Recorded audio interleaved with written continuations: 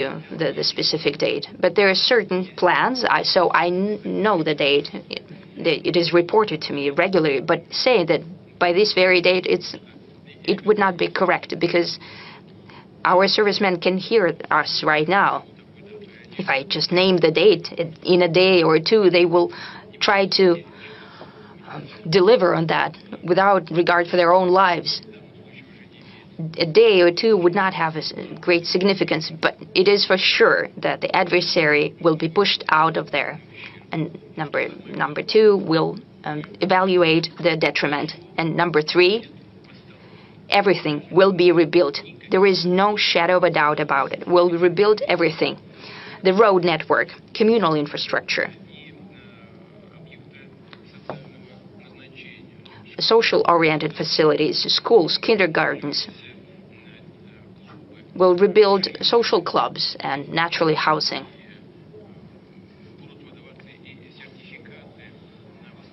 We'll provide certificates to rebuild housing. Those who want to move there, will help them out. Right now, we have allocated already, I think, about 108 billion rubles. The first tranche has already been delivered. Administration will be working throughout all of the holidays. They'll be meeting with people and solving the questions also regarding the housing certificates. There is nothing good about what's happening to you. People are suffering, they have losses and tremendous inconveniences, especially with children and so on. But we'll do everything. Please do not doubt, Madam Zibora. We'll rebuild everything. And everyone who requires housing to be rebuilt, they'll be covered. Everyone will receive everything that they're bound to receive. And I truly expect that the new head of the region, who has been appointed to the Kursk region, he's an experienced person who knows how to work with people directly. That's why I appointed him there. He's been working at the State Duma for quite a while. He knows how to work with voters. He's good at it. And I'm sure that it will happen. He will work individually, case by case.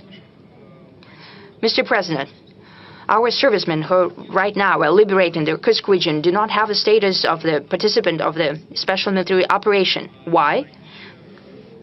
Because they're participants of the counterterrorism operation. It has an impact on the payments that they receive. We received several appeals, mainly by the wives of the servicemen. My husband is serving at an assault brigade in the Kursk region, and he's taking part. He received 42,000 rubles in November, though he's at the front line. Some servicemen do not receive payments for 3 months already, since they're in the counterterrorism zone, not in the special military operations zone. Yet another appeal. Kursk region servicemen receive 25,000 per month, not 210,000 rubles as promised by the Defense Ministry contract. Can it be amended? Yes, it can and it must be. This is my shortcoming. This is unexpected for me. I know what is said here. Our servicemen, who used to fight at different parts of the front line, they're participants of the military action, and if they have been moved to the Kursk region, they're bound to receive them. I think I'll check it. Possibly there used to be a category that was not at the line of engagement, and then they landed in the Kursk region. Possibly they were not certified as the category of participants of the special military operation. Honestly, I didn't even think about it. So, my apologies. All of that is going to be corrected.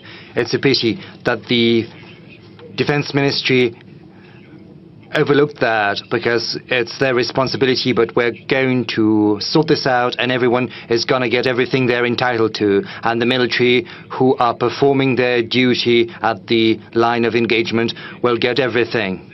And we will recalculate everything retroactively. There should be no doubt about that. Yes, I know personally military who are waiting for that. I want them to hear me.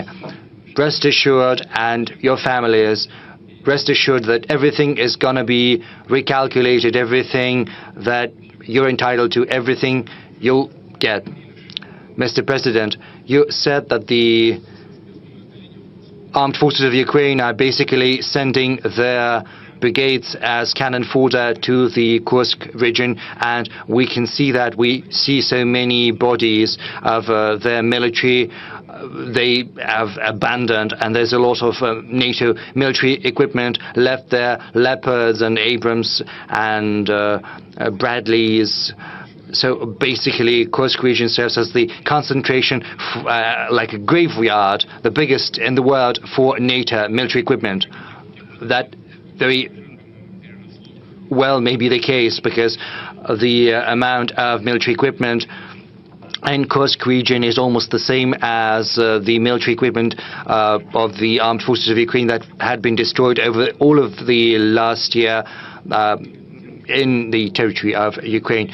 So I would also like to ask you whether they will get reward for the military equipment that they have managed to destroy. Are there any problems with that? Well, yes, the situation is grave. Yes, I know that the Defense Ministry is listening to this press conference. Everything is going to be done, and no one should have any doubt as to that. Maybe we'll move to the room, to the audience. Very well. Since we're talking about the military sphere, let's go to Zvezda TV channel. Konstantin Kokoveshnikov, Zvezda TV channel. I have to ask you about the statements we've been hearing from you over the last several weeks. You spoke about the first military test of Oreshnik. It seems as if it is a perfect weapon, even though in the West it's still dubbed as a modification of an old Soviet missile, saying that the air defense system can bring it down even at the moment of launch.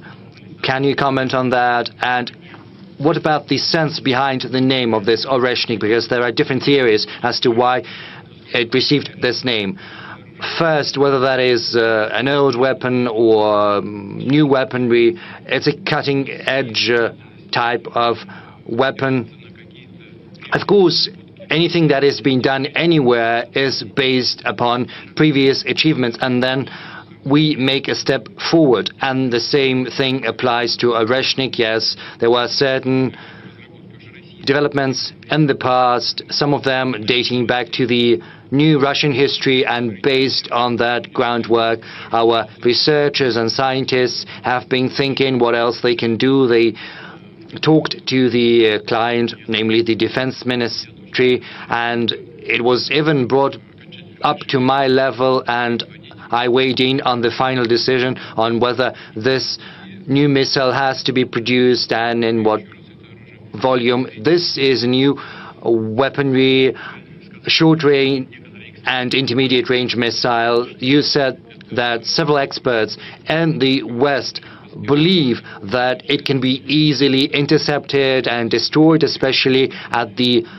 moment of launch. What can I say to these experts? The thing is, there are different types of air defense systems, because you should know that there are Patriot air defense systems, which there are also THAD systems. I don't know whether they have those in Ukraine. Maybe if Americans want, they can supply those systems. Let them. It's similar to our S-400, whereas Patriot is more or less like S-300, whereas this new one, high altitude air defense system, is more or less like S-400. Let them do that, and we'll ask our guys in Ukraine to find some good solutions. Well, when I say our guys, I say that without irony, because there are those we can talk to in Ukraine, because there are many people in Ukraine who are dreaming of ridding their country of this neo-Nazi regime. But the thing is, THAD is basically an anti-missile system, and for many years before we had been asking the Americans not to deploy those systems, otherwise we would have to find systems that would allow us to penetrate those systems. You know, we had to come up with the Vanguard system, which is kind of a cruise missile which follows the landscape without going too high. So basically all of that is only leading to new expenses, especially for American taxpayers, without giving anything in return. That said, this system has been developed and deployed. There are 2 positions in Romania and in Poland, and there are 24 anti-missiles deployed there. I think they're called Standard 3. In Romania, it's the 1B modification with a 300-kilometer range, and it can intercept missiles at 80 to 250 kilometers of altitude. In Poland, there is a newer modification. It can intercept as far as 1,000 kilometers and at the altitude of up to 500 kilometers, whereas Oreshnik is an intermediate range missile, and it's 1,000 up to 5,500 kilometers. That's the range of Oreshnik. Now, just imagine, our system is deployed 2,000 kilometers away. Even if the anti-missile is deployed in Poland, it's not going to be able to intercept. They say that the missile is very vulnerable at the launching stage, but they won't be able to intercept those missiles so far. Moreover, the launching sites are protected. Moreover, it takes time for the anti-missile to get to the missile, but it takes several seconds, and then it's too late to catch or to intercept it. So there is, before the separation, so there is no chance that the missile is going to be brought down by the anti-missiles. So if the experts in the West think so, well, let them come up with a proposal to us and to the US. They can suggest kind of a technological experiment, kind of a high-tech fighting duel of the 21st century. They can designate a target, say in Kiev. They can concentrate all of their air defense and anti-missile defense there, and we will strike it with Oreshnik, and we'll see what's going to happen. We are willing to conduct such an experiment. What about the other side? Are they ready? Well, we understand all of their anti-missile and anti-air defense systems are on high alert. They're ready. But, you know, what I've just told you is what I have learned from our engineers, from our scientists. And of course, the American political leadership also get their information from their experts. So let's conduct this duel and look at the outcome. It's going to be interesting because it's going to be useful both to us and to the American side. And what about the name? Honestly, no idea, no clue. Well, let's ask some questions from the audience. Yes. Rossiyskaya Gazeta. Maybe you'll ask something about the peace. Rossiyskaya Gazeta. Mr. President, you have recently signed the amendments to the nuclear doctrine. Do you think the signal has been received and understood in the West? I don't know. You should ask them. I know what the amendments are. The doctrine is not new, but the amendments are somewhat new.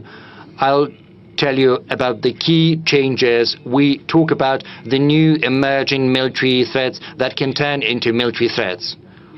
like the emergence of anti-missile systems and several other factors, and they're all named in the doctrine. We also speak about raising the responsibility of non-nuclear states that might participate in an aggression against the Russian Federation, together with those countries that are in possession of nuclear weapons. And if these countries, just like their allies, create any threat to Russia's sovereignty or to the very existence of Russia, then we believe we have the right to use our nuclear weapons against them. And there is another component, which is also related to managing our military arsenal. The fourth thing, we have made an announcement. We've made an announcement that if similar threats are created to our allies, to the member of the Union State of Russia and Belarus, to Belarus namely, then Russia is going to view that in the same light as creating similar threats to Russia. So we're going to do everything in our power to ensure Belarus's security. This is something we're doing in coordination and with the consent in coordination with and with the consent of the President of Belarus, Alexander Lukashenko. And I think this is a very important component of Russia's updated nuclear doctrine. Another question from the audience. Well, we have agreed not to shout out. Let's show some respect for one another. Yes, but before that, let's give the floor to the one who to the lady who wants to ask about the Arctic. Daria Shuchalnia, Republic newspaper. Thank you for getting Rostislav Goldstein back to us, to our region, and he started working right away. He's a very good leader. Yes, he is very sensible, very reliable, and very consistent, and I hope that he's going to succeed. Thank you for sending him to us. My question then, in the Russian High North, in the Russian Far East, in the Republic of Komi, there are many settlements with a population of under 2,000 citizens, but unfortunately they are not entitled. They're not entitled to this program of building a cinema, and we know that some people want to stay in these settlements, but unfortunately there's not many opportunity for spending leisure time. Maybe some changes, some amendments could be made to the federal program so that the settlements of the Russian High North of under 2,000 people could still be entitled to this program. And I know that as a student, you worked there somewhere in the north, and you know how efficient it is. But unfortunately, these student brigades could be used again. Maybe amendments could be made to Federal Law 44, so that when construction sites are organized based on municipal budget, then at least 15 or 20% of that could be carried out by students, because it provides students with very good experience, and it's also a huge help for Russian regions. It helps building social facilities. 10% or 15%. So yes, 10% of money allocated for construction could be funneled to that. Well, I'll talk to Marat Husnulit. That's possible. We're trying to revive this program.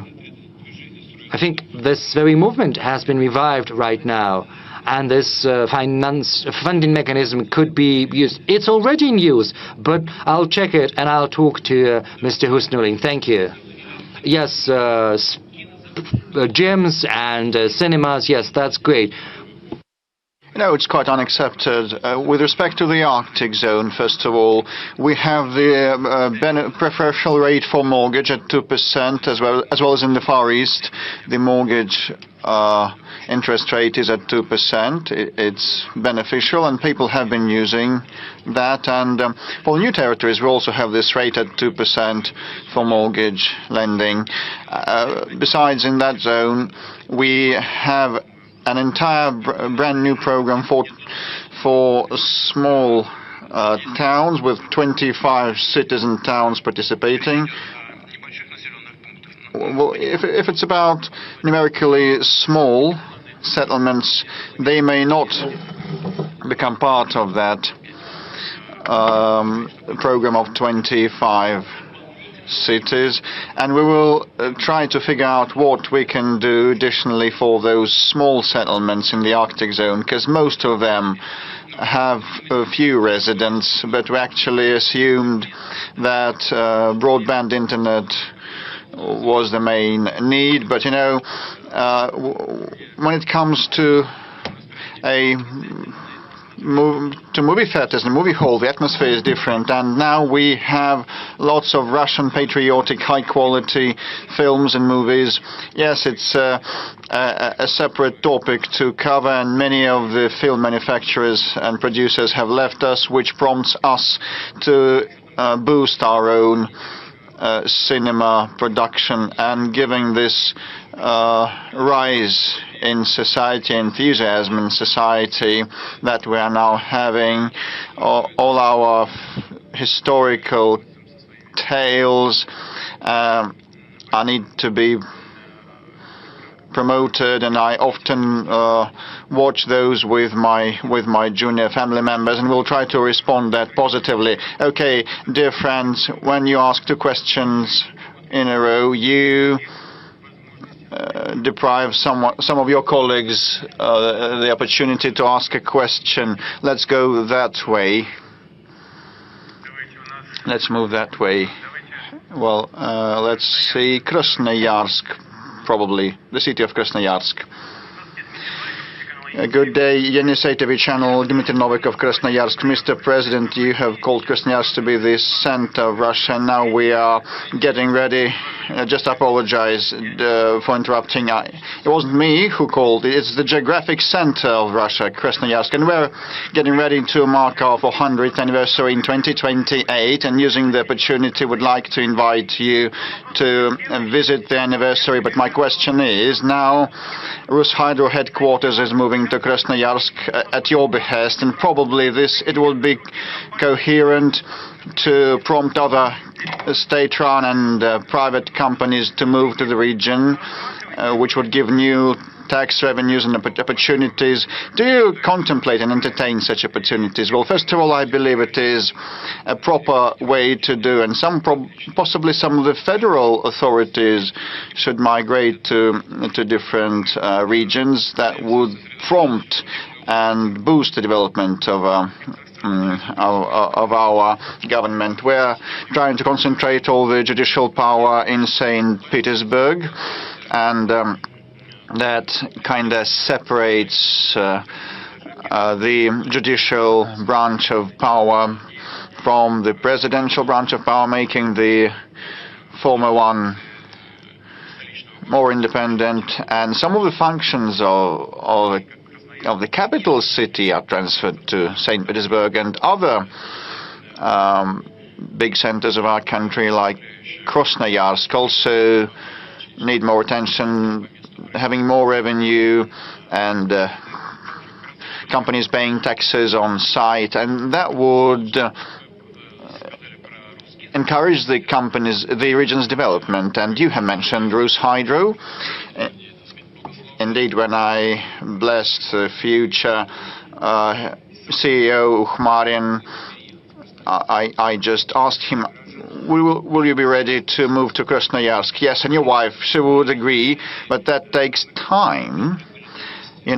One needs to move the manpower there, and people don't want to leave Moscow, not because they're lazy, but they are ingrained in Moscow with schools and kindergartens, and you need to train staff on the ground, and still Rushydro will be moving, and we will prompt more big companies and governmental bodies to move to other parts of Russia. We have the biggest land mass in the world, and major manufacturing companies should be spread evenly across the country as well as governmental bodies, but there are some limitations, like president and the government should be next to each other to interact properly. Yes, thank you for the invitation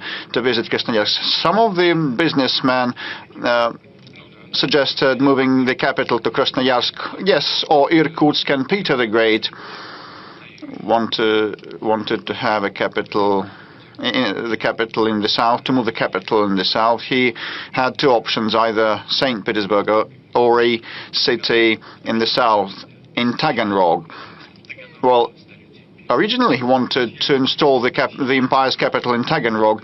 I can see Andrei Rudenko, a military correspondent of ours from Donetsk. I can't but give the floor to him. Mr. President, I've been around in Donbass since 2014, and I had state TV company Donetsk, and my question is quite serious. Across Donbass and Kherson and Zaporozhye region, a great deal of reconstruction is in progress, but still war is waged and there is a lot of fighting, and the enemy has been destroying our settlements. Will we have enough capabilities and funds to fully restore the historical lands that we have returned? No doubt, without a doubt, we will have the necessary capabilities and resources. We have a huge program in place to restore these territory. This program is valid until 2030, and work is underway on a number of spheres, like the road network reconstruction, the housing reconstruction and construction, public utilities reconstruction, cultural and social sites. Also, with respect to roads, in 3 years we plan to bring all the roads there to the national Russian standards. And please have a seat. And you know that this is ongoing, and there's an undertaking that is being implemented already. We are planning to build a circular ring road around the Azov Sea, which is now an inland sea of the Russian Federation. And it will be similar to Taurida trunk road in the Crimea, of 4 lanes, with all the advantages of such a high-speed road.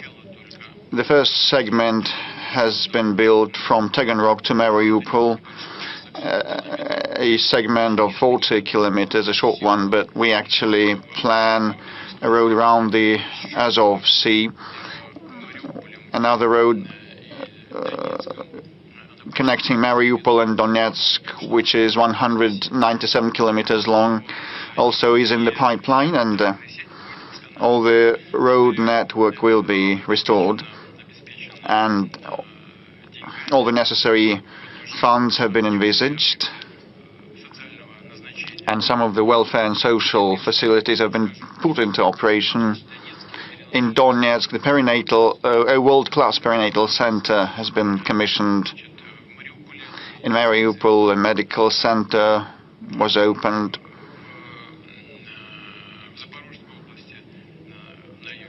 In the south, in the Zaporozhye region, a children's clinical hospital is planned. It was the behest of the local residents, and the governor also supported that, and the design is already launched. And so we have a lot of work planned till 2030, and now we have already reconstructed 21,000 facilities. 11,000 facilities were reconstructed with the help of the federal funds, and 10,000 installations were done with the funding of the patron regions from across the Russian Federation. And I'd like to thank in the leadership and the residents of those patron regions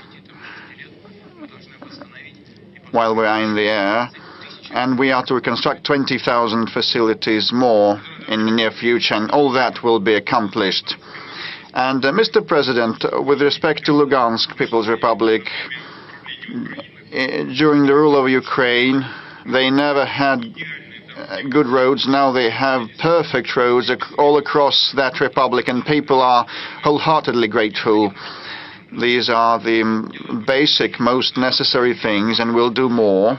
We'll go beyond that. And as regards the new regions, I'd like to address the residents and all other Russian nationals.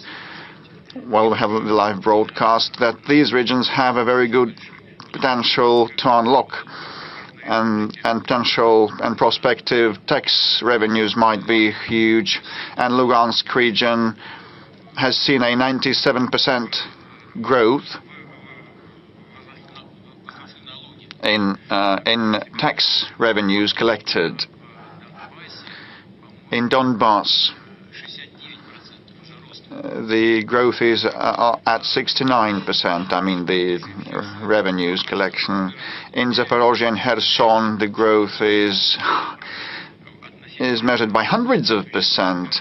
Although the base figures were much lower, still they have grown by 200% in each of the regions. So the tax base is good and solid, and they are restoring at a quick pace, and they are becoming self-sufficient. We definitely need to prop them up and back them and support them, and we will keep doing so. The entire country will do so until they are fully, no de jure, but de facto economically and socially integrated. You are now speaking about taxes. It's about tax collection. Yes, it's about tax collection.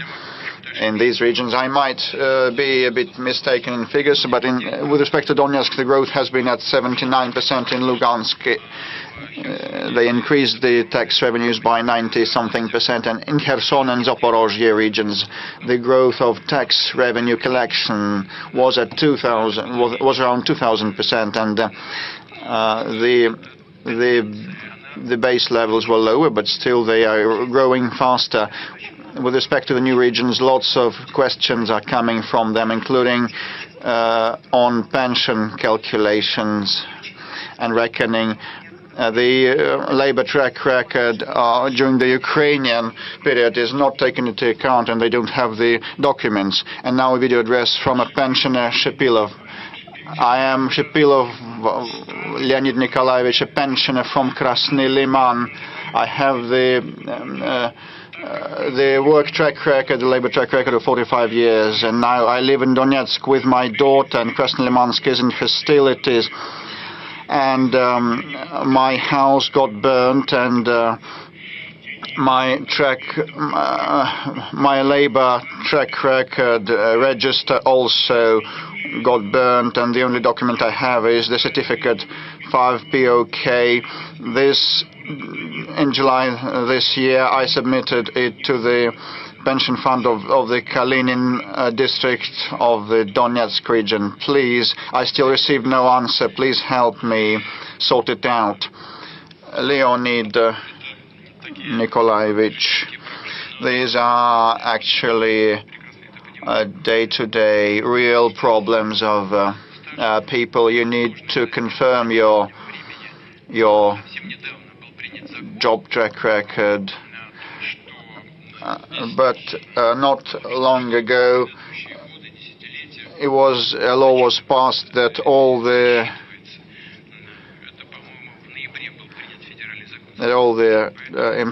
time in employment, years of work, a work record will be taken into account. So the law is on your side. Even if you have no documents at hand, witnesses may come in handy, as well as the decisions by regional commissions also may be made. And I'd like to ask the authorities of the region to assist resolving such questions, such issues without any red tape. Not long ago, I talked with Mr. Pushilin, head of the People's Republic of Donetsk, and he told me how he received a delegation from Africa, and we were happy to receive our guests and friends, and he's going to go to Africa also, which is good. We have to support the relations, but I would like to remind you that there is also Leonid Nikolaevich, whom you need to involve as well. And I hope that intergovernmental commissions, or inter-regional commissions, inter-agency commissions will be operating efficiently. Again, there is now a federal law that was adopted a short time ago. There are lots of addresses about laws, documents. It's not about pensions, also about educations and rights for property. But I already mentioned, these issues are governed by decisions of interagency commissions and so-called witness records. It's not about a judicial proceeding, but it's about obtaining authentic information from neighbors and so on. Housing is another important issue, and there are lots of calls and questions from Mariupol, from those who expected to receive a housing as compensation. I'll quote some of them. Mariupol needs assistance for housing construction. It was an SMS with such a text. Next, houses were constructed in spring, but we cannot move in until today, and there are lots of similar questions. Well, Mariupol is in the focus of our attention, and it is right, so it is a big city. Before the beginning of hostilities, it officially had about 430,000 residents. According to local authorities, even more residents lived there, over 470,000 people. About 3,000 family houses, block houses, were constructed. About 170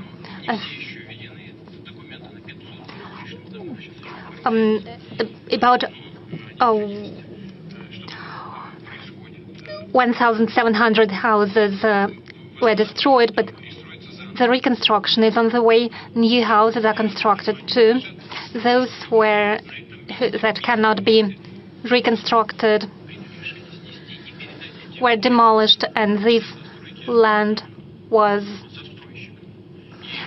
given to the developers, the construction companies, and there is a mortgage program of 2%, which can be applied to those new houses. So there is a construction boom of a sort in these territories. In Mariupol, for example, according to our estimates, about 300,000 people have returned to their homes, and the population is growing at a high ratio. Roads, schools, social infrastructure is in the focus of our attention. There is a medical center that was constructed recently. We deal with educational institutions and will continue to do so in the future. But as for housing, I'll reiterate. There are houses that were handed over to developers, but citizens, the residents, have the right to receive a housing at least close to the neighborhood they used to live before. If a new block house was blocked by a developer, was constructed by a developer in this neighborhood, the person should receive an apartment close to the neighborhood where he or she was living. There are about 5,000 unattended apartments in the house, and they have to be redistributed among the citizens. Of course, some people are returning, but we have to regulate it and resolve these issues. But I can say for sure, all those who are entitled for compensation, all of them will receive it.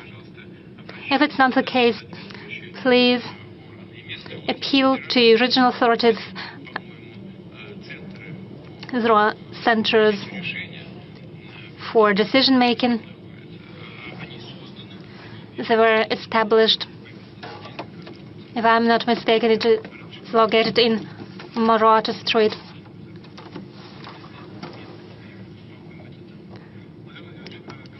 Mr. President, speaking of southern region, I would like to mention the environmental situation after the crash of 2 tankers after a storm in the Kerch Strait.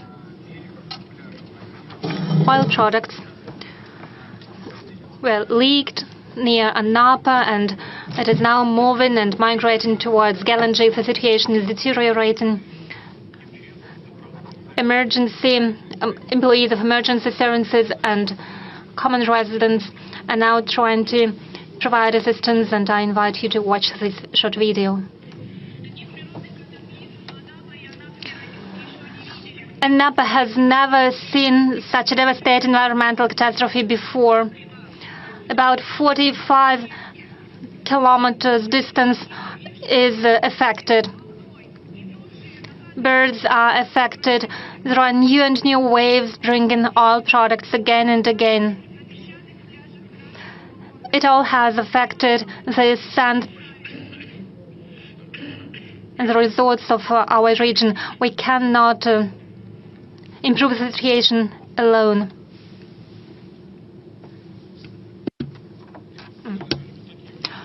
Mr. President, those are horrible footages from our resorts. I know you have already given instructions to mitigate the situation. What else can be done? Well, it is an environmental disaster, it is obvious. Law enforcement agencies are dealing with the situation. According to the reports that I have received, captains of the vessels violated some rules as the weather conditions deteriorated. They should have anchored their vessels, but they didn't do so. But it is up to the Ministry of Transport and law enforcement agencies to look into this situation. Next point. I don't know what's happening right now, but yesterday the storm was ongoing and the working conditions were complicated. But apart from that, well, by Saturday, we expect the sea will calm down and we'll be able to proceed with the work. I said it is a great catastrophe because about 40% of the fuel leaked. It is obvious. Some tankers are close to the shore, some are a bit further away, and we have to deal with them. 2 different services, like the Ministry of Natural Resources, the Ministry of Transport, the Emercom, the Ministry of Emergency Situations, are involved. These works should be coordinated. I instruct the government to organize a working group. It is headed by Mr. Savelyev, Vice President in charge for transport issues, and all services are involved. Regularly, I receive reports with updates. We have to look into the situation. We'll have to assess the condition of the tankers, and we'll have to think of what to do with them in the next future. This problem should be, the works have to be conducted on several stages. First, we have to localize the leaked fuel. At the next stage, we need to remove the fuel that we see on the shore. Yesterday, or the day yesterday, Governor Kondratiev told me he established a group of about 4,000 people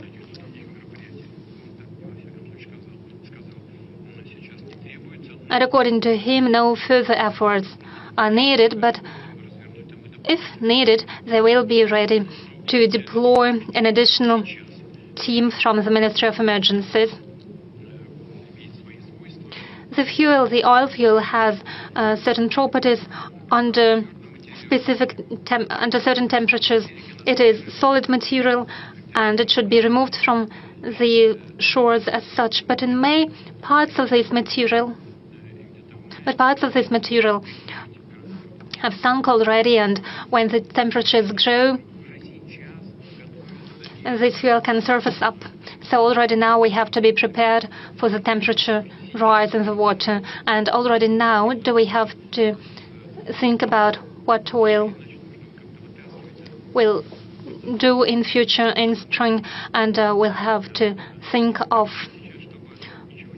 bringing the tankers up to the surface. We have to organize this work.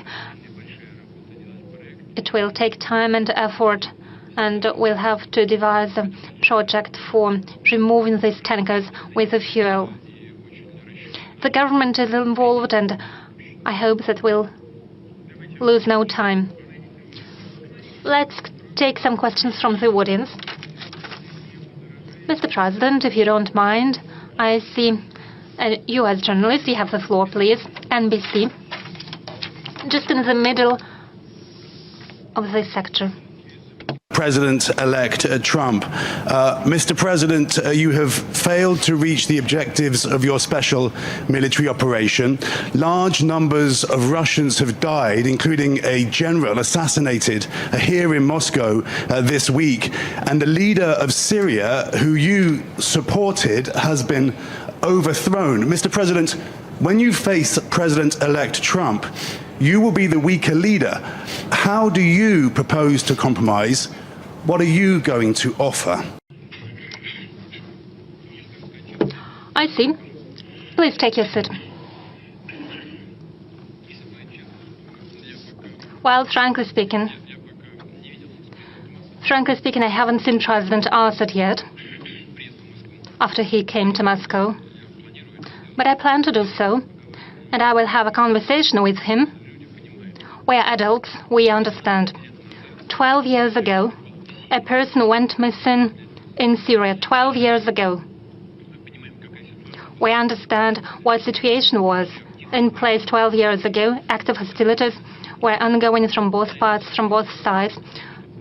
Does President Assad himself know what happened to that US citizen, to the journalist who performed his journalist duties in the combat area?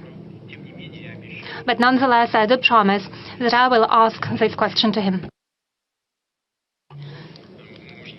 We can ask the same question to those people who are controlling the situation on the ground in Syria today. You asked what we can offer, or I can offer, to the President-elect Trump when we meet. I do not know when we are going to meet, because he does not speak about that. I haven't spoken to him for more than 4 years now. I am prepared for that conversation at any time. I will be prepared to hold a meeting as well, if he so desires. You said that this conversation will take place where I'll be in a weakened state. Dear colleague, well, I'm saying dear and distinguished colleague, because though despite all persecutions of our media, Russian media, you are allowed to work here freely. Isn't that good already? To you and to the people who pay your salary in the United States, we'd really like for Russia to be in a weakened state. I'm of a different opinion. I think that Russia became much stronger over the past 2 or 3 years. Why? Because we are becoming a truly sovereign country. We are largely independent of any country.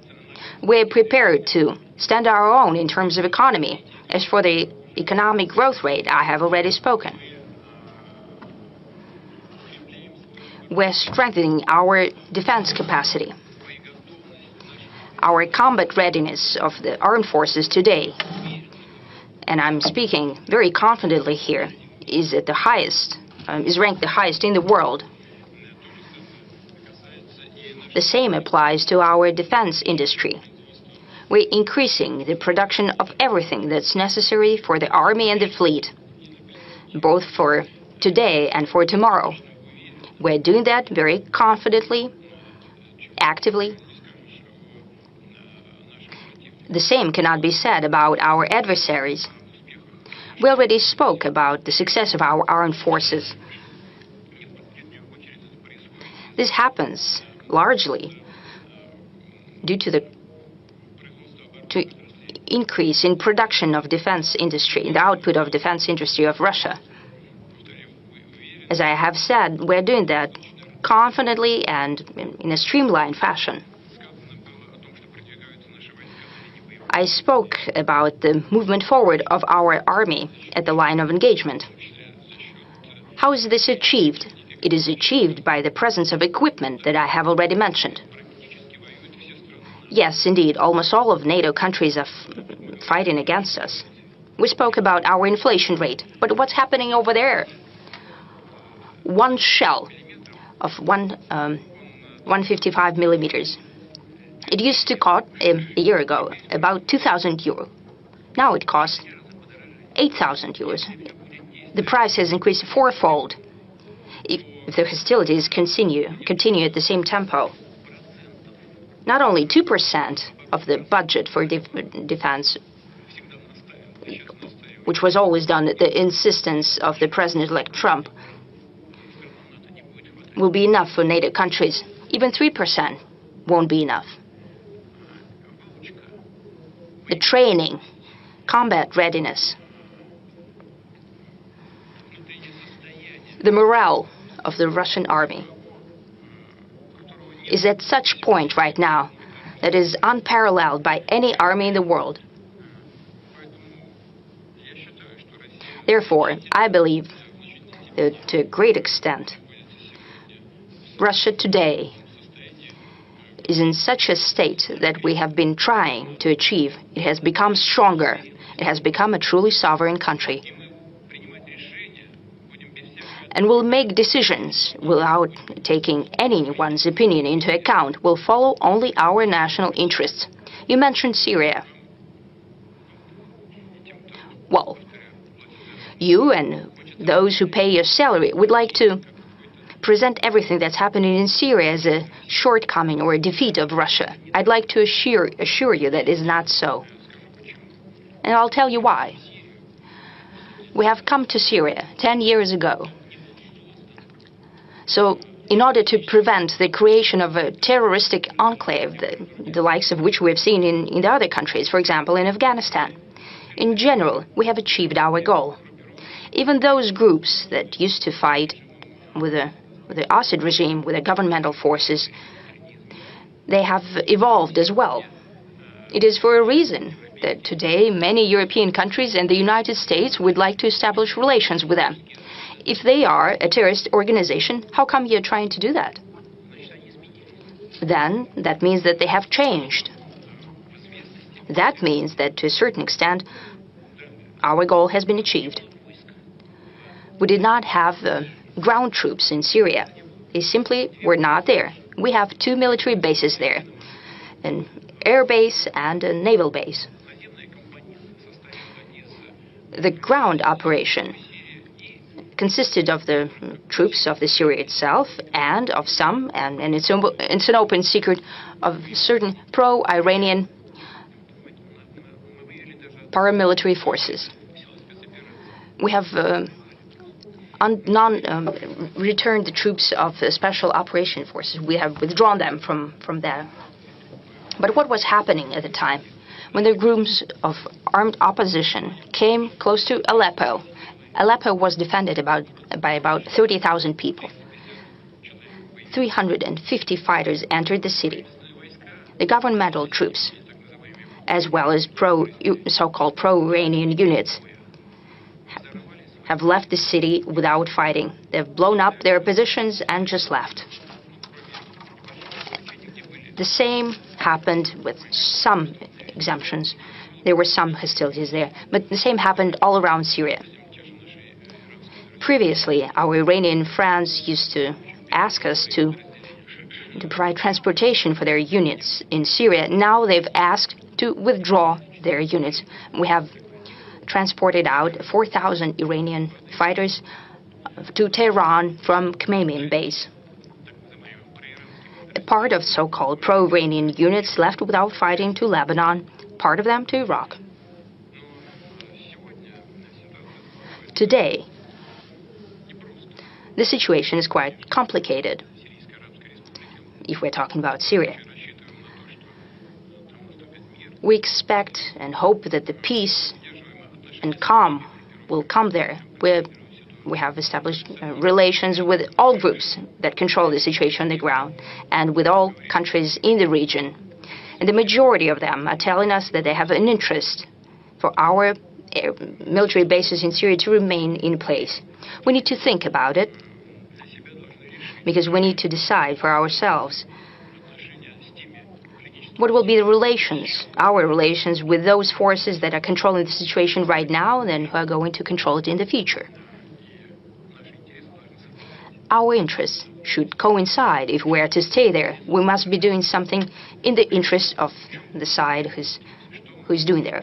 What would be such interest? What could we do for them? This is a question that requires accurate and painstaking working through. But now, even now, we can do something using these bases as well. And we have proposed that to our partners already. Those partners who are on the territory of Syria and in the neighboring countries. We have proposed that we can use the air base of Kremlin to deliver humanitarian aid to Syria. This was accepted with an understanding and with a desire to organize this joint work. The same applies to the Tartus naval base.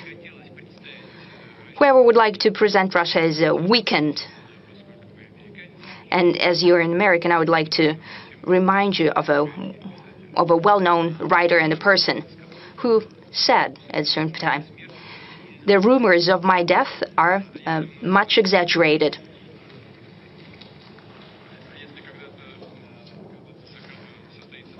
And if we hold a meeting at some time with the President-elect Trump, I'm sure we'll have something to discuss.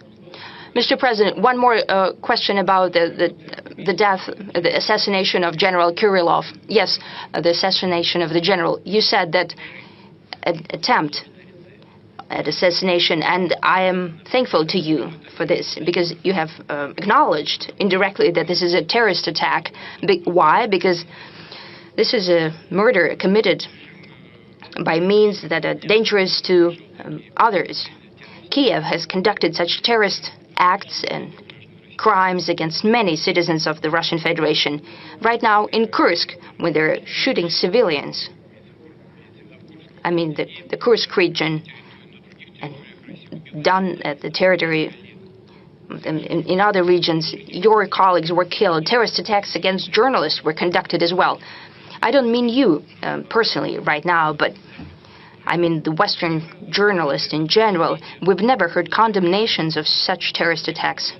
So I'm thankful to you right now that at the very least you have remembered that. Let's work with the audience as well, because we have tremendous interest. I see Tartar and BRICS and I'm sorry. I would like to address our American colleague. Do you hear me? Do you have any other questions? If you have any, go ahead and ask them.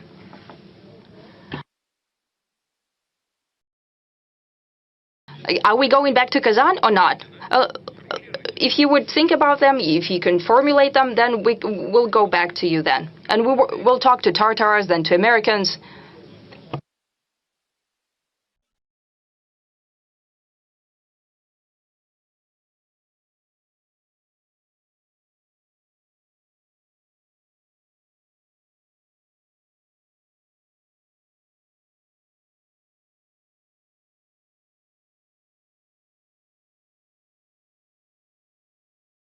Yes, sorry that I've missed this part of your question. This is a very important part of your question.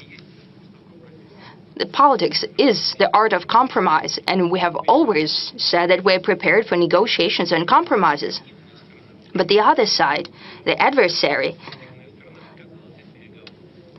has refused to hold negotiations.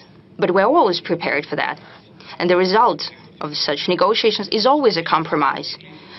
We have achieved an agreement, in essence, in Istanbul at the end of 2022. And I'm saying it for the 100th time now. the Ukrainian side has initialed the document. That means that in general, they were in agreement with it. But while they went back on their position. Well, it's clear why they did it, because your ally, Mr. President, Prime Minister Johnson, with a great hair, a person with great hair, traveled there, and he said that they need to fight to the last Ukrainian. That's what they're doing now. They're running out of Ukrainians who would like to fight. I don't think there are any left. We're prepared. But the other side must be prepared as well, to negotiate and to compromise. Thank you. Go into Kazan. So we're done with the US. Let's talk to Tatars now. Thank you for this possibility to ask questions. Tatarin Forum. BRICS after Kazan summit has reached an unparalleled level. It's hard for me to remember such a gathering in Moscow. Dozens of heads of state, Narendra Modi, Xi Jinping, and so on. So your expectations about standing off to the Western world order, have they been fulfilled fully? And a follow-up question. You responded to my question last year, and you said that Tatarstan is a showcase of peaceful coexistence of nations, religions, and peoples. And the same can be said about BRICS, because this is a combination of very different countries. Hence the question, do you see an opportunity to create the headquarters of BRICS in Kazan, maybe of Russian part or of the organization in general? Arthur, you said that Moscow hasn't seen such a gathering of leaders of different countries. You're quite right. Yes, but they gathered in Kazan. So thanks to Kazan for giving us such a platform. This is number one. Now, number two. As for headquarters, we were not planning to create any. Well, there's several tools that we're creating that are working in the interest of the whole organization. Naturally, we'll use all opportunities of the capital of Tatarstan that were created there over the past decades. Kazan made a tremendous quantum leap in their development. Without an exaggeration, this is one of the best cities of Europe. And I say that with great pleasure. We're proud of Moscow. This is one of the largest and the best megapolises of the world. Kazan is also developing very fast and very successfully. I remember Mr. Mintemiev, we traveled with him to the outskirts of Kazan, and people used to live in dugout houses. It was just a pit. But I have to say right now that it's all so clean and wonderful and nice and beautiful. And right now the city is all but transformed. It's a wonderful city. It has built a subway system. I spoke to the previous leader about that, and the new leader has taken up the baton, working very actively. Kazan is home to talented people. There are people of different ethnic groups, of different backgrounds, who live in peace and in accord with one another, having respect for the traditions of one another, visiting one another during religious festivities. You're doing a great job. I can only congratulate you on that. But there is another thing I'd like to draw your attention to. You said that BRICS is developing as an instrument to counter the West, which is not the case. You are mistaken. It's not an instrument to counter the West. We're not working against anyone. We are working in favor of our interests, in the interests of the organization's members. We're not trying to build any kind of adversarial narrative or agenda within the organization. The organization, however, is developing very rapidly. It's expanded. Its membership has become bigger, and there is a great number of countries who are showing interest in developing BRICS as an organization, because our work within BRICS is based on respect for the interests of one another. All issues are decided by consensus, which is of the utmost importance. There are no small or big countries within BRICS, no countries that are more or less developed. This is an association that brings countries together who have only one interest, that is their national development.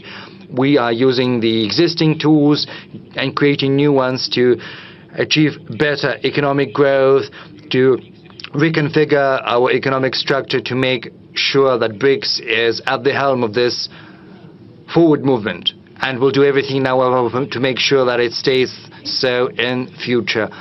Let's give our colleagues within the audience a chance to ask their questions. I see a new media. It's very popular, even though it's unconventional. It's called Readovka, Maxim Dolgov Readovka edition. Mr. President, for many countries of the world, the issue of aging and depopulation is a burning issue. Russia has not been spared this fate. Many measures have been put into practice in order to boost our birth rates. Recently, you have signed into law the establishment of a council on family policy and on demographic policy. But what happens if these measures do not prove to be sufficient? We'll enhance them, we'll improve on them. Please sit down. This is a question of utmost import, and it's a key issue not just for Russia but for the rest of the world, because many countries across the world are facing the same problem as we are. During the Soviet times, the birth rate stood at around 2%. The birth rate is basically the number of children per one woman. During the Soviet times, there was a 2% growth at a certain point in time. Sometime in the past, several years ago, we managed to reach 1.7% or so, but unfortunately right now it stands at 1.44%, which is very little. But unfortunately, many other countries are facing the same problem. Neighboring countries like Finland, I think it's even less. In Norway, it's the same. In Spain, the birth rate is even lower than that, and many other countries are facing birth rates lower than that.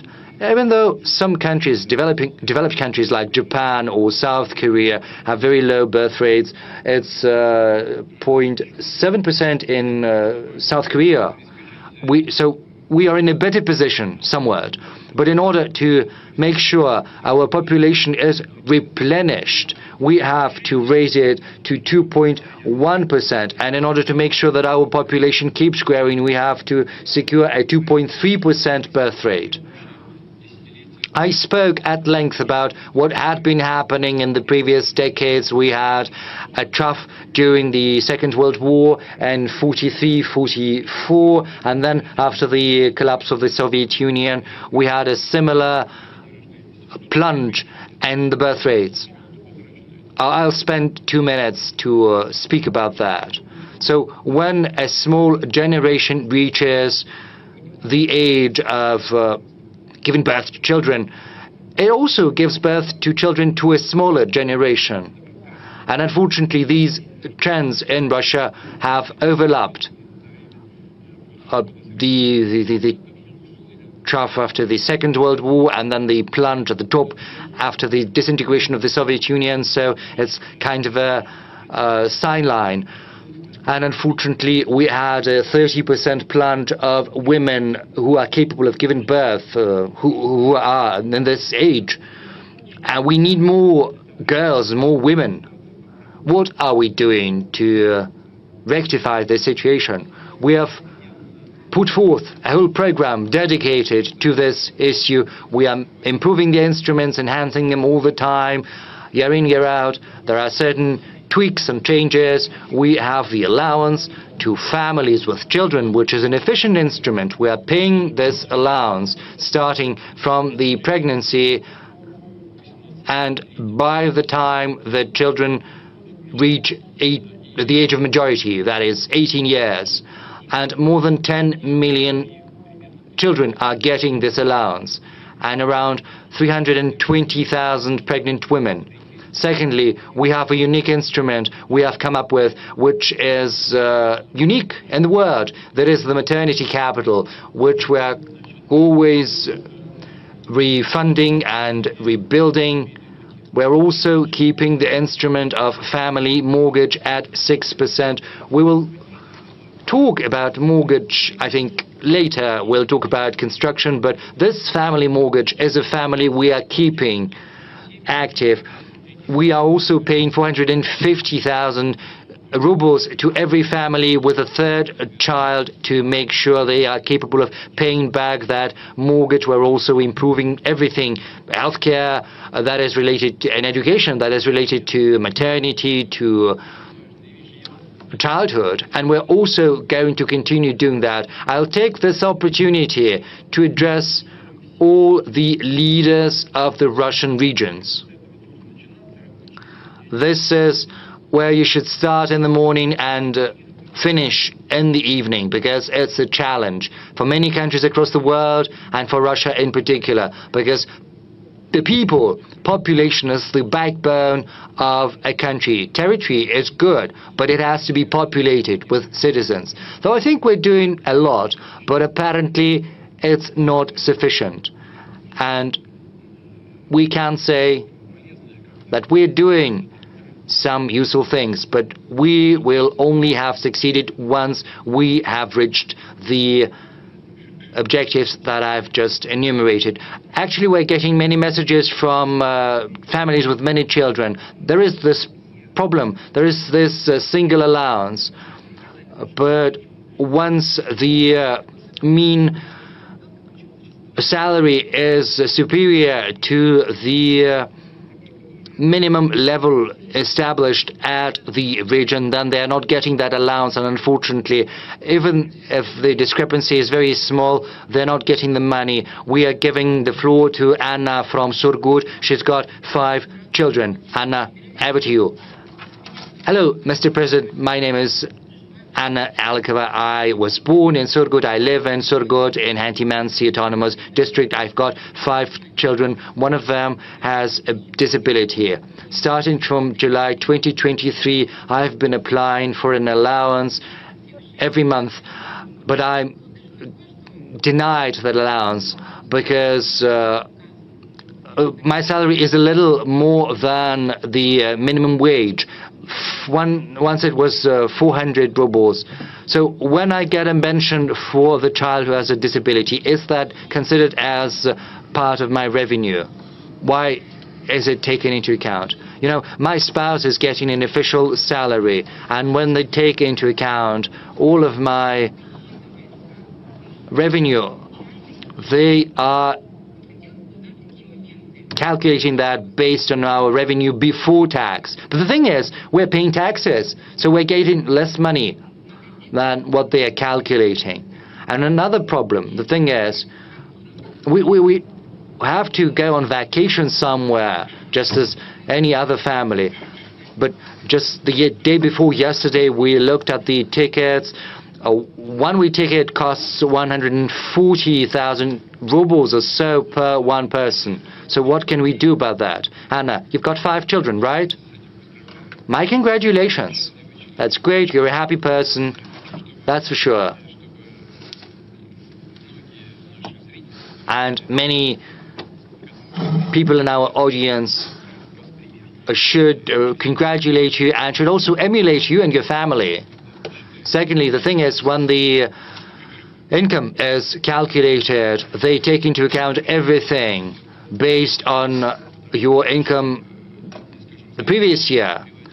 Because, you know, I've just cited our figures for the economic growth, but the thing is, this is just conjecture, so they can only do that based on your income the previous year. We could think about that. I'll ask Tatiana Golikova as well as our Ministry of Labor and Social Security, but this is not the most important thing. The thing is, there are other reasons that might explain the problem that you are facing. When your income is a little bit more than your minimum wage, and once there is this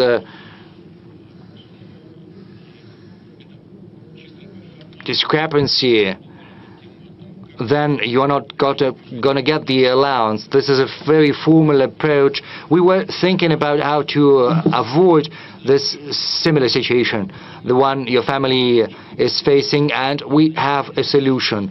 We have to recalculate the income tax, and then we have to give at least a 7% tax rebate based on the tax your family has paid. I think this will be able to compensate the money you're not getting due to the fact that you're not entitled to the allowance. We'll have a look at that. We'll see how it works. The government believes that this will be able to give you back the money you're not getting normally due to the fact that they're denying you the allowance. This is a recent decision. We are gonna look at how it's been implemented. Secondly, you spoke about travel and going on vacation. We know about the problem. I've spoken to the leaders and to the heads of the industry. You know, our aviation industry is very stable. Last year it was 105 million passengers. This year it's going to be 111 million passengers that have used air transport. So we are coming up with a solution. There are going to be benefits provided to children with to families with many children. There has to be a 50% discount or so. But the thing is, air companies are giving their own benefits, but this is not a standard tariff, and it's just a little lower than the normal tariff, and they're kind of circumventing the rule. This practice needs to be stopped. I fully agree with you. A full discount has to be provided. So I would like to ask the government to resolve it before January the 14th next year. And as for this 7% tax rebate on income tax, this is a solution we're going to look into and see how it works. Thank you. I think there's another follow-up question about demographics somewhere in the room. Yes, please. Where are you? Dr. K, Czech and Republic. Mr. President, you are talking about demographic growth, how important it is, and you are citing the example of the Czech Republic. Yes, not just the Czech Republic, but also the Republic of Tiva, because these two regions are very good in terms of demographics. Probably we should provide some special program to the regions that are most efficient in addressing the demographic challenge. And secondly, you adopted the three-stage strategy for a high-speed road. Last year, the third stage is Moscow-Adler, and many experts believe that if Grozny and Makhachkala are included into this road, then this direction is going to be more efficient. Thank you for the question. Well, you have mentioned the fact that Chechnya is doing well with respect to demographics. It is true, both Chechnya and Tuva are doing well in this respect. Two regions in the Federation. Do we need to take any additional steps or measures? Shall we think here and the rest should take as a role model? Probably.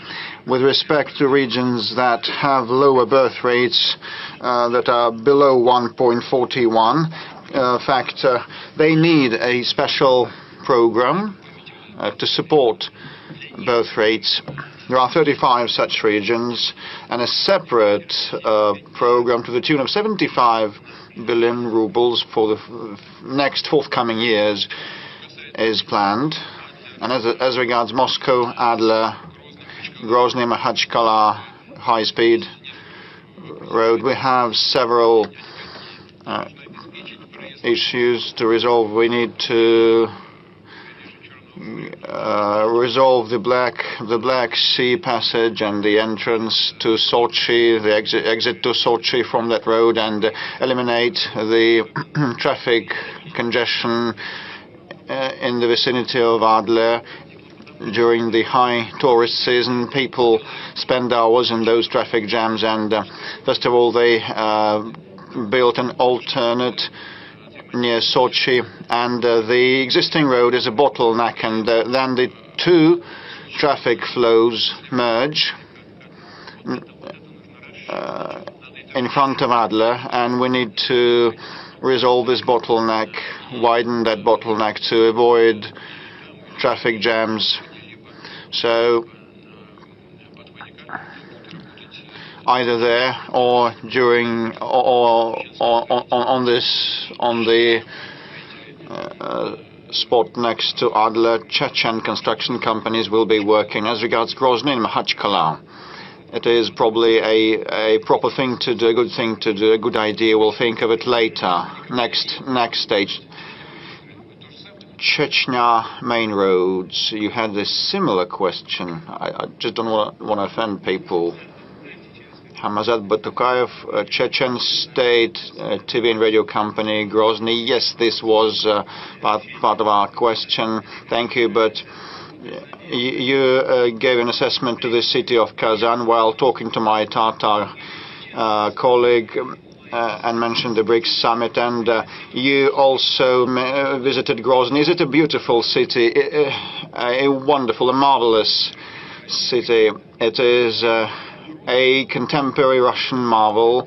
You know, I flew over Grozny in those hard, dire years of fight against international terrorism. It was in debris, and with machine gun firing, and many people thought of moving the regional capital to Gudermes, but the first president and the incumbent president said no, because Grozny is the traditional capital for the Chechen people, and we will restore it. So the results since then are marvelous, and this is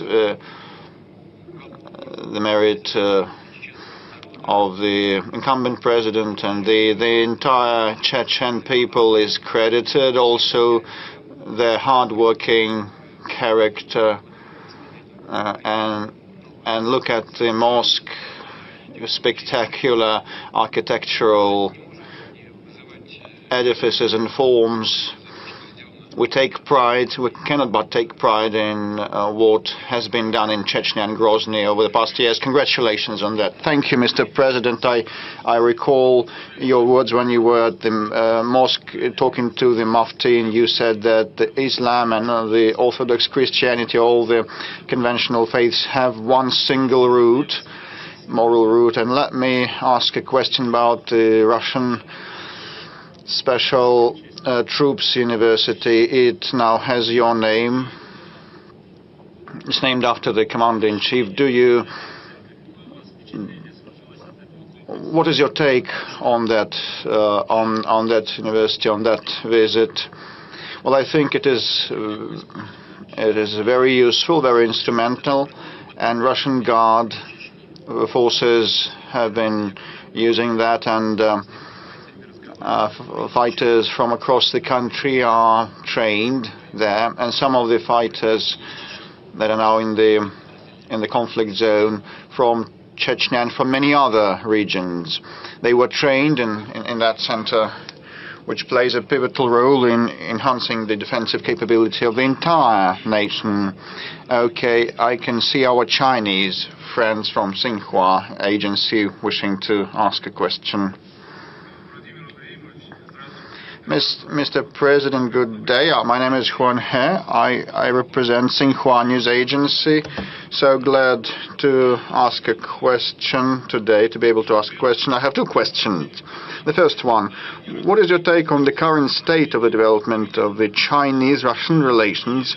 Will you tell us about the main outcomes of the cooperation between our countries? And my second question, next year China and Russia will mark 80th anniversary of the victory in World War II, and 80th anniversary since the United Nations were founded. According to your opinion, What is the role of interaction and coordination between China and Russia in maintaining global strategic stability and international justice? Thank you very much. Well, we speak a lot about the bilateral interaction of China and Russia. Next year will mark 75th anniversary since the diplomatic ties were established. Over the past years, a lot happened, and we've gone through a lot together. And in the recent decades, the level and the standards, the quality of our relations have reached an unprecedented level, and we've never seen in our history before. I'll mention the economic component, but this is built on mutual trust and confidence. All that we do and the way we act is built upon full trust and confidence on both sides. We do nothing that would run counter to our interests, and we have been acting in the interests of the Chinese people and the Russian people. And as regards economic interaction,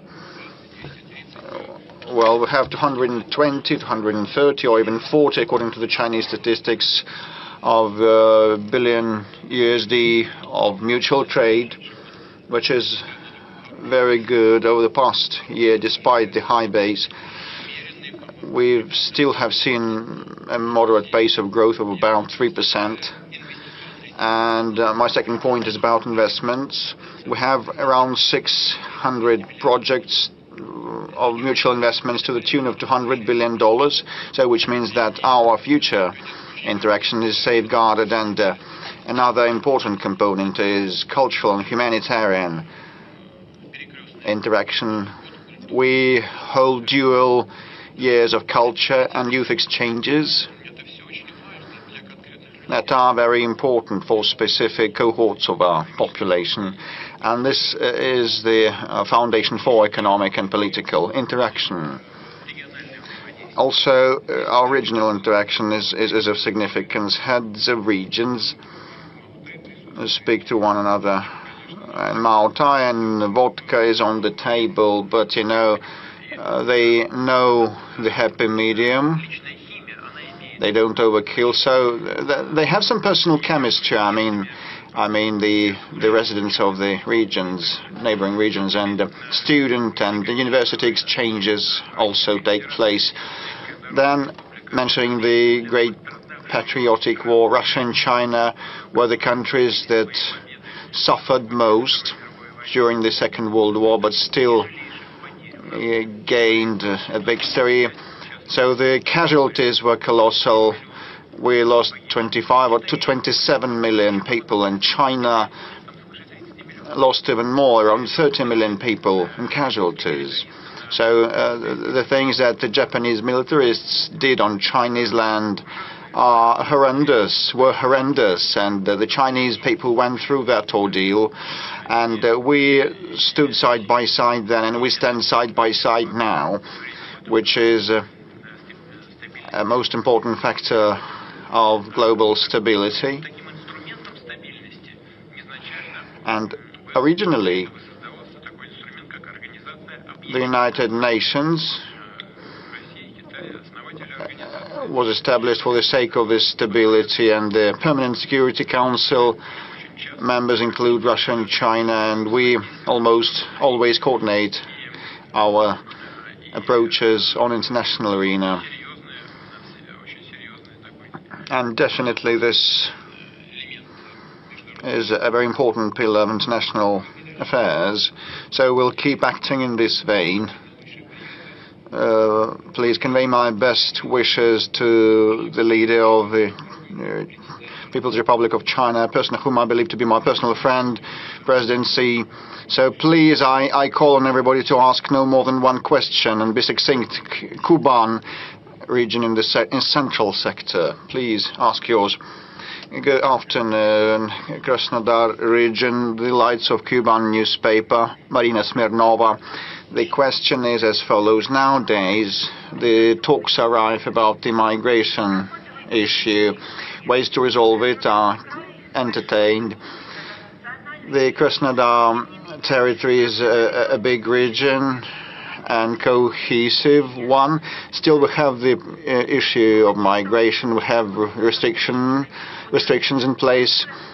Only the construction sector allows patents. And what is your take on these restrictions? And we lack manpower, and what is the way out? So this is a very sensitive and acute issue, not only for this country, for Europe also, and for even more acute for Europe. So we lack manpower. Yes, this is true. We have unemployment at 2.3%, which means it's almost inexistent. Well, our businesses and ministries have been telling me that there's a shortage in the construction sector and manufacturing. It's hundreds of thousands of workers. This is a hard fact. What the way out might be, you ask. So first, in order to reduce the number of the labor migrants, one needs to enhance the labor productivity using new technological solutions that do not require lots of low-skilled workers. And hence, you should focus on high-tech sectors. So there will be no need to bring in more low-skilled migrants. Second, if it's inevitable, we need to act together with our partners, like in some of the countries, like Central Asian countries, in order to prepare people in those republics in advance. They should get to know the Russian language, learn the Russian language, and Russian language studies centers should be established, and the prospective migrants should be knowledgeable of the Russian legislation, and definitely requirements for those already on our soil must be tightened. They should respect the environment they live and work in, and this is the responsibility of the law enforcement bodies. So there are two components here, the economic and the law enforcement ones, and they should merge. There should be synergy between them. We had lots of debates about establishing a separate body or just leaving it as a division within the Interior Ministry, but I believe still that it should stay inside the Interior, and actually a powerful heavy-duty center should be established that should be in constant touch with the economic agencies and ministries and regions, definitely, to resolve those issues and keep track of things. And there's a great deal of regulation on the regional level, and that must be governed from a single center. And later on, as the situation gets mature and they acquire new competences in that center, a brand new agency may be established in the future, but it should have the law enforcement component and the economic one. Certain steps in this direction have already been taken or have adopted a law. The State Duma has passed a law about the right not to accept children of migrants who don't speak the Russian language. Well, it's understandable. How can you possibly teach a child at school if he or she doesn't speak Russian? Then he or she, that child, needs to receive Russian classes, and who's going to pay for that? So we need to make sure that the rights of those who come into our country are not infringed. We need to provide health services and social services, but it shouldn't become a burden for the local population, and the comfort of those people should not be affected and impacted. So the government should pay more attention to this problem, and I've just mentioned how we are going to address it, first within the Ministry of Interior, and then if the situation requires so, we could think of establishing a separate body that would involve representatives of law enforcement agencies and the economic bodies. Mr. President, we have monitored the situation with migrants. It is indeed a very acute and complex question, an issue, but we've received many questions from those who travel into our country, and not only those who come to earn money. In many cases, those are Russian people who want to return to their homeland, receive a Russian passport and become full-fledged citizens of the Russian Federation. We received such letters from Ukraine, from Belarus. There are many Russian people in those countries. We received equal questions from Germany. For example, Lev Zebel, who left to Germany in 1990 and returned to Tarusa in 2006. Had a similar question. He stayed for many years in Russia, but he cannot receive the Russian citizenship. According to the explanations given to him, only President Putin can grant you citizenship, because we don't have sufficient legislation. Only after he wrote a letter to Vladimir Putin, he was told what documents are required. So it looks like the situation is on its way of being resolved, but we would like to see a successful end to it. Well, indeed, citizenship is granted by presidential decrees, but it is a formal act that has to be prepared on the local ground, on the local level. But you raised some issues that fall into the category of work with compatriots. That is, those people who feel themselves to be part of Russia. They speak Russian language. They consider themselves to be part of our culture, part of the Russian world. And as a rule, they are highly qualified experts and professionals, and we are interested in attracting high qualified experts to Russia. We have established a specialized program for those purposes. Probably it's not efficient, yet we have to improve those mechanisms. You mentioned Ukrainians. I believe there are lots of Ukrainians living in Russia, maybe no less than in Ukraine, and it's not a joke. I'm talking about those people living in new territories in Crimea. Those are millions of people. And I believe we have as many Ukrainians living in Russia as they are living in Ukraine. We can only welcome it. Those are people of our culture. They are part of our people. Those mechanisms, as I've mentioned, need to be improved. There's no doubt about it. We are interested in seeing more highly qualified people come into our country, and those people who are the carriers of our traditional values. Well, it's difficult to define, but in order to make this work effective and efficient, we have to continue our efforts. And please give me the specifics of the person you've mentioned. We'll provide him any assistance. Right in the beginning, we said that we have artificial intelligence at our disposal, and it assisted us in choosing the most relevant questions. Housing is one of the most acute topics, and if you look on the monitor, you see that this topic ranks #1. Now we are going to show you a video question from a young people from Krasnodar. Mr. President, for 3 months, we haven't been able to receive a family mortgage.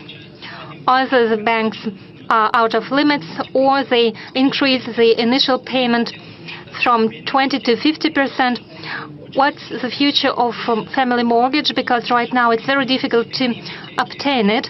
And apart from family mortgage, it is almost impossible to receive an IT or rural mortgage. Banks run out of limits, and they don't want to approve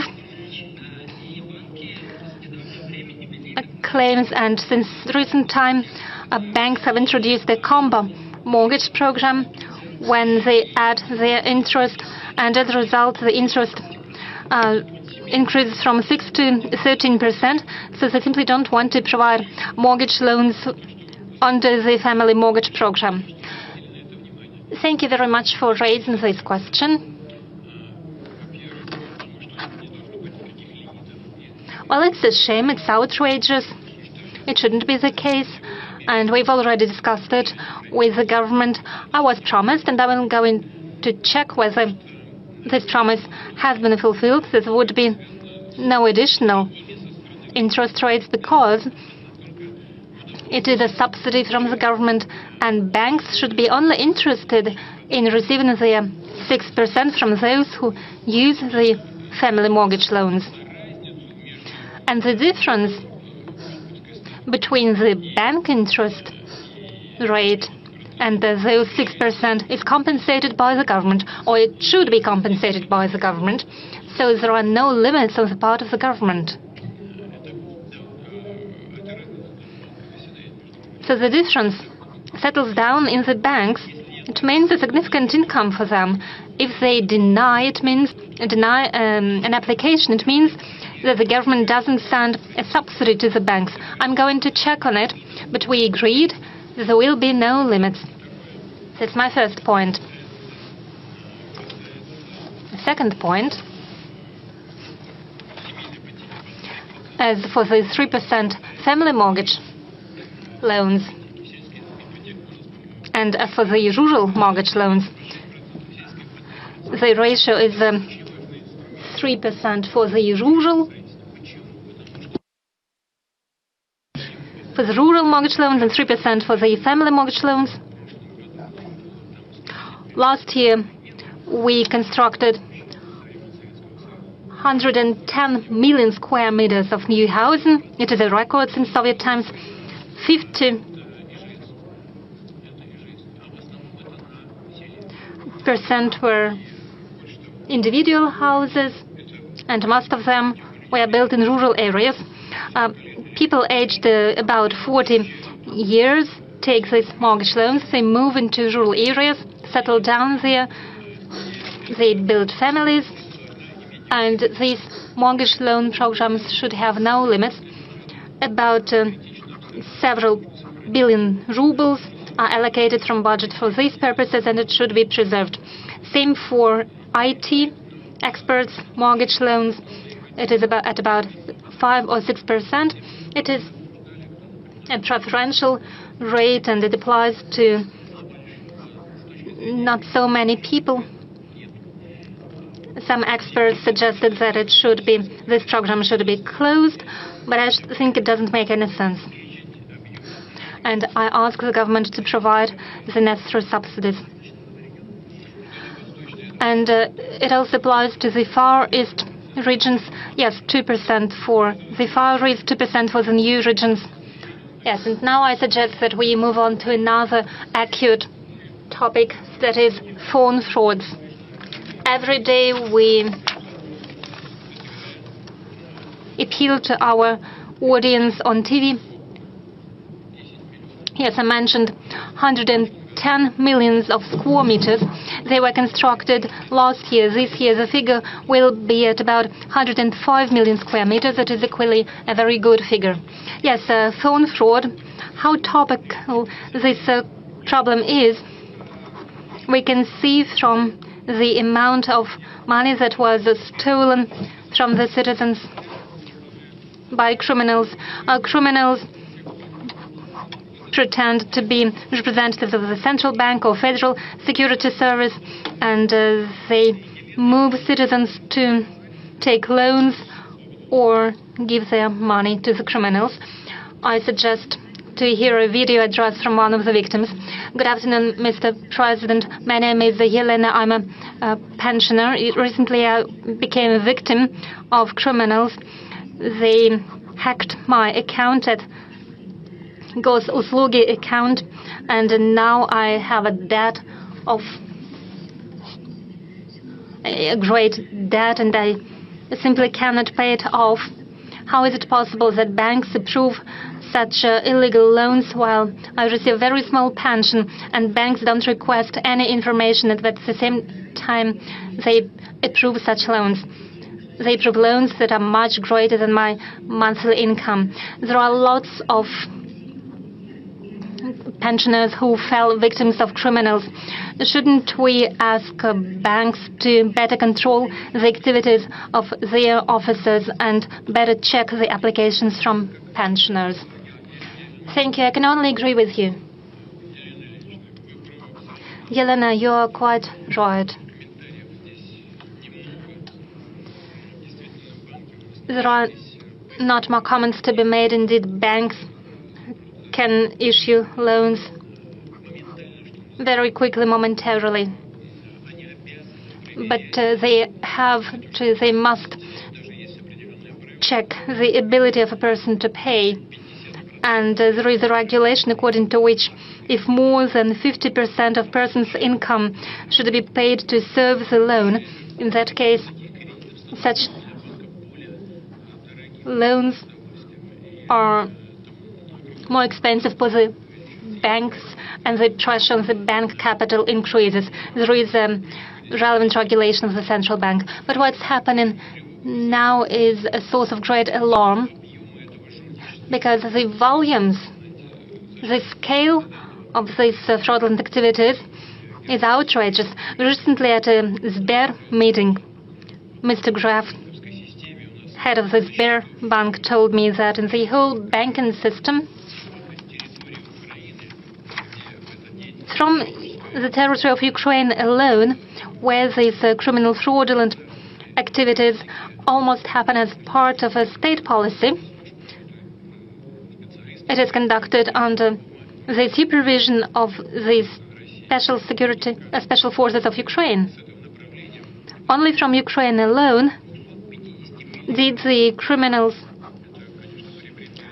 deceive our people for 250 billion rubles. It is almost the scale of what the Hitler Germany did. They simply printed money and spread it in order to undermine the economy of the UK. Almost the same is now happening in Ukraine.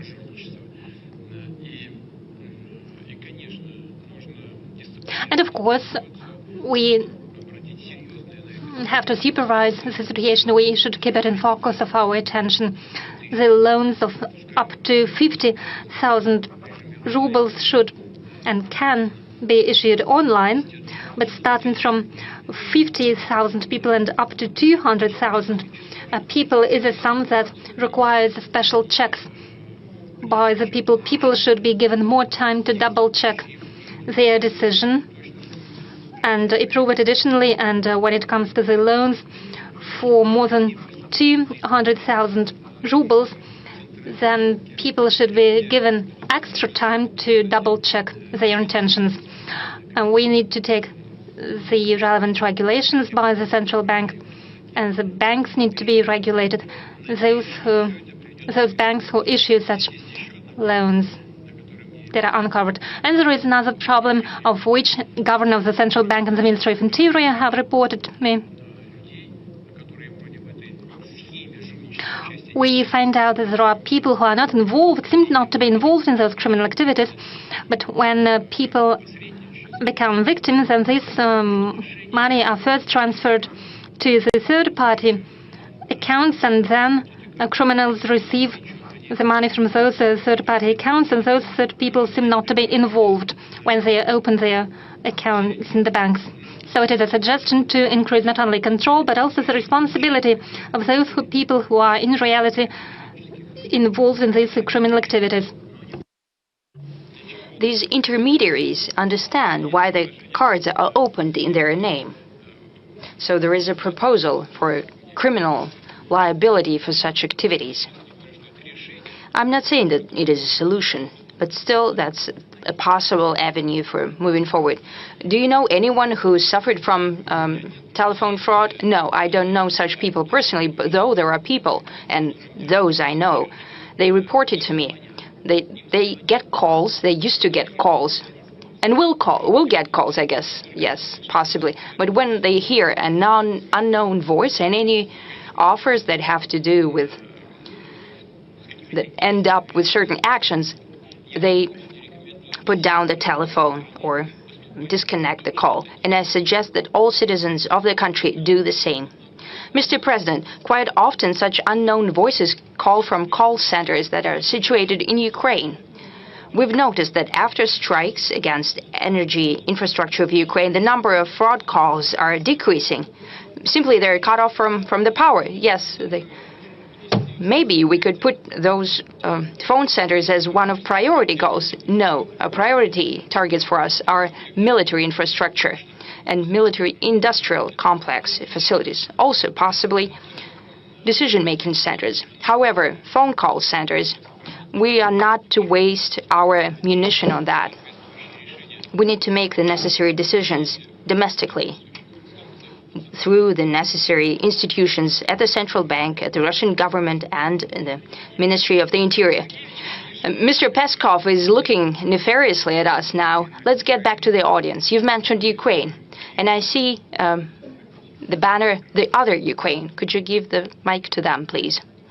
Mr. President, Galina Merkulova, I'm deputy head of the media resources of the international social movement, the other Ukraine. We represented the interests of millions of Ukrainian citizens. In the Ukraine itself, unfortunately still under the control of the Kiev regime, as well as in Russia, European countries. We have opened 55 branches of our organization. Our movement believes that, the other Ukraine believes that the only way to save Ukrainians from the criminal, illegitimate regime of Zelensky, which has usurped the executive, the legislative, and the judiciary authorities, is to unite the two peoples, the Russian and the Ukrainian. What are the conditions for you to begin the negotiations with Kiev? If not with Zelensky, then with whom? One more important aspect. Right now, Ukraine sees the persecution not only of the Orthodox Church, of the Russian Orthodox Church. It is basically eliminated. What do you think about that? Do you think that the position of the Russian Orthodox Church has been undermined? Yes. Okay, now first and foremost, please sit down. About the illegitimacy of the regime, I have already spoken on the topic. As I understand, the inspirator of this movement, is this an organization or the other Ukraine? It's a movement. Okay, it's a movement. Inspired by Viktor Medvedchuk? Yes. Yes, we don't see each other. But I know that he also thinks that. Why is the regime illegitimate? And I'll repeat myself once again. The constitution of Ukraine does not have an indication of possibility of the extension of the mandate of the president, even during the martial law. There is just one authority, that is the representative, the council, that is Rada, the parliament, and their mandate can be extended during the martial law if necessary, without elections. And I understand that you know it. The thing is that the government, the whole governance in Ukraine is built around president who appoints the downward executives and authorities. That is the leadership of all intelligence and army institutions. So if if a president loses legitimacy, the same happens downwards. So whatever they do, when they execute his orders, they become the accomplices in his illegitimate actions. That's first thing. Now, as for the preconditions for negotiations, we don't have any. We're prepared to hold a dialogue without preconditions.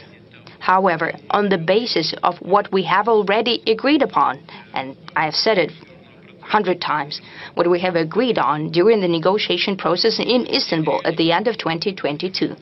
Also, regarding the reality on the ground right now. We have presented the position of the Russian Federation. That was presented also during the June statement at the Russian Foreign Ministry. I don't want to repeat myself. It all has already been presented. If not with the head of the regime, if he's illegitimate, then with whom? You know, if someone runs through an election campaign and proves his legitimacy, we're prepared to talk to anyone, even with Zelensky. But right now, if the Ukraine truly wants to go through a peace settlement, they're capable of doing that. They can organize this process in any way they want. But we can sign an agreement only with a legitimate person. And Rada and the chairman of Rada are legitimate, are the only legitimate people. But they're completely under control of the head of the state. But it's a formal issue. They can organize it in any way they want, but we need to sign this document only with a legitimate representative of a legitimate authority in the Ukraine. There was a question about the Russian Orthodox Church as well. Yes.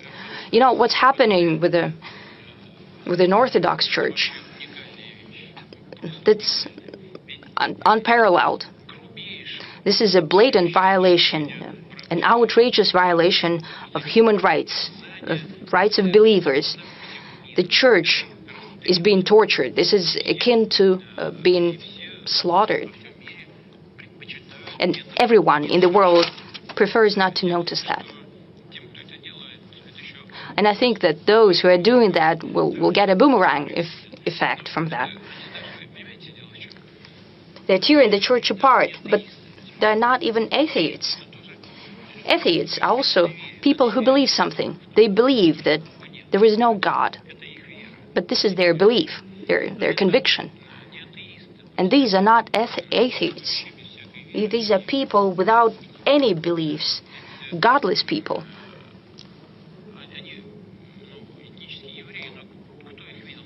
They're ethnic Jews, but has anyone seen them in a synagogue?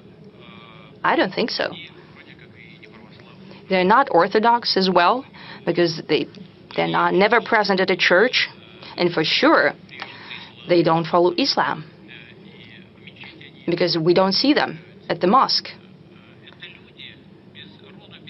These are people without kin or memory, with no roots. They don't cherish what we cherish, and the majority of the Ukrainian people cherish as well. They won't go to church, they will go to the beach. And I think it's their choice.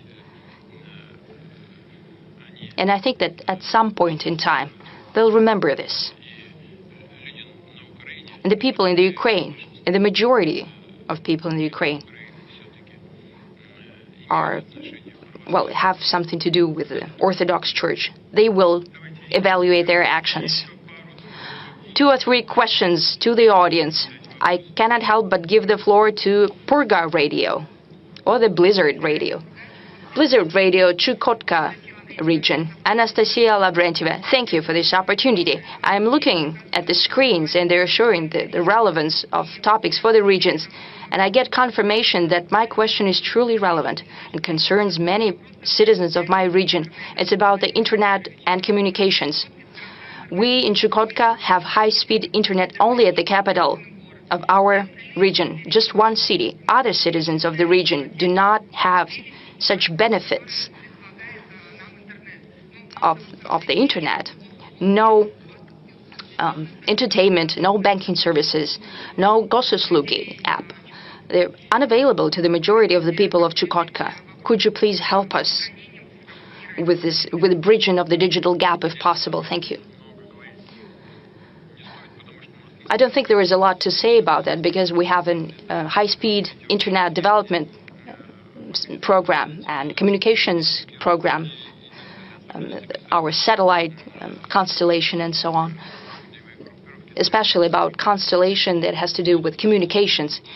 It will be done, for sure. This data is widely known, the rate of work that is being done on that. The necessary resources have been allocated. There will be no shortcomings here. We'll move according to the plan, and I hope truly that the faraway regions such as Chukotka will reap the full benefits of the modern civilization. It is extremely important for such a country as ours, because more and more people are working remotely. They're receiving education remotely. And here, high-speed internet is of utmost importance. We'll do that for sure, no doubt. Now, Alexander Gamov, the front row, one of the oldest Russian journalists. Thank you very much. Komsomolskaya Pravda website and a newspaper I'm here with girls, with Marina, Putin team representatives. We haven't spoken about that, but I wanted to congratulate all of us and you, Mr. President. I think this is the 20th press conference, though colleagues trying to correct me here, saying that it's 21st press conference. This format is unparalleled in the world, and I hope we'll have even more editions of that to come. My question is, contrary to the skepticist prognosis, the presidential program Time for Heroes did not become just a single-use program, just a rubber stamp program. What were your personal hopes for this program? Were they fulfilled? Or what kind of expectations do you have now? And just a last-moment question. Why don't we cherish and protect enough, our heroes? Not only the death of General Kirillov. He was mentioned as an aside today. But there were plenty of cases when our participants of the special military operation were offended, or later the law enforcement interfered, but there were many cases. Now more to the Time for Heroes, the program. I represent the heroic newspaper Komsomolskaya Pravda during the Great Patriotic War. This was a newspaper with frontline correspondents. And right now, since 2014, we have been producing a newspaper in Donetsk and Donbass and Luhansk as well, from the front lines. Next year, we're celebrating 100 years on the 24th of May. My colleagues asked me to give you the invitation for you to come to us. We have Mikhail Petrov here, and he spoke how we celebrated 120 years of TOS. And they received an order. We're waiting for you on the 24th of May at 12 a.m. sharp. Will you come? I will try. Thank you very much for the invitation. Komsomolskaya Pravda newspaper is part of life. Please sit down. This is a part of life of many generations of our citizens. People wake up with this newspaper. That was a morning routine for many.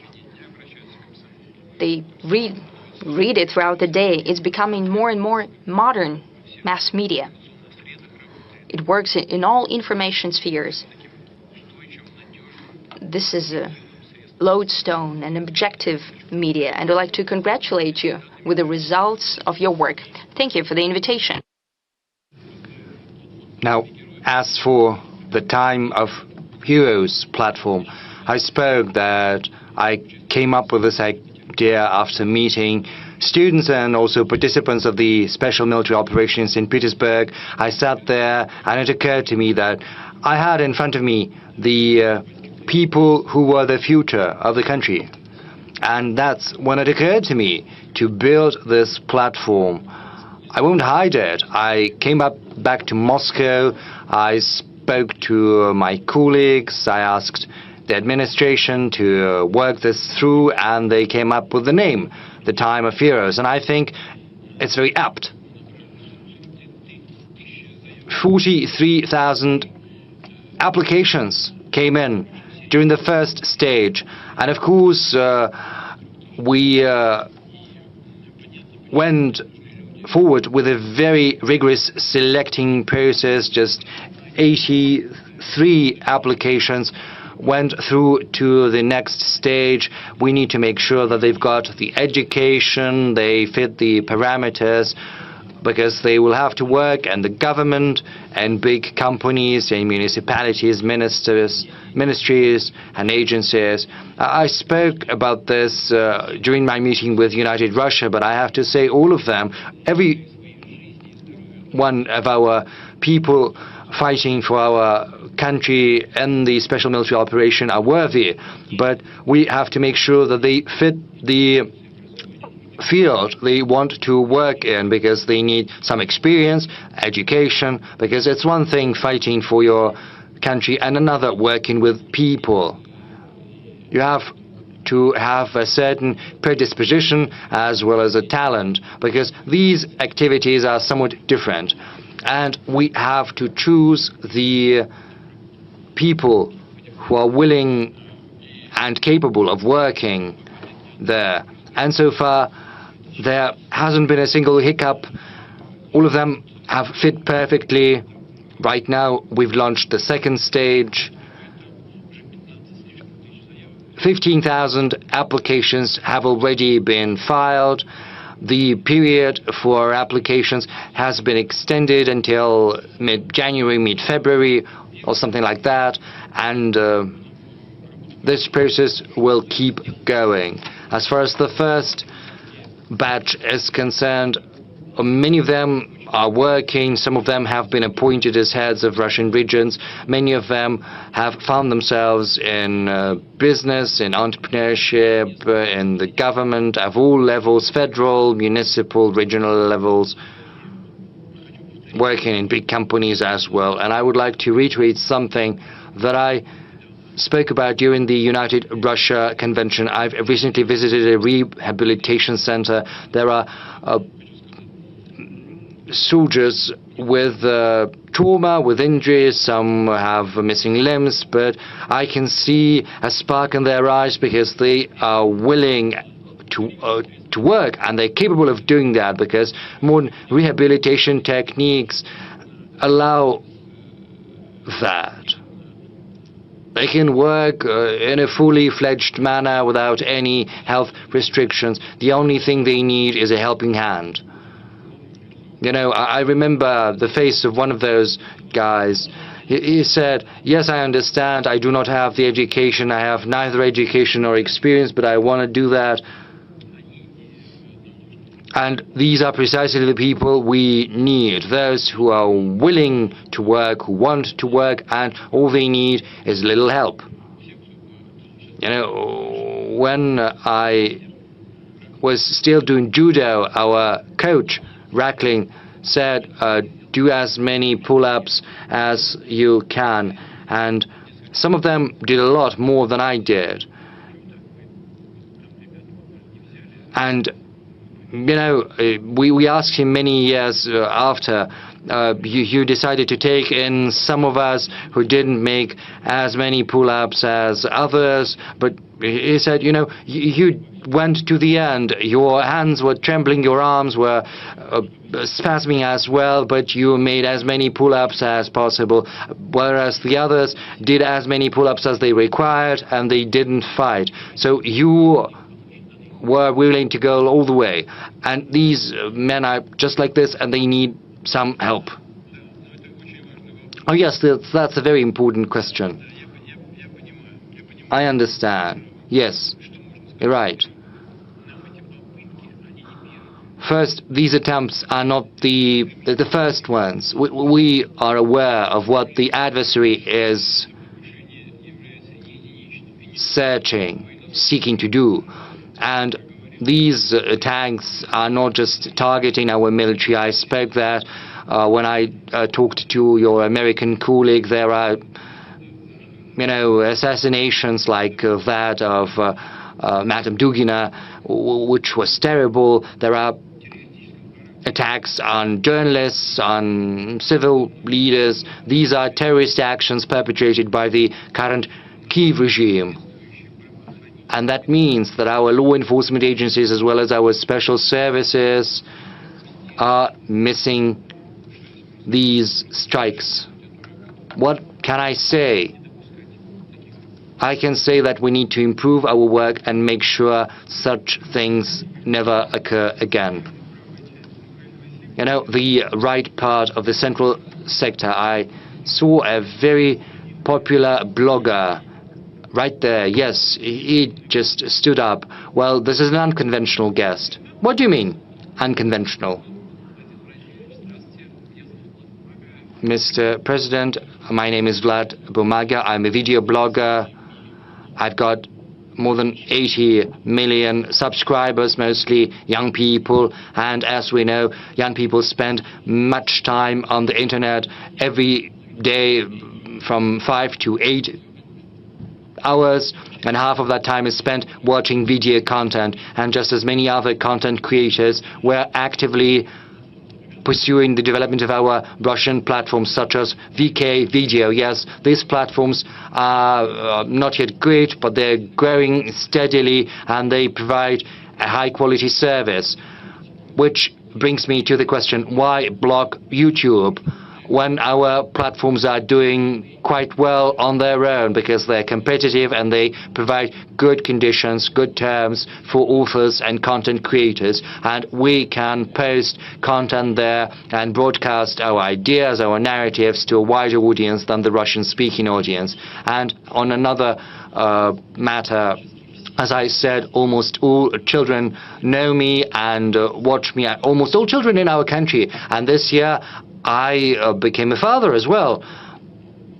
My congratulations, and my congratulations to your wife, because first and foremost, she's the one to be credited with that. Yes, I'll do that. So I am a person who creates video content which many children are growing on. So what are the values I have to broadcast, and is there anything that I shouldn't do? And what are the values and the narratives that I have and we all have to broadcast to the younger generation? What are your instructions? Well, starting with the slowing down of YouTube. Indeed, there are more issues on YouTube's side. In order... I'm sorry. Vlad Bumaga, is that your pseudonym? Is it your pen name? No, it's my real surname. Oh, great. Bumaga, because, you know, it's the Russian for paper, and we know that paper is stronger than stone. You said 80 million people, which is unparalleled. That means that the content you're creating is in line with the expectations of these 80 million people who are following you. This is the fruit of your creativity, and I would like to offer my congratulations to you on that. Secondly, Google is the one owning YouTube. When Google was creating its network in Russia, they set up subsidiaries, the legal entities that created those services, and they had to be maintained. So Google was working through these subsidiaries. Once the West started slapping restrictions on us, Google started diminishing its funding, and it also reduced the supply of equipment, thereby creating problems for itself.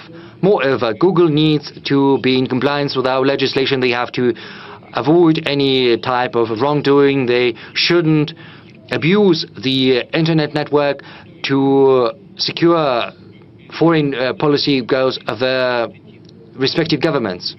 Say, when you are watching for some topic, for music, for culture, and all of a sudden your search result gives you links that have no relation whatsoever to culture or music. Rather, these links lead you to some propaganda of a political platform or something like that. Or they are trying to take out of circulation the names of our artists, our bloggers, or political leaders, which is all something that constitutes a violation of righteous legislation, and hence the grievances the Roskomnadzor has with them, that is the organization that is responsible for the control and the supervision of the internet. If they're in compliance of our legislation, they can come under some restrictions in their respective countries. But if they want to work in Russia, they have to comply with our law. And, you know, you say that nature abhors vacuum, so YouTube, Telegram, VK, all of that is growing rapidly. And if YouTube understands that and tries to reconfigure its presence in Russia, then they will have no problems here whatsoever. Now, as for the material we need to use to rear our children, I'm confident, Vlad, that giving such type of advice is basically pointless, because people like you, especially now that you have become a father, now that you have a child, you feel this weight of growing responsibility. You feel responsibility towards your child and towards the future of the child, as well as to the country your child is going to live in. And this sense of responsibility is going to serve as a beacon for you. And it's got to be even better than any instructions or advice I might provide to you with regard to what I think is useful for the future of our children, or what is perilous and nefarious for our children, and which is something you have to fight, not because this is what I instruct you to do, but because your heart tells you to do that. Unfortunately, I skipped TV3. I'm sorry. Since we're talking about children, we've got a young girl, a young lady there, duping families with children, maybe the allowance? Well, I'm going to tell you. My name is Yelena Usmanova, Mr. President. I'm from Tatarstan. Yes, Tatarstan once again. An online newspaper. First, thank you for choosing Kazan as the venue for BRICS summit, but my question is not related to that. There is a group of fraudsters who have duped hundreds of families in Kazan who were dreaming to have of having children of their own. They drew out a mortgage with government support, but their houses have never been built. So I'd like to ask you whether they will get any help, as you in the past provided help to those who paid for their housing before their houses were built. Because right now, these families have to pay back their mortgages. So when will people get support rather than the banks? Well, please, stay there, please, with the mic. The thing is, we have set up a system for escrow accounts. If a person draws out a mortgage, then the money is channeled to an escrow account, and this money is frozen until the house has been built. I'm talking about individual houses, not apartment houses. The thing is, individual houses are in compliance with this program. It's the same. It's 3%. And, you know, we built 105 million square meters last year, and 50% of that was accounted for by individual houses. But the money was supposed to stay in the escrow accounts. Where did the money go? I do not understand what you're talking about. Well, this is what we had in Tatarstan. Hundreds of families ended up in this situation. Where did the money go? Can you tell me? I don't know the details. What's your name? Lena. Elena, those details matter a lot. Let's get to grips with it. It wasn't about escrow accounts. Lena, it may be probably the case when people are hoodwinked and their money is taken from their accounts. And probably we should compare and contrast it with other cases of similar kind, and we should prevent such cases. So we need more detailed information, because I'm not in the know, because these are very important things, and we should rectify such flaws. Actually, we have some of the housing still under construction, and the money resting and registered with escrow accounts constitute around 7 trillion rubles. In totality, more than 65% of what is needed to complete the construction of the purchased houses And this will be so that it's constructed in 2025, and no one will be left without the purchased flats, and the money on the accounts are protected and hedged and ensured. If you know about some practices that are off escrow accounts, please let us know. TV3 or Turkey. We will come back to you later. Anadolu Agency, Ali Jura. Mr. President, Israel has been breaching the international law, killing tens of thousands of people, including children, in Palestine and Lebanon. Currently, Israel has been capitalizing on the situation in that region to occupy Syria, breaching its sovereignty. How can you comment on the action of Israel in that region? Have you had a conversation with President Erdogan? Thank you. Please have a seat.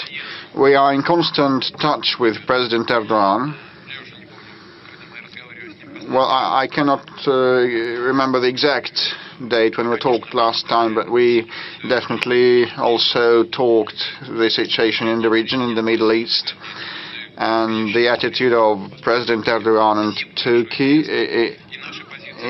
to the Middle East developments is well known, and our position on Lebanon and Palestine also is common knowledge. Our stance is not subject to political expedient situation, and we believe that the resolution of Palestine issue can be attained only with the help of removing the root causes. So the Security Council back in the past opted in favor of a two-state solution, Israel and Palestine. Israel was established, Palestine is yet to be established. This is the issue, this is the problem, and Israel has been continuing its unlawful settlement activities to date. I'm not sure what goals Israel pursues in Gaza, but you know, this merits only condemnation, and we did that on many occasions at all levels, including the public and civil level, and expressing our position in the Security Council of the United Nations. Nothing to add here. Same refers to Lebanon. As regards Syria, I believe, frankly speaking, Turkey has been trying to safeguard its safety on its southern frontiers and create conditions for the return of the refugees back home from its own territory to the Syrian land. And those territories are now under more or less control of actually Turkey. Probably they want to move away the Kurdish troops from the border. Probably those might be the goals and the outcomes, and may be attained, but the main beneficiary of this Syrian developments, I believe, is Israel. It's my personal belief. You may have any sort of attitude to what Israel has been doing. Russia has been condemning the seizure of any part of Syrian territory, but Israel has been trying to resolve its security issues. And, you know, the Golan Heights line is well known. And Israel has moved 62 to 64 kilometers on the front line, inserting around 25 kilometers into the other territory, the adversarial territory. It's similar to the Maginot line from the 20th century history, and real fortifications, formidable fortifications and solid ones have been built, and we hope that sooner or later Israel will withdraw. But now they have been pulling in troops, right, like several thousand of troops, and they're going to reinforce their contingent there, I think, and local people have appealed and called on Israel to include those territories into Israeli state, and if it all boils down to disintegration of Syria, this will be decided by the UN in line with the UN Charter and the self-determination rights nations have. This is a very convoluted, complex issue, not for today's phone-in, and Turkey has had problems with the Kurdish Working Party for decades. I hope there will not be an aggravation, but some of the European leaders told me that after World War I, Kurds were promised their own state and were duped and deceived. And Kurds reside in Iran, Iraq, and Turkey, and Syria. You know how many of them live there, around 30 to 35 million Kurds. And this is the Kurdish issue is a major one, and the Kurds are formidable fighters. And the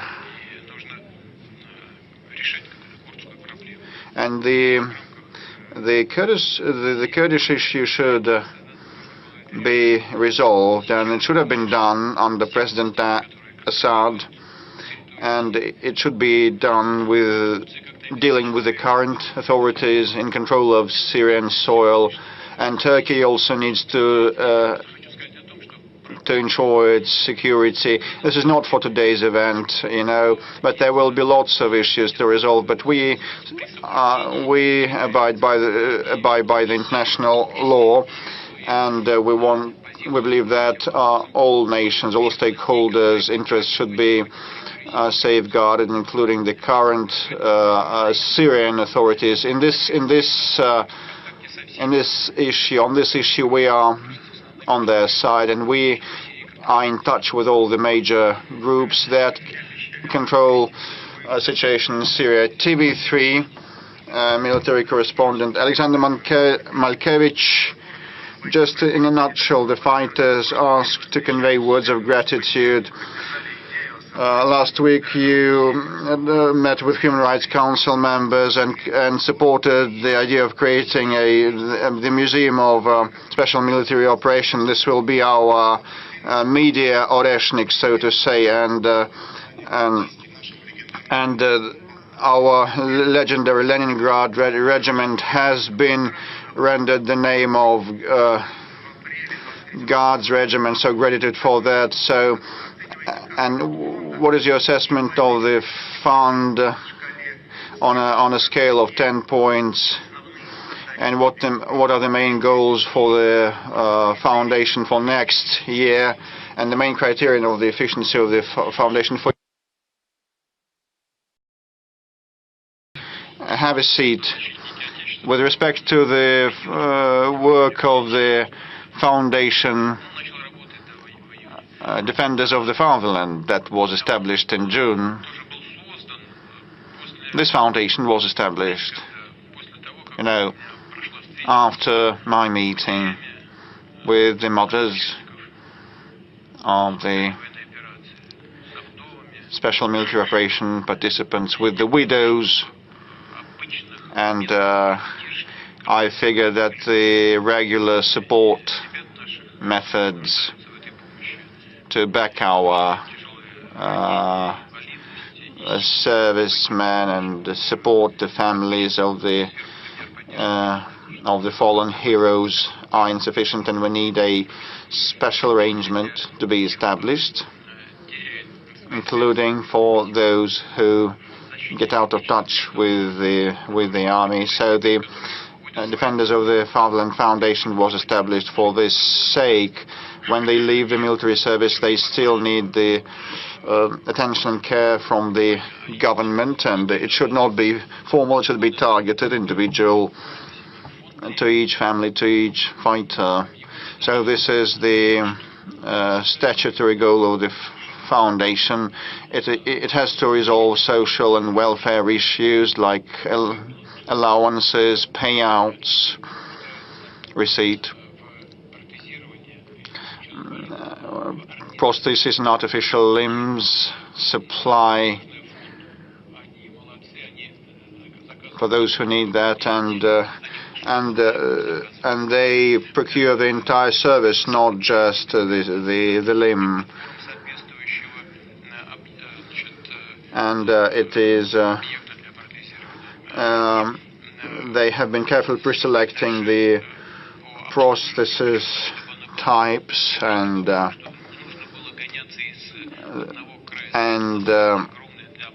post-operation care also is part of what they work on. Still, some of the patients have to travel far and wide across the country, and they have to resolve that. I talked with Anna Yevgenievna Tsivilova, who has told me that now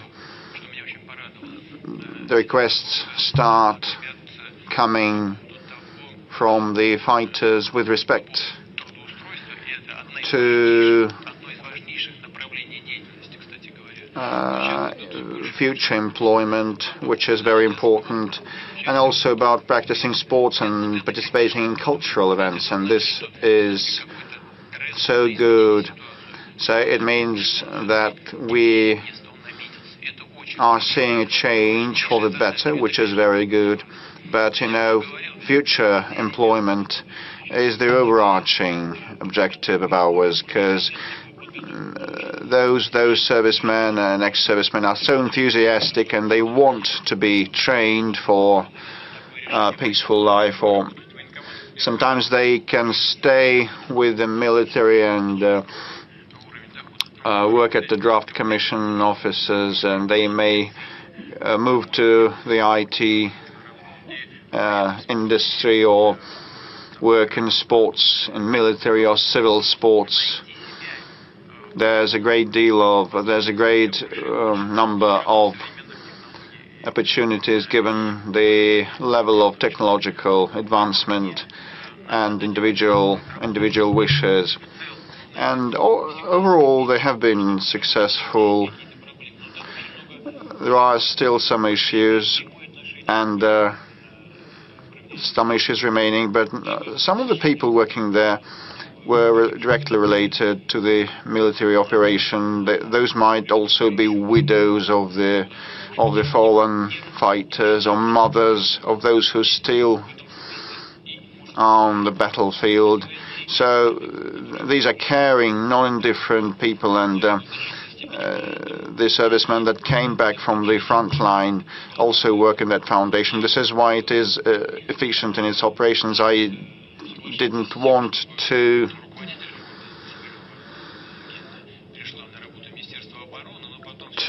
allow the director of the foundation, Tsivilova, to become part of the defense ministry, but I ceded to the proposal of Belarus, of the defense minister, who said that he believed that for the sake of a seamless process that is needed, because part of the servicemen will be under the defense ministry. Some of them are on the front line and others have left the army, so we need this seamless mechanism. If I'm not mistaken, it was in summer when we established a special social center under the Ministry of Defense, together with the Defend of Fatherland Foundation. They work under a single window system, where people, those who remain in the Ministry of Defense and those who have left the pyramid of the ministry, get united and work on the two tracks. On the whole, there are lots of problems, but we try to fine-tune this work. As you know, they also adopted they participated in the elaboration and development of decisions. Previously, everyone received 3 million for small injuries, even for small scratches, and those who were severely injured, entailing a disability, also received the same amount of compensation.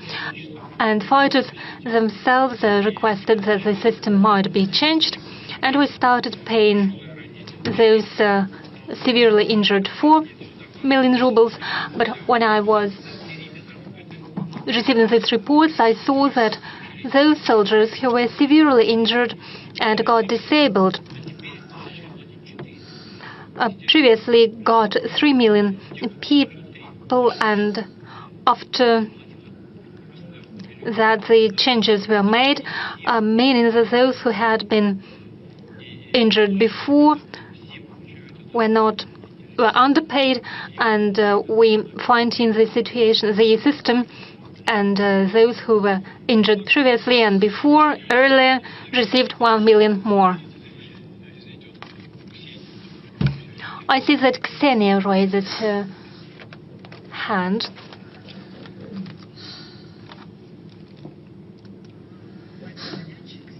Mr. President, Ksenia Sobchak, you touched upon a very important topic, the topic of single window and the capabilities of the Ministry of Defense. I would like to offer a different perspective to this question. We, stars of the show business, journalists, and those who are indifferent, implement various projects. In particular, for more than 2 years, we've been involved in a large-scale project offering assistance to those people from Belgorod and Kursk regions, our compatriots and co-citizens who were affected by the attacks of the armed forces of Ukraine. We have provided assistance to hundreds of people, and I believe there are many people who are indifferent. What do you think? How could we provide assistance to those people and establish a single window in order to bring together the civil public initiatives and the state work of the state structures and bodies that already exist? I'm talking about voluntary work that could be provided via a single window system on all tracks, because we face difficulties with employment in the new regions, problems with receiving places in the kindergartens, and other problems that families with children are facing when they relocate. Would it be possible to establish a single window system for civil initiatives? Thank you. Well, first of all, thank you very much for all your efforts. It is a tremendously important thing when we provide assistance to very specific persons. Second, when volunteers provide such assistance, and I would like to thank all volunteers without any exception. They risk their lives. There are losses among volunteers, unfortunately. But when they work, they reach out to a specific person, and they have a better feeling of where the government succeeds and where something fails. So as I've already mentioned, with regards to the Kursk region, there is a program aimed at restoration of the Kursk region, and funds have already been allocated, and same happens in other borderline regions, in the Belgorod and Bryansk regions. No one be left unattended. But you probably have a better feeling for that, and I'll think about how to proceed on myself, and I'll request our bodies, the Ministry of Defense and the governor. I'll ask them how we can pool these efforts. We could establish a single window system, or think of a different instrument in order to coordinate the efforts. Thank you, Ksenia. I don't have an answer right now, but I agree with the problems that you've raised. The topic of special military operation, I suggest that we continue taken questions about the support measures for the family members of those fighters. There have been requests for assistance in finding those people who are missing now, people with whom any connection was lost, or with those people who, according to the information received by their relatives, were imprisoned. Would you give an instruction to collect information about those people? Could we fine-tune this system for informing the families of servants, military servants? It is a very sensitive issue for many people. It's one thing when a person is fighting on the battlefield. God save him. There are various types of payments. We are talking about big amounts of money. There are so-called travel expenses for those servants who were sent to the borderline regions, to the regions of the special military operation before the hostilities broke out there. So they were paid the so-called travel expenses. Then they receive allowances for participation in the hostilities on the front line. And there are small differences in these allowances. But as a person disappears, then we should provide assistance and support to their families. Ministry of Defense is aware of this problem, and at least two things need to be done on this track. First, what we need is to reduce the time for taking final decisions when there is no information, when then families no longer receive the payments and the allowances, because there is no person, he doesn't participate in defensive or offensive campaigns and doesn't receive the respective allowances. So the family doesn't receive the financial support. And together with the government, the Ministry of Defense have to take a different decision. What could be done in order to provide at least some of an assistance to those families? Maybe some payments for children. And we should take the decision regarding the temporary measures, and we also need to accelerate the decision-making process, the process of making the final decision. I'm not going to go deep into details, but the Ministry of Defense is aware of this problem. We've been working for more than 3 hours. There are lots of questions. Shall we try with a small blitz? Yes. We'll start with the following question. When you conduct meetings, sometimes officials ask you instruction to initiate some work. Well, don't be angry with the officials. The decision-making process is a complicated one. And when they reach out to me, then normally it is about the problems or questions to which there are different attitudes. Some colleagues believe that it should be addressed from one perspective, others offer a different perspective, and instructions are needed in order to see which way to choose when there is a difference in opinions. Then colleagues come to me, and at a meeting they ask me to take the final decision. And they ask instruction to make sure that nothing is forgotten, that a clear final decision has been formulated.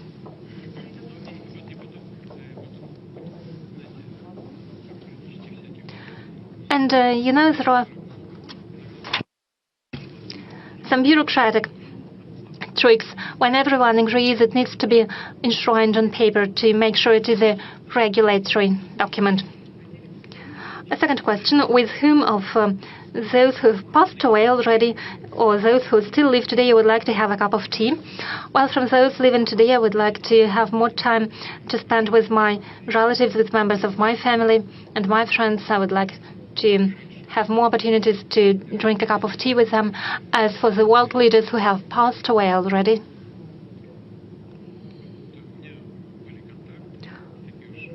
I've had contacts, not so close contacts, but nonetheless, for quite a long time, I had contacts to Mr. Kohl, the German Chancellor. He was a world-scale figure, not only due to the fact that he was a corpulent man, but also thanks to his beliefs. After my very first meeting with him back in 1993, and for a long period of time, after he no longer was German Chancellor, he sometimes regularly, not quite frequently, but regularly came to visit me, and it was my distinct pleasure to talk to him. He was an important figure of his time. He had done a lot for his homeland, for the German people, and he was a real world leader. And I still have warm memories of many of our conversations. They were useful for me, and it is no exaggeration. They were useful. He was a very President of France, Chirac, was a very interesting personality. He has encyclopedic knowledge. He knew everything, whatever you asked him. And he had his own opinion on anything, and he stuck to his opinion. He was a very gallant and polite man, and I learned a lot from him. I learned a lot from Kohl and from Chirac too, his manners in particular.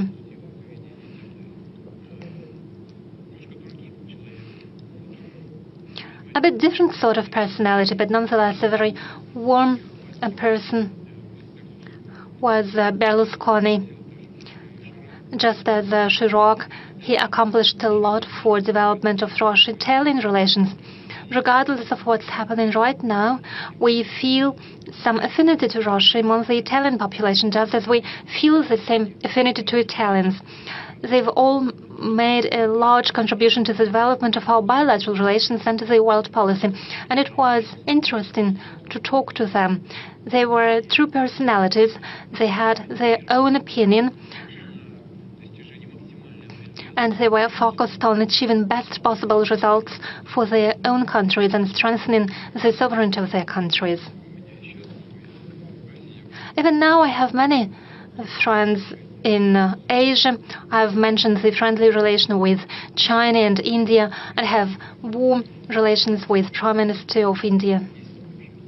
So I have people to talk to, but just as any human being, those are my family members who are most important to me, and I have some friends from my childhood.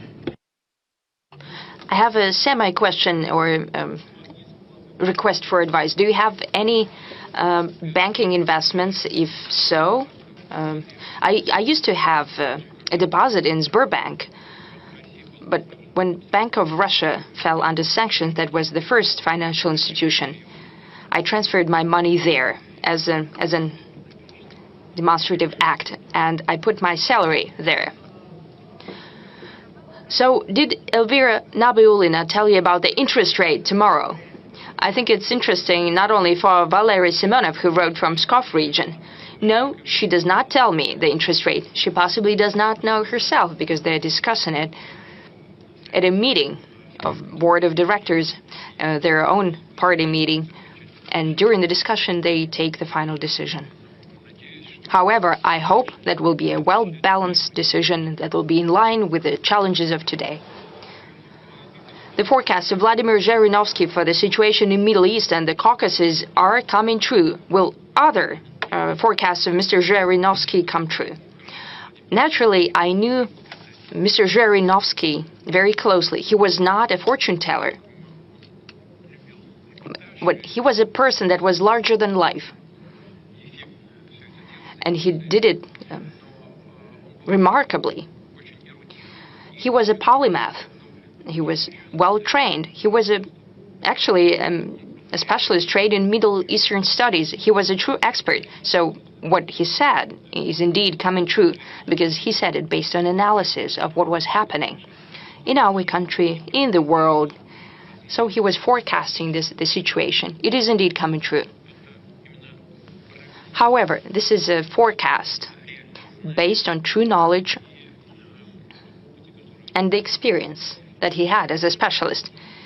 I suggest we go back to the Q&A question. Yes, we can do that forever. And we have 200,000 questions. I don't see what's written on your paper, but you've been raising your hand for a while now. A man in mask? Okay, you'll be the next. Okay. May I? Yes, please. Svetlana Shevchenko, Novosibirsk region. We are an agrarian and industrial region. We create value-added products. We export goods, but we have an acute lack of talent, especially young people. Despite the agricultural mortgage and development of agricultural lands, we lack people. What measures should be taken in order to preserve those who are already living in the village and to attract new generations there? That is a very important question. Agriculture is one of key industries of Russian economy. As I have already mentioned, it shows good growth rate of 3% annually. We are very happy with what is happening in the agricultural sector. I have already given the example. If I'm not mixing anything up, I can tell you that in 1986, the Soviet Union bought 35 million tons of grain. Last year, we have exported 66 million tons. In 2000, we have already started to export grain. However, it stood at about 1.2 or 1.3 million tons, and now we have 66 million tons. It seems impossible, but it's true. Look, we are ranking as one of 3 major exporters of food in the world, and as for wheat, we are number 1. Last year we had a record crop of 148 million. This year we'll have 130 million tons. For the past decade, we've had more than 100 million tons. We have tremendous export capacity. We are fully sufficient in meat, and we're exporting meat. We have issues indeed with fruit and vegetable and milk, though we have a special development program. But we see growth everywhere. One of the most important questions is social issues in rural areas, that is culture, education, housing. We have a social and economic development program for rural areas. It has already funds earmarked for that.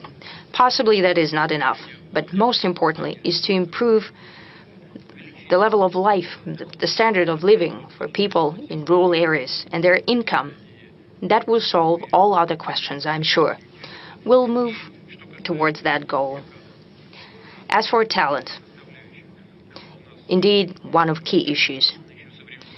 Traditionally, even back in Soviet times, we've dedicated great attention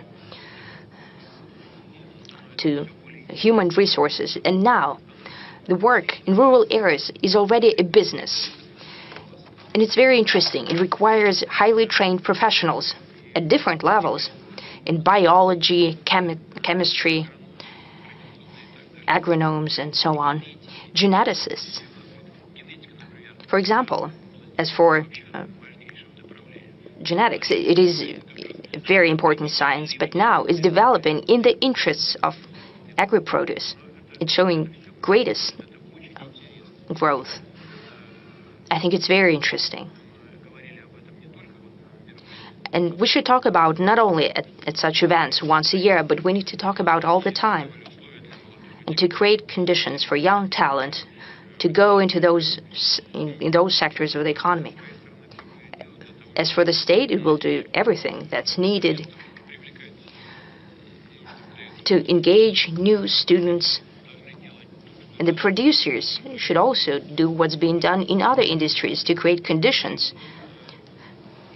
to create specially targeted programs for new students to find the pool of talent, to ensure their work at the production, and to engage them in hands-on internships. All that together will help. We promised to the journalist in the mask. I have already taken my mask off. I travel by subway. Andrei Knyazev, Arguments of the Week from Uzbekistan, here as a volunteer and head of the studio of young students and bloggers, the world of the young, Moscow. 45 years is the time I've spent in journalism. I've started in Uzbekistan, and now here I see that paper journalism is dying out. Maybe such bloggers as Vlad Paper can help newspapers that are independent. They don't depend on the state or businesses. They depend on readers only. What do you think should be done for the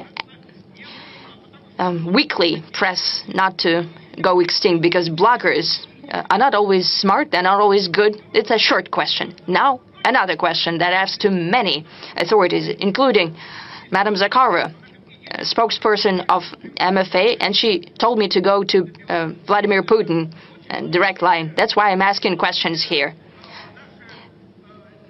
Many of our scientists and many people who see the future are telling us that within 10 or 12 years, the countries of Europe, Japan, the US and beyond, the continent of America, might land underwater, might be submerged in the water, and they will try to ask to resettle into our country, but they're against us. Maybe we should tell them ahead of time. It is a hypothetical situation, but there are such forecasts. I read a lot of newspapers, not some telegram channels and those liars and everything. That's my question.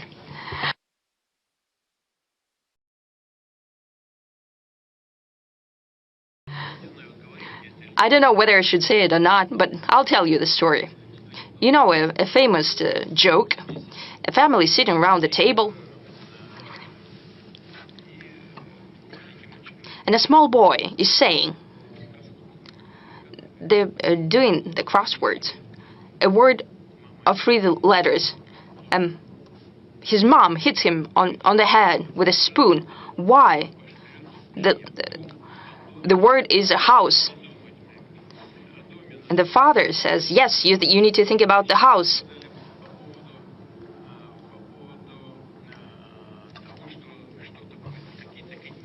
So you were talking about some continents going underwater, and they need to think what would happen to them. But you need to think about home, not about...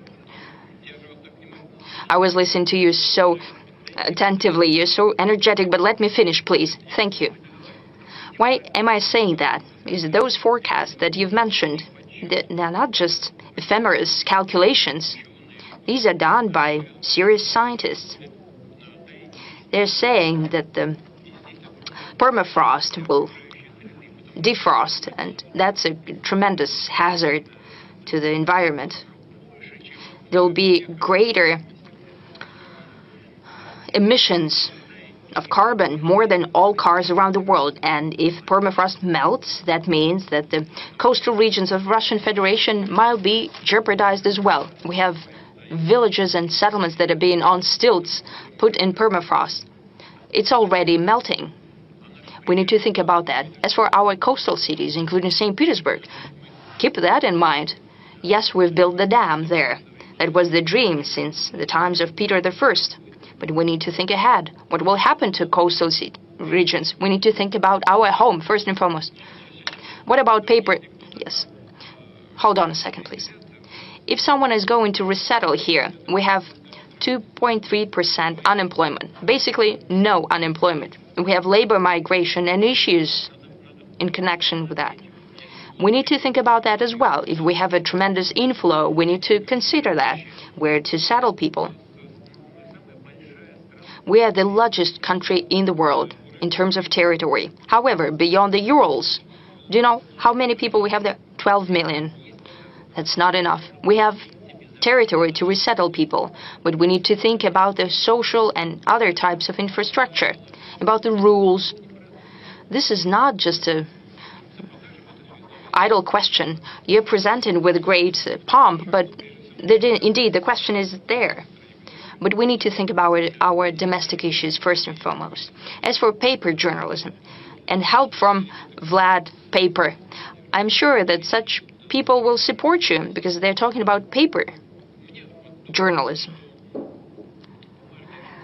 I have a feeling that paper journalism would also find a place in the ecosystem and in changing landscape, just like a paper book. You still have, well, you can leaf through a gadget. You have better fonts, for example. Sometimes I use it myself. However, taking a book, a paper book in your hands, not just because you have pictures there, it's also interesting. This is also a piece of art, quite often.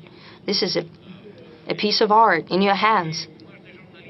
So paper journalism, sometimes taking a paper, Izvestia newspaper or Komsomolskaya Pravda newspaper, if you just leaf through it, there is also a certain pleasure in that.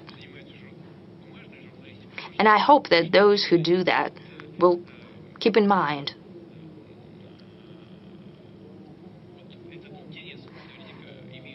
And I'm sure that there is interest from the public towards paper journals, but most important thing is the content.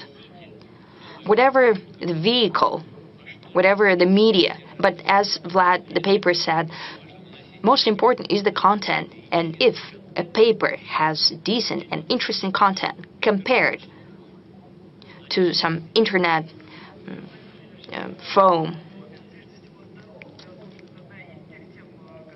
Let's talk about health. This is one of the topics that's of great interest for Russians.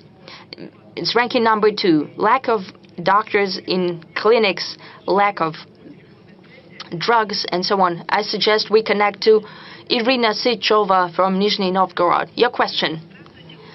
Mr. President, good afternoon. My name is Irina Sychova. I'm from Nizhny Novgorod city. I have an appeal to you. Please take a look at our medicine that is free of charge, our health care. I would like to thank you for the renovated facilities of the clinics. Thank God they're being improved. However, the clinics are lacking specialists as well as GPs. Doctors are leaving for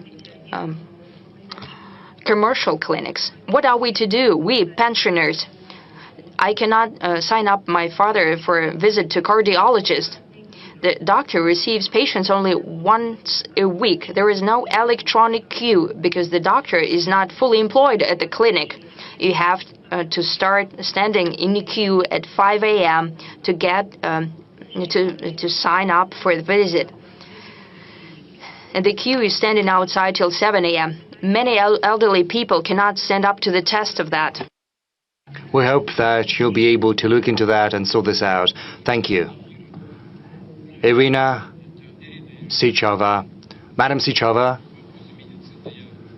the issues of healthcare are something we have to look at in a broader context.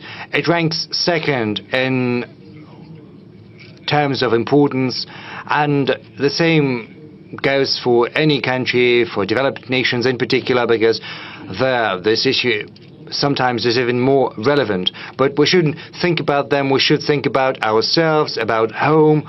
So thank you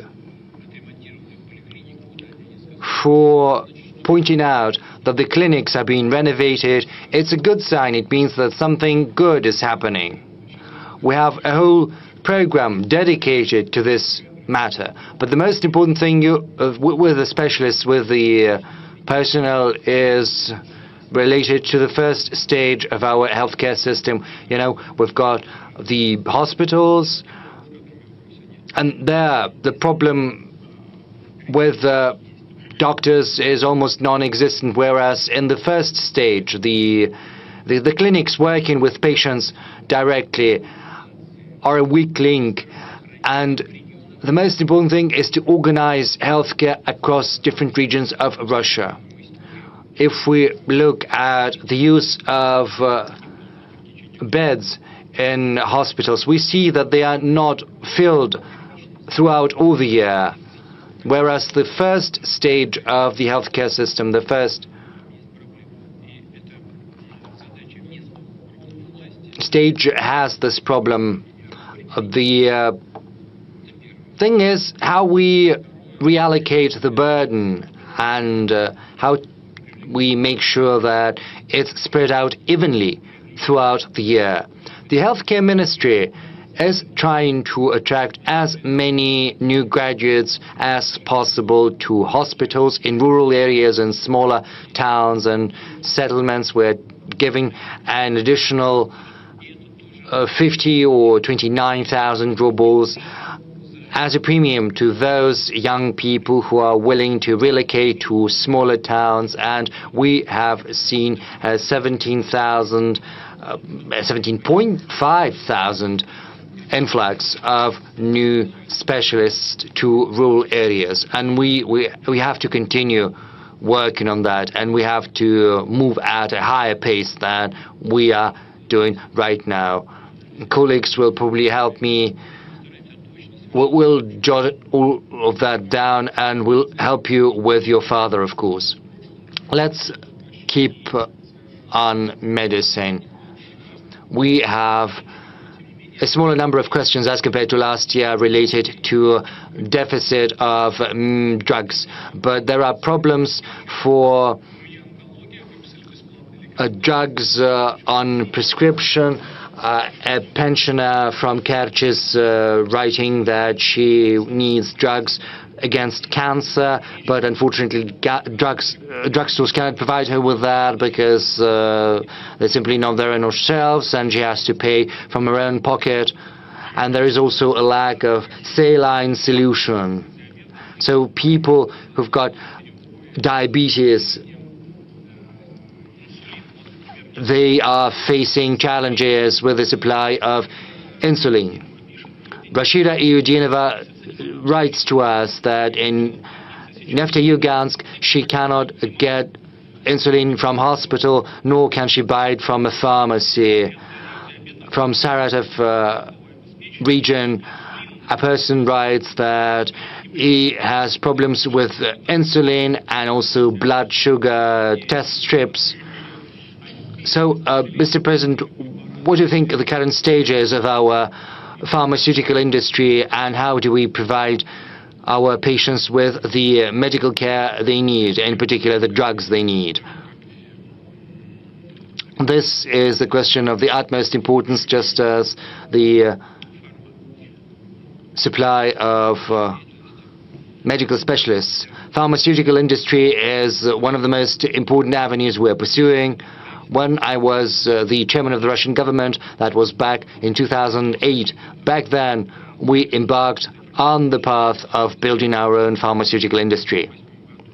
Back in 2008, we started talking about that. We drafted programs dedicated to the subject in 2009. The first programs were set forth. They bore different names, but the substance has always remained the same. And that substance is building our own pharmaceutical industry. I do not remember how much money we allocated back then. Pharmaceutical industry was being developed thanks to the government support, to a large extent, using the money earmarked from the federal budget. Whereas currently, our pharmaceutical companies, for the first time in history over the several last years, have started channeling their own money into research and development to the tune of dozens of billions of rubles, I think 40 billion rubles or so. They've got their own development programs.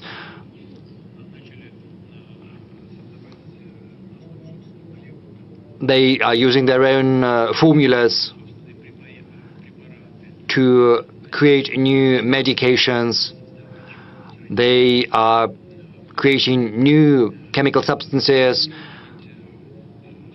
which is a first in our history. We've come up with our own medications against cancers. St. Petersburg is one of the leaders in that field, and the same goes for insulin.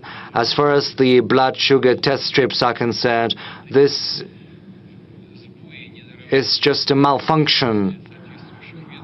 This is a shortcoming on the part of the local organizations, because the money for all of these medications is allocated on a timely manner, so the procurement process has to go through smoothly. I'm going to talk to the leadership of the Russian regions. Everything has to be done on time. And of course, you need to take into account the requirements of the market. We have a special program dedicated to the development of the pharmaceutical industry, which is currently part and parcel of the technological leadership program. There's a special subsection within that project related to essential medications. By 2030, we need to supply 90% of our own medications, and as far as medical equipment is concerned, the figure is 40%. So we are making good headway, but of course we've got all of this big work cut out for us, and malfunctions do happen. I know that you have spoken about deficit of insulin. Well, actually we have enough of insulin. The same goes for saline solution. I'm aware of that. I'm trying to follow all of that as far as saline is concerned. It's not about saline, it's about packaging. It has to be supplied on time.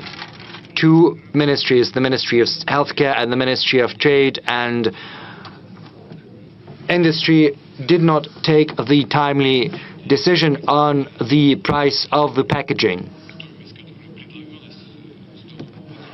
And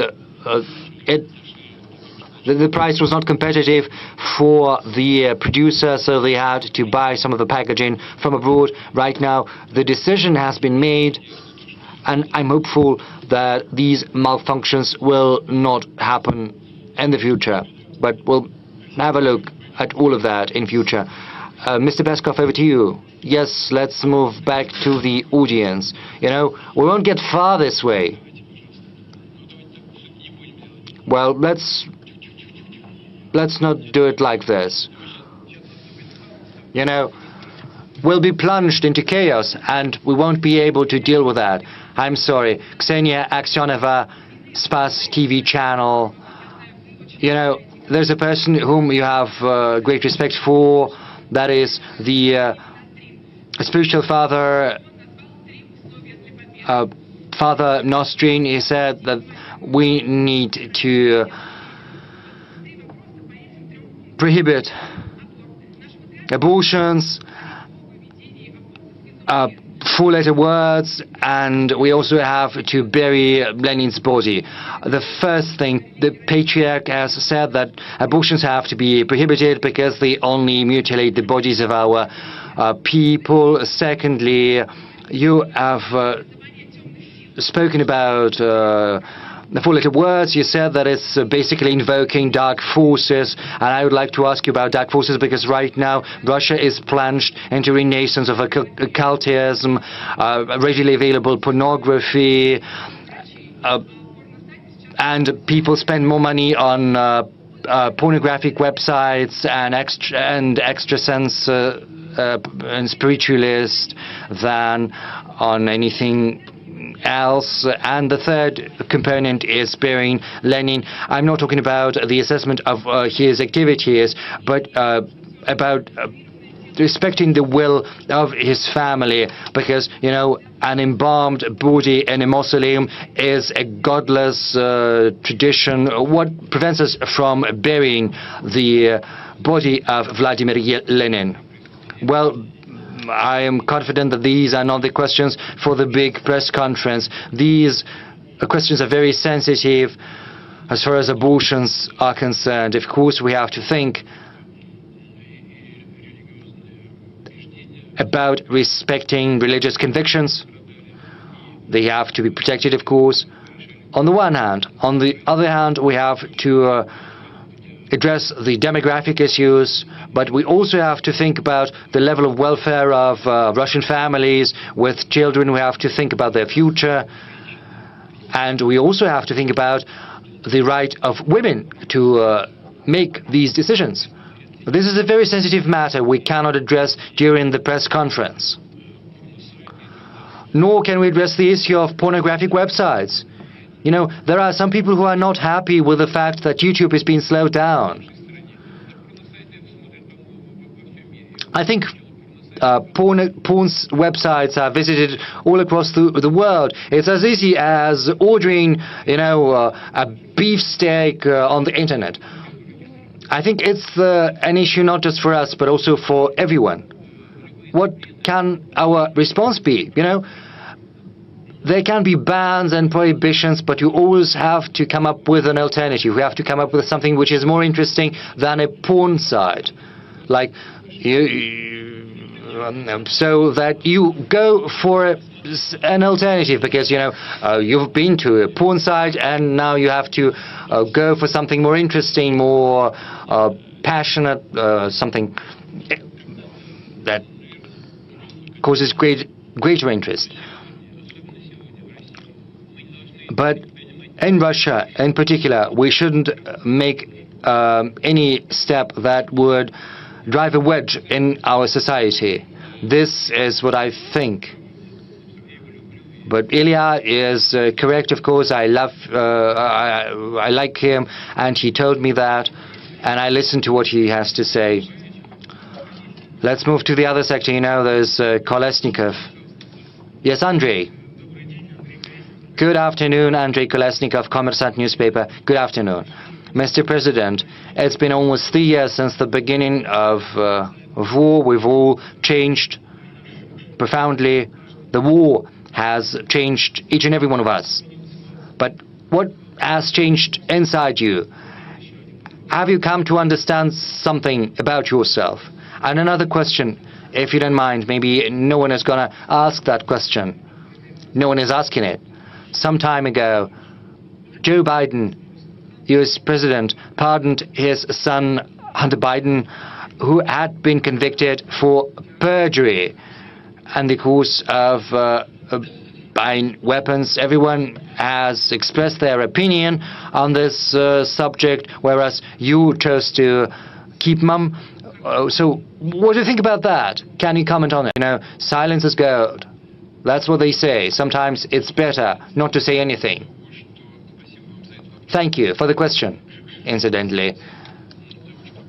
As for the pardon Joe Biden gave to his son, even though he had promised not to do that. This is a very delicate subject. We've got examples in our country's history. We know this famous painting, Ivan the Terrible and his son. We know about this painting. Maybe that's a legend, or maybe it's not, as is probably what happened to Peter the Great's son, Alexei. What happened to him? Maybe it's a legend, maybe it's not. Or what happened to Stalin? This was not a legend. When Stalin refused to swap his son Yakov for the German Marshal Powell's, he said he would not swap a soldier for a field marshal. And back then, even surrendering into captivity was considered a treason.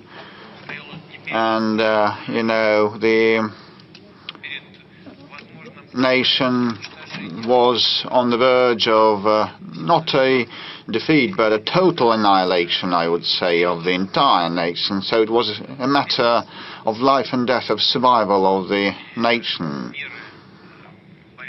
And the measures and policies taken to win were rigid, tough, and sometimes cruel.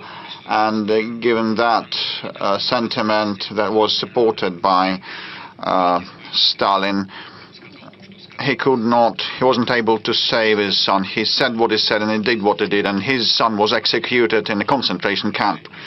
And Field Marshal Pauls was used during the Nuremberg trial, and no one expected to see him when he entered the courtroom. With respect to Biden, you know, he's a politician, so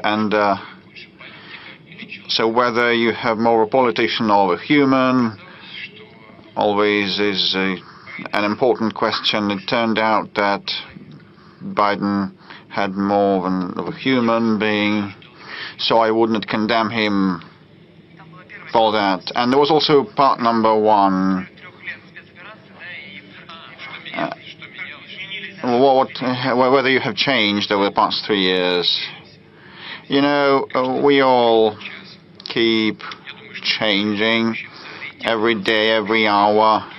All the visitors of this room, all the streamers, we are in a flux, and those 2-something years have been, a tribulation for everybody, for the entire country, and for myself.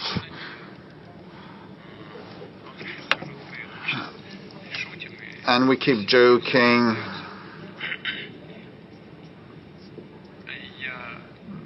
Despite that it has been a trial. And I almost ceased laughing, and I now joke much less. And there is also one more circumstance. I started improving the skills that I have in the search of key points and issues, and my concentration capability to resolve them. The opposite sector, I can see RBC news outlet. Will you pass the mic? Polina Himshashvili, RBC, as a follow-up on the question, you said that you now laugh and smile less. Could we return to February 2022? Would have changed your mind? Well, it is a hypothetical question. Had we had a chance to go back, looking with hindsight, knowing what is happening now, I would have thought probably back in 2022, I would have thought that the decision made in early 2022 ought to have been taken earlier. This is number one. And number two, well, we ought to have started getting ready for those developments and the special military operation before. And those the Crimean developments were kind of off the cuff, offhand, impromptu. And the 2022 also we started because we could not tolerate it anymore and wait for the situation to deteriorate further. And the Kiev authorities stated directly in so many words that they would not implement and fulfill the Minsk set of measures, and they claimed to obtain the WMD, and we figured out that we had been deceived with respect to the Minsk arrangements, and the massacre had lasted for 8 years, and they just dropped it aside. And we saw that the military stationing of those territories began, and the annihilation of all things related to Russia began, and we could not carry on like that anymore. They compelled and forced us. Had we known in advance what would happen, we would have prepared in a systemic, real, serious way. This is what I would have thought. Dear friends, we've been working for more than 4 hours. We've exceeded the 4 hours duration. Let's allow these colleagues. Ura, daughter, will you please stand up, lady? Pass the mic. Thank you, Mr. President. Ekaterina Lazareva, Ura News Agency. You have mentioned some of the European leaders So I would now ask the following. 2025, Russia will mark 80th anniversary since the victory in the Great Patriotic War, and you start inviting international leaders. Well, if we recall, this year France celebrated the Normandy Day, the Normandy landing day, and they didn't invite us. And the Auschwitz anniversary, liberation anniversary, also was celebrated. You were not invited. But have you submitted invitations to the former anti-Hitler coalition representatives to attend this future forthcoming anniversary? Is it important for you to see US, France and Great Britain represented? As regards inviting us to events, we do not seeking anything like that.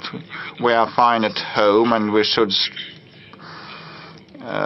strengthen ourselves, and this is the overarching policy of ours. And second, we will never forget the sacrifice suffered by our nation and brought to the altar of the victory. We will never forget that.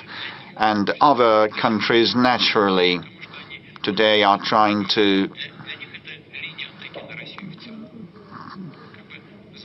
pass that into oblivion. This is part of their anti-Russian campaigning.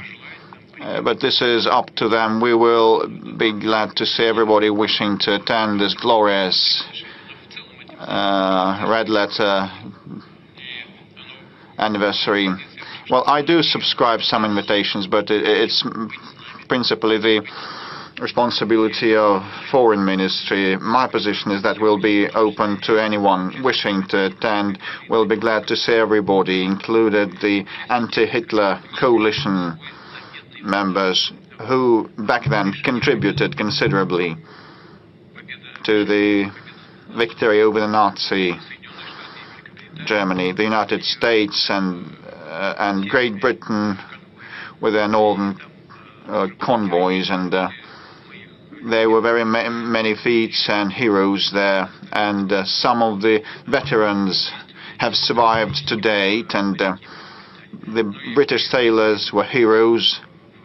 And when they disembarked in France, in the north of France, the Americans also acted in heroic ways, but their casualties and their participation, their contribution is not comparable to ours. And the Soviet Union lost 27 million, the United States 500,000 people only, the United Kingdom less than 400,000 people. In the First World War they lost 1.5 million.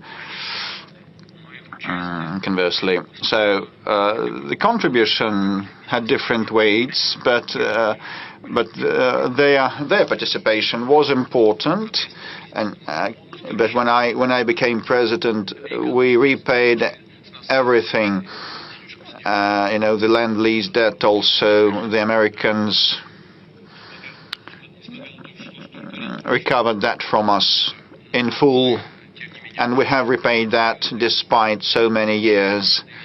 But we appreciate the contribution of the allies, and we'll be glad to share the joy of victory with them. We have lots of questions still. Let's ask someone in the room.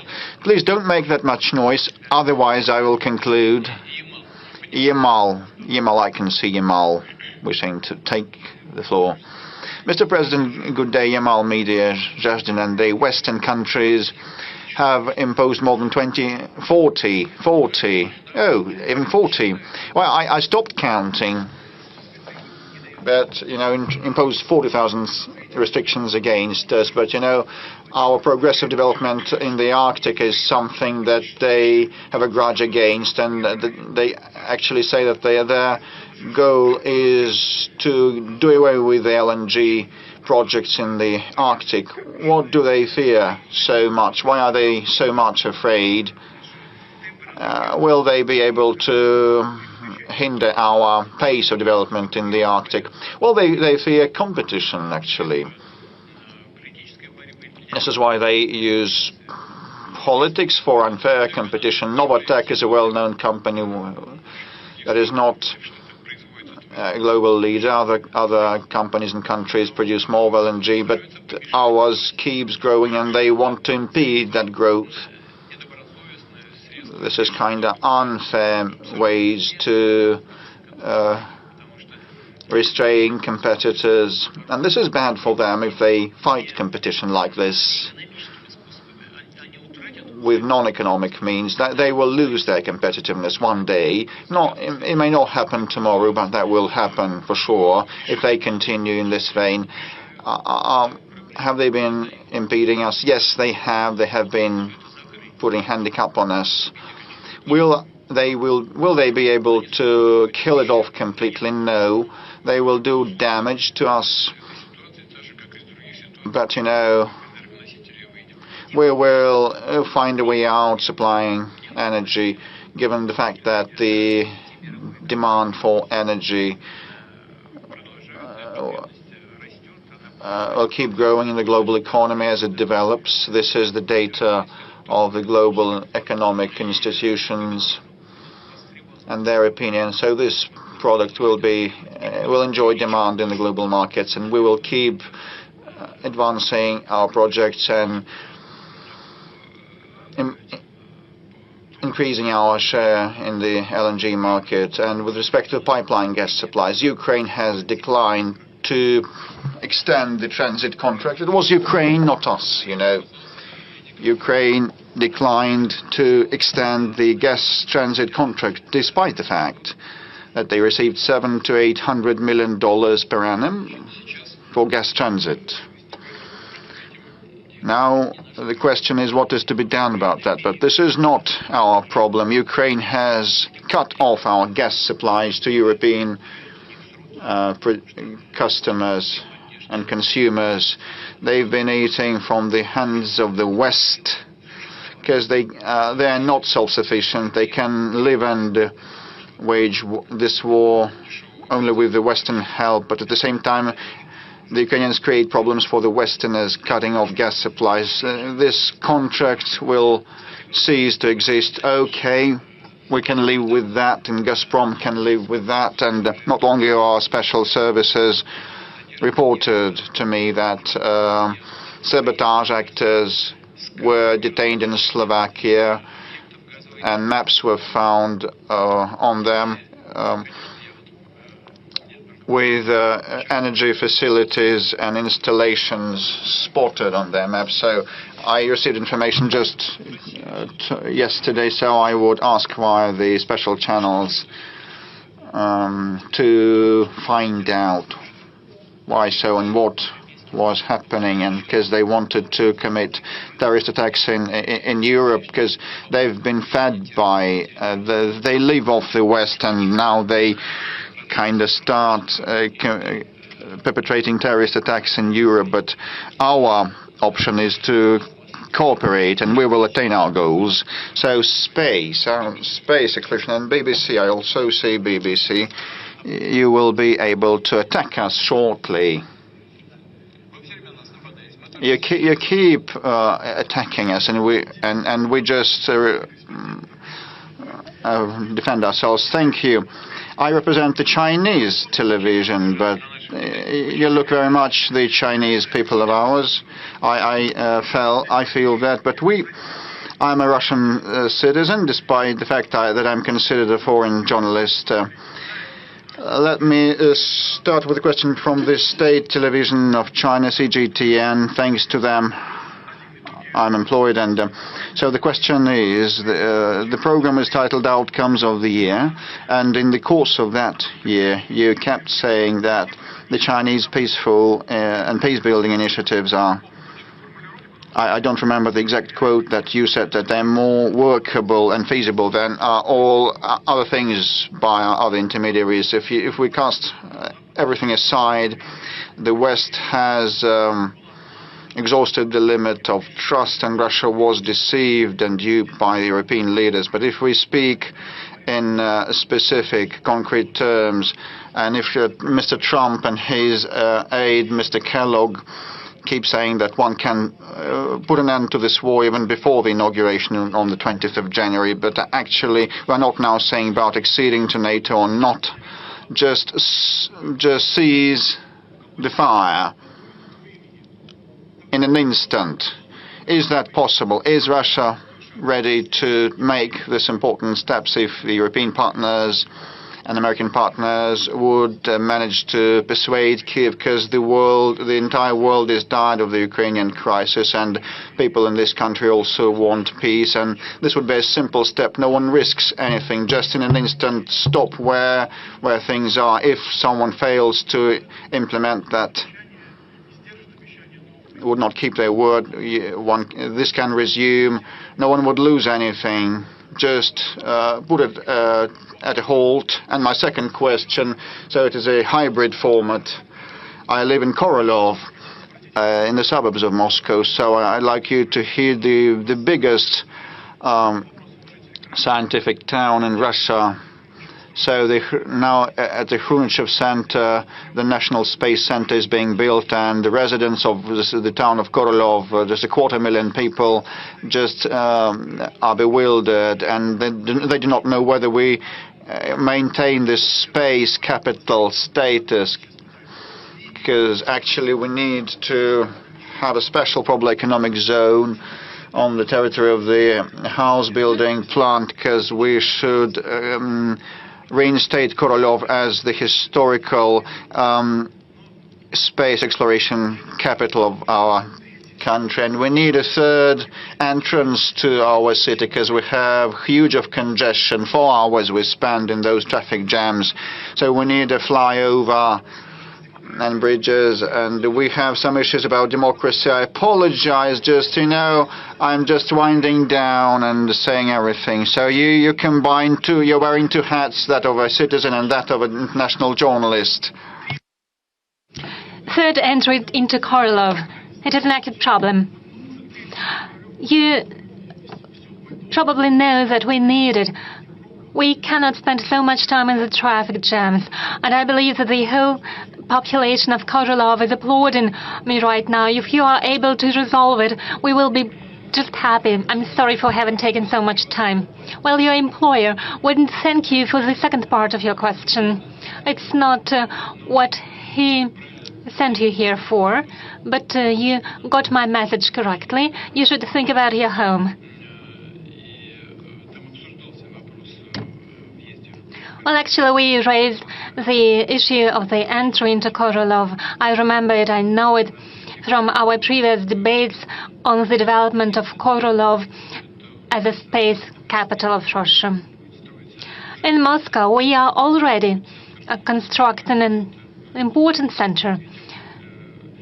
It is important for the development of the space industry, but the town of Korolyov is a recognized center of space industry. I'm not going to go into detail, but Korolyov, as a scientific town, undoubtedly deserves its due attention. I'll necessarily raise this issue with my colleagues, with those who deal with aviation and with space.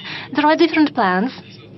The idea of establishing a special economic zone does have its justification and its reasons. I'm not going to pronounce the final judgment, but it is something we have to think about.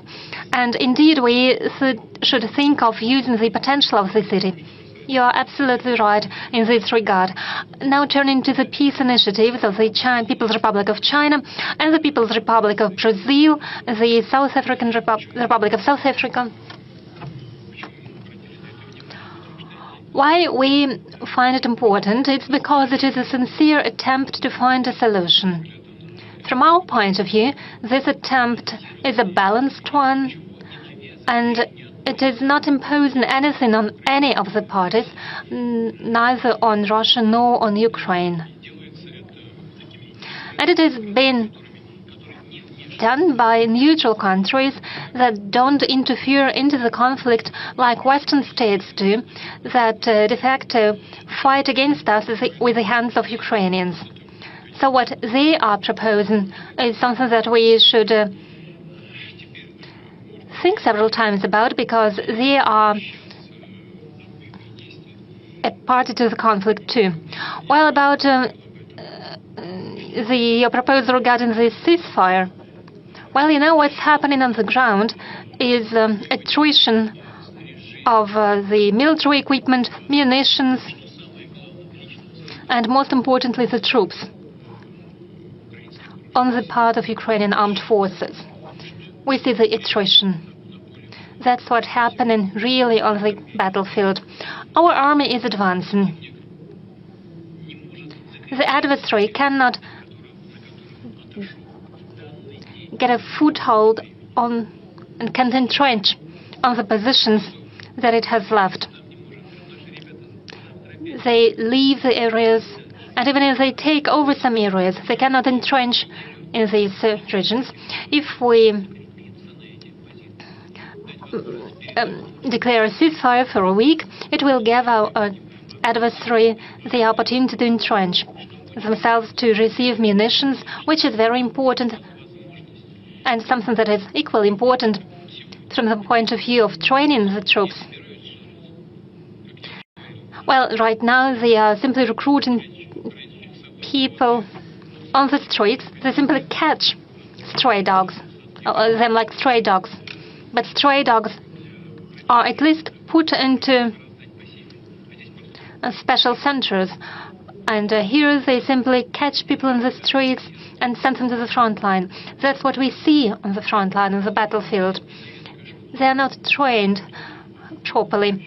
It's not how soldiers were trained during the Soviet times. Even those who received trainings in the Western countries cannot be compared to those who had been trained in Soviet times, because they are prepared and trained by those who have never been on the battlefield. So how can they train others? So a long ceasefire, relatively long ceasefire period, will give an adversary the time for training and retraining of personnel. In the battalions, they have 35% of the troops, of the necessary troop numbers. So they'll receive time to re-equip their divisions. What we need is not a ceasefire. Instead, we need a lasting peace with guarantees for the Russian Federation. It is a complicated question how we can ensure these guarantees, but we could think about it. As for short-term ceasefires, it was a proposal by the Prime Minister of Hungary, Mr. Orban. That's what he said. I hope Victor will not be angry with me if I reveal at least one part of our conversation. He said, "What would it cost to you if you announced to declare a ceasefire for at least a day or two?"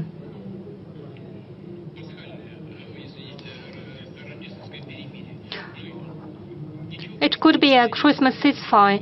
The adversary will not be able to accomplish anything with these 2 or 3 days. And I said, yes, probably you are right, but would you first talk to the Ukrainian side? At least 3 times did we agree to similar actions when it came to the navigation in the Black Sea, when it came to the energy infrastructure, and so on and so forth. Erdogan made proposals. Ask your president. He was a mediator, and as a mediator, he made a proposal. I said, I need time to think about it. Next day, I called him, and I said, okay, we agree. But next day, head of the Ukrainian regime said, no ceasefire, no talks. I called later on Erdogan, and he says, well, those are our partners. And now I asked Orban. He suggested a Christmas ceasefire, and he also proposed a prison exchange. I didn't say no. I said, well, I will have to think about it in principle, but go and ask them. He went and asked them. Next day, head of the regime said there would be no ceasefire and no prisoners exchange. That's the answer to your question. We've been on air for more than 4.5 hours. We are going to an end. Now, what is the BBC? They promised to attack us. Well, they do so without any promises. That's what they receive money for. Exactly 25 years ago, Boris Yeltsin resigned office, and he handed over the power to you, and he told you stay on guard. 25 years later, would you say you have succeeded in it? Because from our part, we see significant losses during the so-called special military operation that you have declared. We see Ukraine soldiers in the Kursk region. You criticize the NATO expansion and enlargement, but there is now a greater NATO presence at the Russian borderline. I mean in Sweden and Finland, we have demographic and economic problems. What do you think? Have you succeeded? Yes, I believe I have. I believe we have moved away from the brink of an abyss, because what happened to Russia before that and after that was leading us to a complete and total loss of our sovereignty. And without sovereignty, Russia cannot exist as an independent state. I would like to draw the attention to what you said about Boris Yeltsin. It looked good. One patted him on his shoulder. One preferred not to notice when he drank a bit more than he should. And he was warmly received in all Western circles. But when he raised his voice to protect Yugoslavia, when he said that it contradicted international law in the UN Charter, as soon as he said that it was unacceptable in modern Europe to attack Belgrade, the capital of a European state, without any sanctions imposed by the UN Security Council, immediately was he persecuted, and immediately one started criticizing him. Don't you remember it? And I've done my utmost to make sure Russia is a sovereign and independent power that is capable of taking decisions in its interest and not in the interest of those states that tapped it on the shoulder in order to use it for their own purposes. It's where I could stop my answer. I understand that you provided many arguments to substantiate your point of view. You mentioned inflation. Yes, we have inflation. We are going to fight against it. But we have good economic growth. We rank number 4 worldwide in terms of purchasing power parity. Please share it with your audience. We rank number 1 in Europe. We have left the UK behind. But we are ready to work with the UK if the UK wants to work with us. But if it's not the case, we can do without it. We can do without our former allies in the anti-Hitler coalition. Mr. President, there are many questions from the Russian citizens, so I suggest that we move on to the Blitz format. Do you have a personal dream? Of course I do. But it is a personal dream. May I please keep it to myself? A question from social networks. Alexandra Okupova asks, are you a happy person? Do you think it is a question for a Blitz? Shall I say yes or no? Well, how can I put it? Yes or no?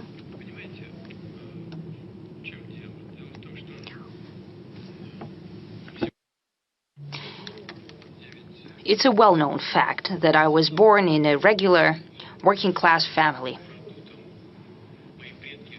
As for my forefathers, they used to cross the Danube River, and I have a document that says that one of my forefathers was awarded the St. George's Cross for that.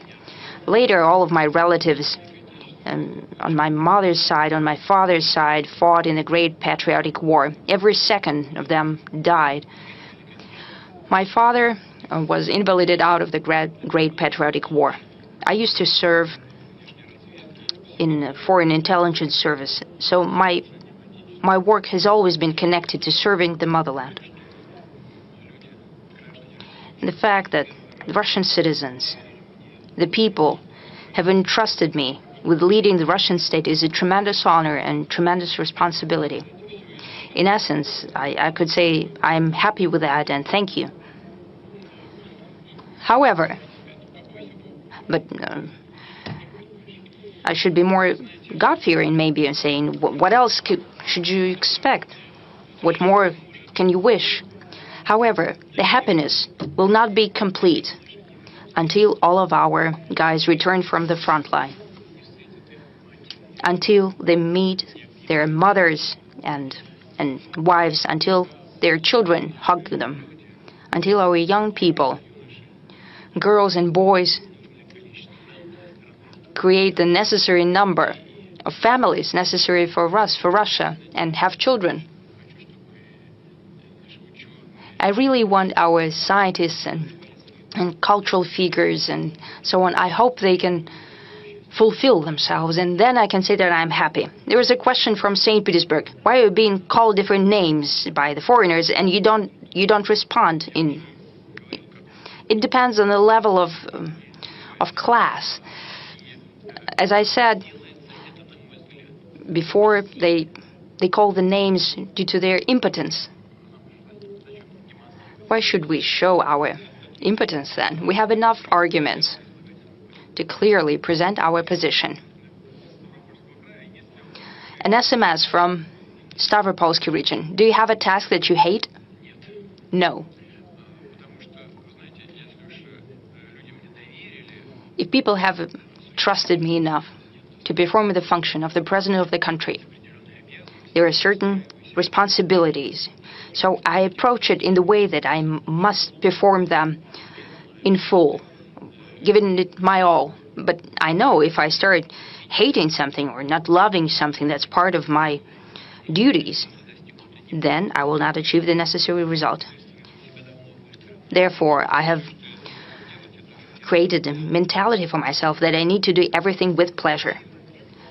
Novgorod region, whose portrait you have in your office? I don't have a portrait. I have an icon in one of my working offices. In another one, I have a bust sculpture of Lomonosov. Would you give political refuge to Zelensky because he will need it very soon? I don't think he will need it. It is quite possible. Well, I don't know how he will act. But quite possible, just like some people from the supreme leadership of Ukraine, they have traveled abroad. And quite possibly he will do so. People whose interests he's serving right now will take care of him. But if he appeared out of somewhere, like a jacket from a box, well, Russia does not refuse anyone.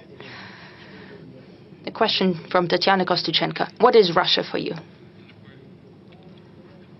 This is a comprehensive question.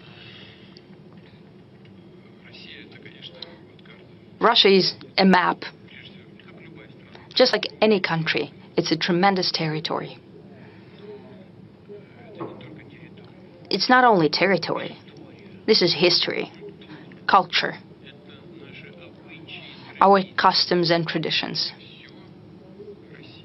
All of it is Russia. However, the most important thing is people.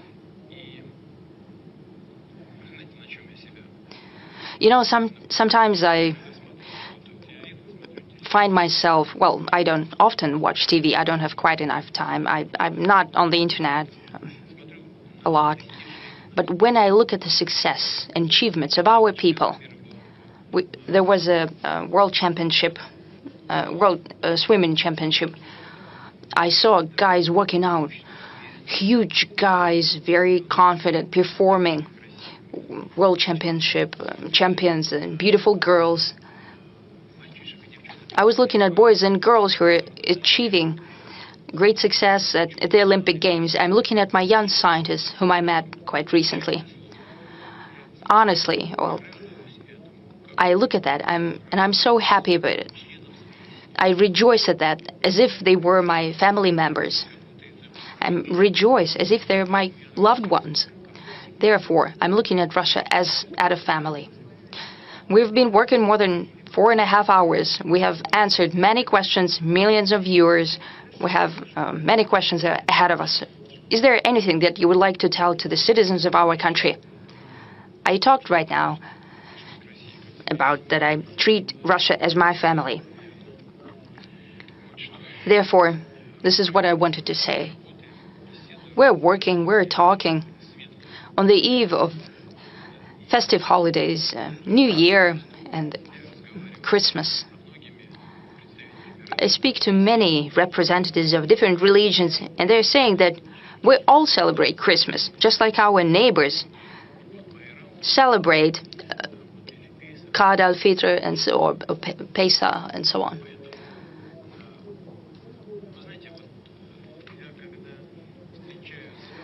You know, when I meet with the representatives of different religions, I ask them, when you talk to people, just a regular conversation, what do people tell you? What do they regret? It's not naturally the secret of convention. But you know what people regret? They did not spend enough time with children, or did not dedicate enough attention to children. On the eve of the New Year, which is a family holiday, and especially Christmas, I would like to wish everyone to dedicate more attention to your loved ones. I would wish to all of you success and well-being and health. Thank you.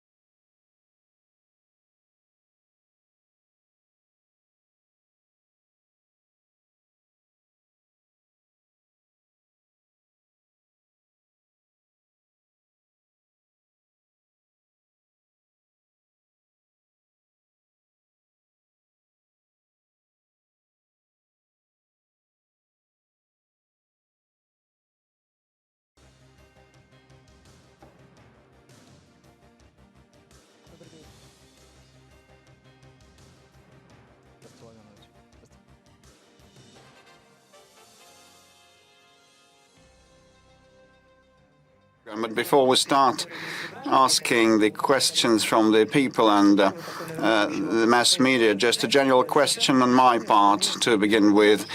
We feel that the world has either gone crazy or is going mad.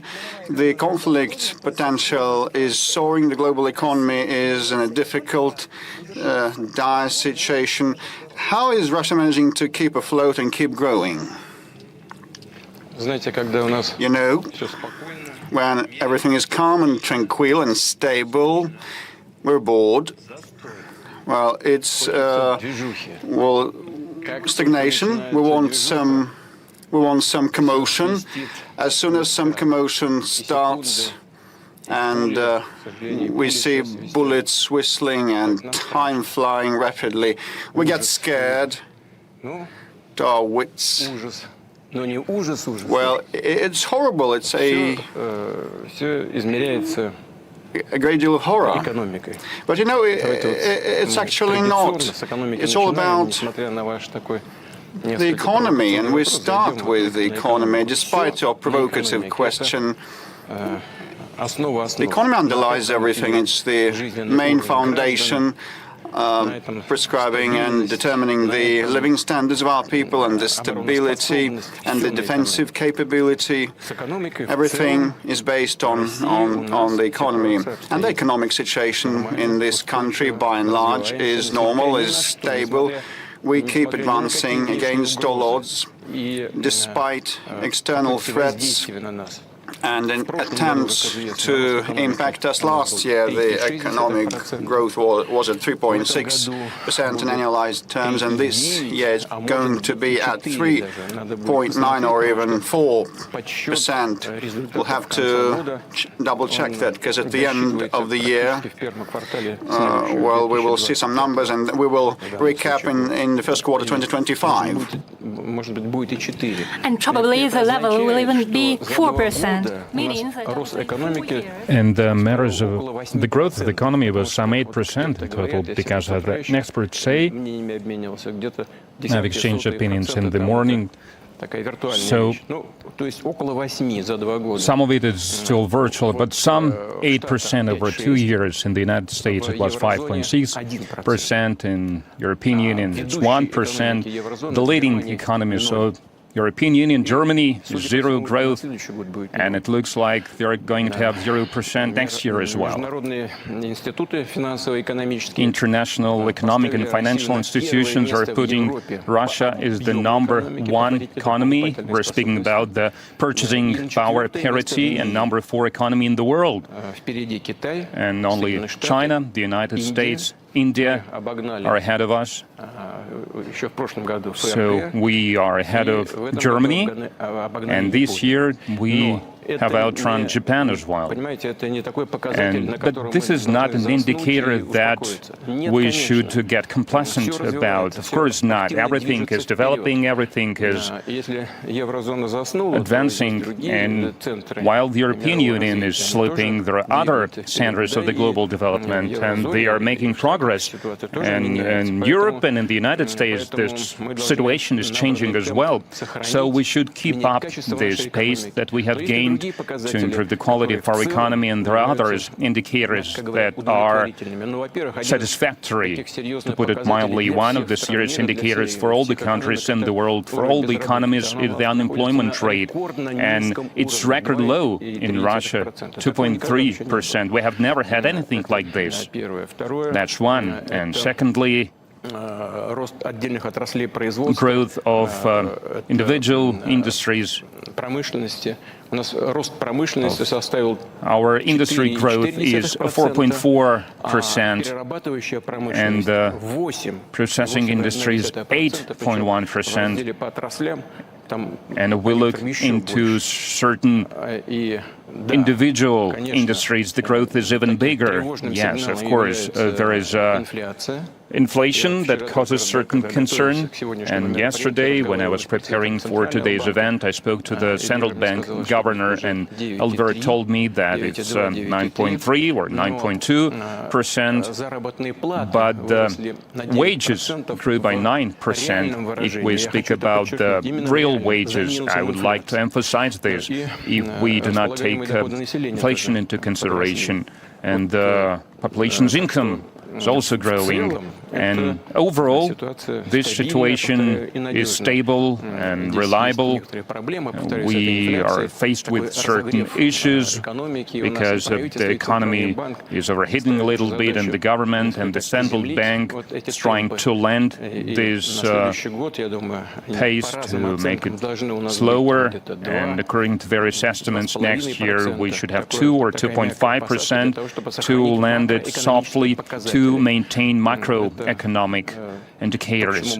That's what we are going for, striving for, and we will speak some more about this during today's conversation, but the situation is stable and reliable. There is one clarifying question, if you allow.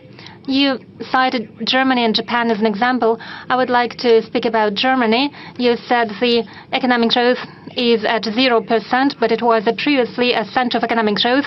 Does it have to do with the politics and the sovereignty? Because recently at the Russia Calling Forum, you said that when you celebrated the Gerhard Schröder's anniversary, all songs were sung in English, and there were no German songs. Yes, they were. It was a long time ago.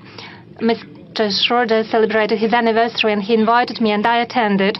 There was a small concert, and everyone sang songs in English, and I said even a choir of girls from Hanover presented songs in English, but there was one troupe that sang songs in German. It was the Cuban Cossack choir.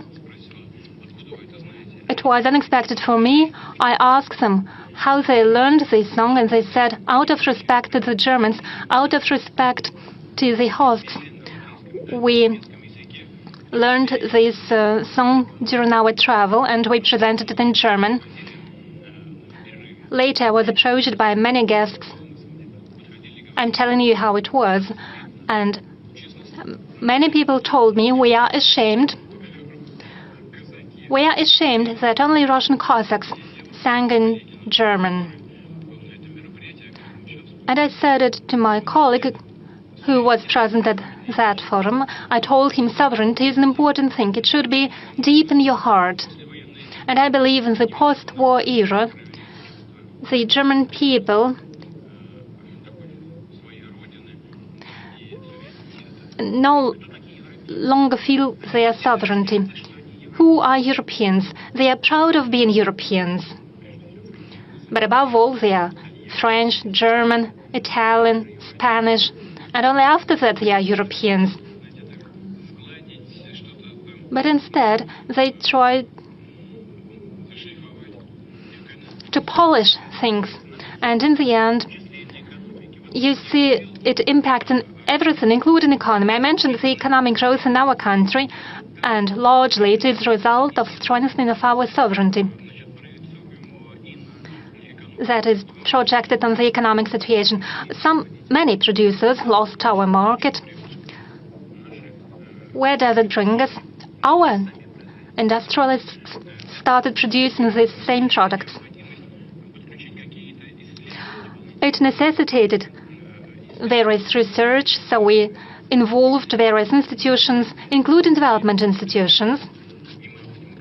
And on the whole, it translated into the strengthening of our technological sovereignty.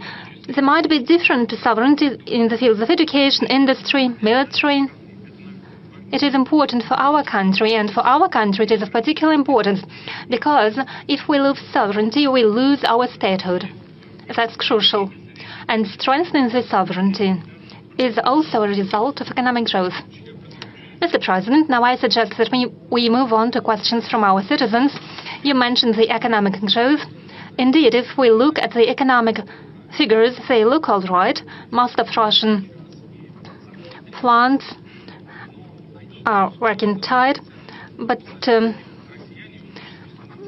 payments are below the inflation. We have made a rating of regions in which citizens asked most questions about price growth. It was in Kamchatka, in Sakhalinsk region, and in the most western region of our country, in Kaliningrad Oblast. And the price growth was a relevant question in Irkutsk. I will add some more figures. Our GigaChat provides us with some statistics. Most popular questions had to deal with price growths of bread, fish, and butter. They also ask about growing fuel prices, and those are just a few question categories that we have seen. And according to Rosstat, the Russian statistics body, we see that fruit and vegetable prices have grown by 3.4% over the past week. In particular, cucumbers got 10% higher, and the price grew by 43% over the past 10 months since November. Those who are following our work via internet may know that when I spoke about the economic growth, the price growth, and high inflation rate, but apart from that, there is income growth and the growth of salaries.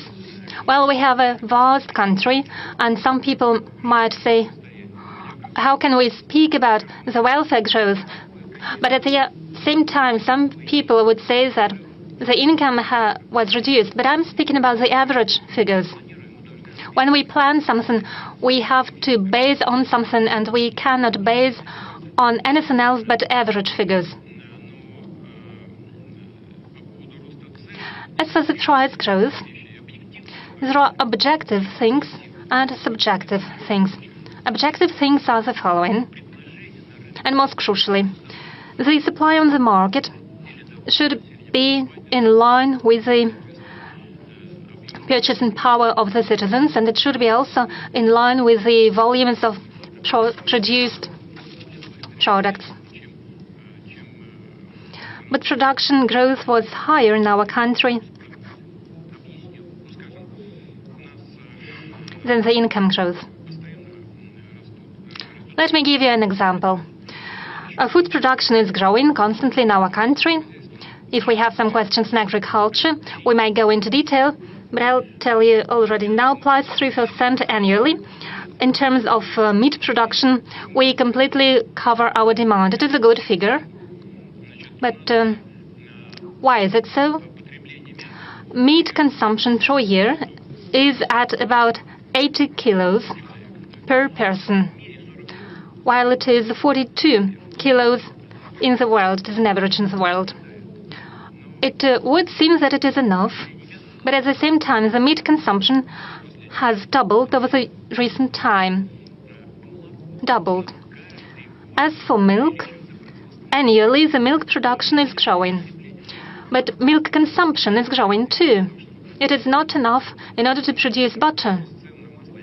And I know that the growth of butter prices amounts to 33–34% in some regions, and it might be even higher in other regions.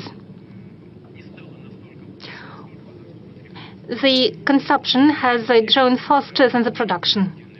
There is a second objective reason, yes, and we have to change the situation in the industry.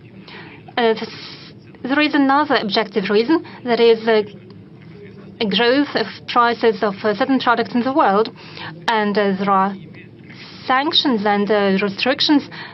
They are not playing a decisive role, but they have their impact because they make logistics more expensive. And there are objective reasons too. Like some experts believe that the central bank could be more effective and efficient, and it could have started using certain instruments not related to the growth of interest rate a bit earlier. Yes, central banks started doing so in summer, but according to some experts, it should have been and could have been done a bit earlier. There are lots of reasons. I'm not going to list all of them and bore our audience with all these considerations related to various ways of regulations by the central bank. As for the government, it is working efficiently. I'm quite satisfied with its performance, and it is doing a lot. When it looks into the future, we always should look into the future. Even in the hardest and the most severe times of the Great Patriotic War, we know of such examples. People were looking into the future, and it was the right thing to do, as it turned out later. That's what our government is doing. It sets out national development goals, national projects, and so on. That's great. But it would be not bad to work with the industries, to think about the development of certain industries of such products or for which there is a broad demand. Probably there will be questions related to specific industries, and timely decisions have to be taken. It is an unpleasant thing to say, and it is bad. Price growth is something bad. But I hope that on the whole, while preserving the macroeconomic figures, we'll be able to tackle this as well. Mr. President, we have a mixed format today. The direct line is a press conference, and I suggest that we now give the floor, and we see that the audience is willing to ask questions. Yes, indeed.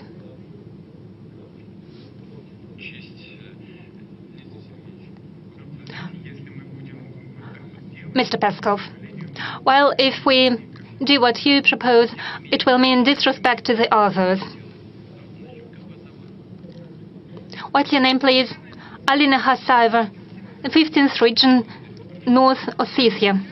In today's realities, the human rights potential is a very important issue in North Caucasus. There are many educational institutions preparing military experts, particularly the North Caucasus Military Institute. It is a legendary institution. 7 alumni are heroes of the Soviet Union. Some of them are heroes of Russia. They continue to perform military tasks of our country. Anatoly Kulikov is one of alumni, and one of the most recent alumni is Sergei Hayrudinov. He became hero of Russia during the special military operation. Is it possible to revive this military institution that is so relevant and so important, not only in the North Caucasus, but in the whole Russia? Thank you, Alina, for this question. This is a very good question. Please don't be cross with Alina. Why? Because North Ossetia has always been at the forefront for Russia in this regard in the Caucasus. And throughout the times, it's proven to be useful in performing this high duty. And we know how the citizens of the Republic treat their motherland and their homeland. They have always defended the motherland. They have always performed this function nobly and with great success. You spoke about the decrease of the number of military vocational institutions. It's not about just closing it down in Ossetia. It's a thing that the network for military colleges in general, as the military specialists and the defense ministry thought it was out of proportion. There was no need for such a number of specialists for such an army as the Russian army, as it used to be. Now we're increasing the army in the numbers as well as a number of other institutions up to 1.5 million people. I cannot say that we will do that tomorrow, but we will work on it. That I can promise. Thank you. Working with the audience, let's go back to the center. Idar Tas, please, you have the floor. The mic, please, to the center. Thank you. Mikhail Petrov, TASS Editor-in-Chief. Before asking the question, Mr. President, I would like to thank you. This year, TASS is celebrating 120 years. We're the oldest information agency of the country. This year, in August, you have signed a decree to award the Order of Honorable Labor to our institution, and I would like to thank you for this. This is a high evaluation of our work. Thank you. As for the question, I think it concerns everyone today, I guess. When, during the Great Patriotic War, TASS were relaying the information from the front, I think it happened the same way as our guys are now working in a special military operations zone. They're also worried about that. What is your take on the course of the special military operation that's been going on for 3 years now? Is the victory any closer now? Naturally, I've expected such questions. There are many of them. As for the incoming questions that were coming in the past days, and moreover, I would like to thank you for this. It gives us a chance to show what we're doing there, what's happening, and what our guys are doing at the line of engagement. You know, the servicemen that whom I talk to regularly, they're giving some souvenirs to me. They're giving me their shoulder patches and so on. There's sometimes weapons as a souvenir. And quite recently, the servicemen of 155th Marine Brigade gave me a copy of the military flag, a banner. And we'd like to ask, can we ask someone to help? Could you please come up here? Yes, please. And someone on this side as well. So I have a request for you. Please stand over there, and you over here. And please unfold the banner. On the other way around. The Marines of the Pacific Fleet. I took it with me for a reason. Number one, I wanted to thank the guys for this gift. Second, let's think that this is 155th Marine Brigade. Represents all military banners of our guys fighting right now for Russia, for the motherland. throughout the line of engagement.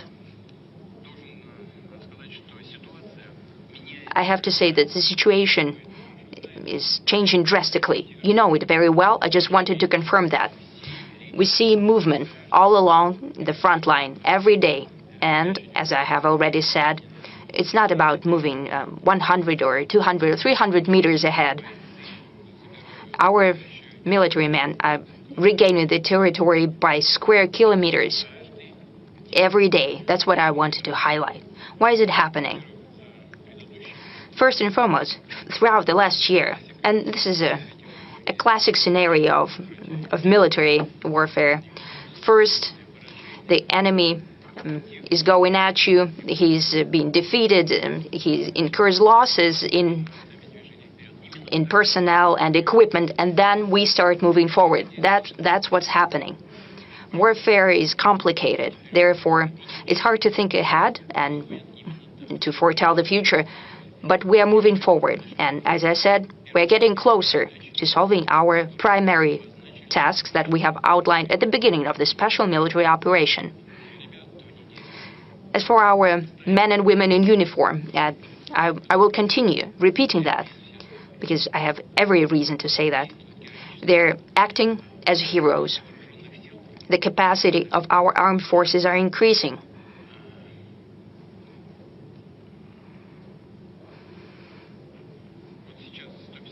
Right now we see the banner of 155th Brigade. It's fighting in the Kursk region. It's pushing the enemy away from our territory. They're not alone. The 810th Pacific Fleet Brigade, 76th and 106th Division of paratroopers, the shooting regiment of the North Caucasus, the motorized brigade, everyone is working there as the heroes. Right now, they're fighting, and let's wish all of them, everyone who is fighting in the Kursk region, all along the line of engagement, we wish them good luck, victory, and for them to return home safely.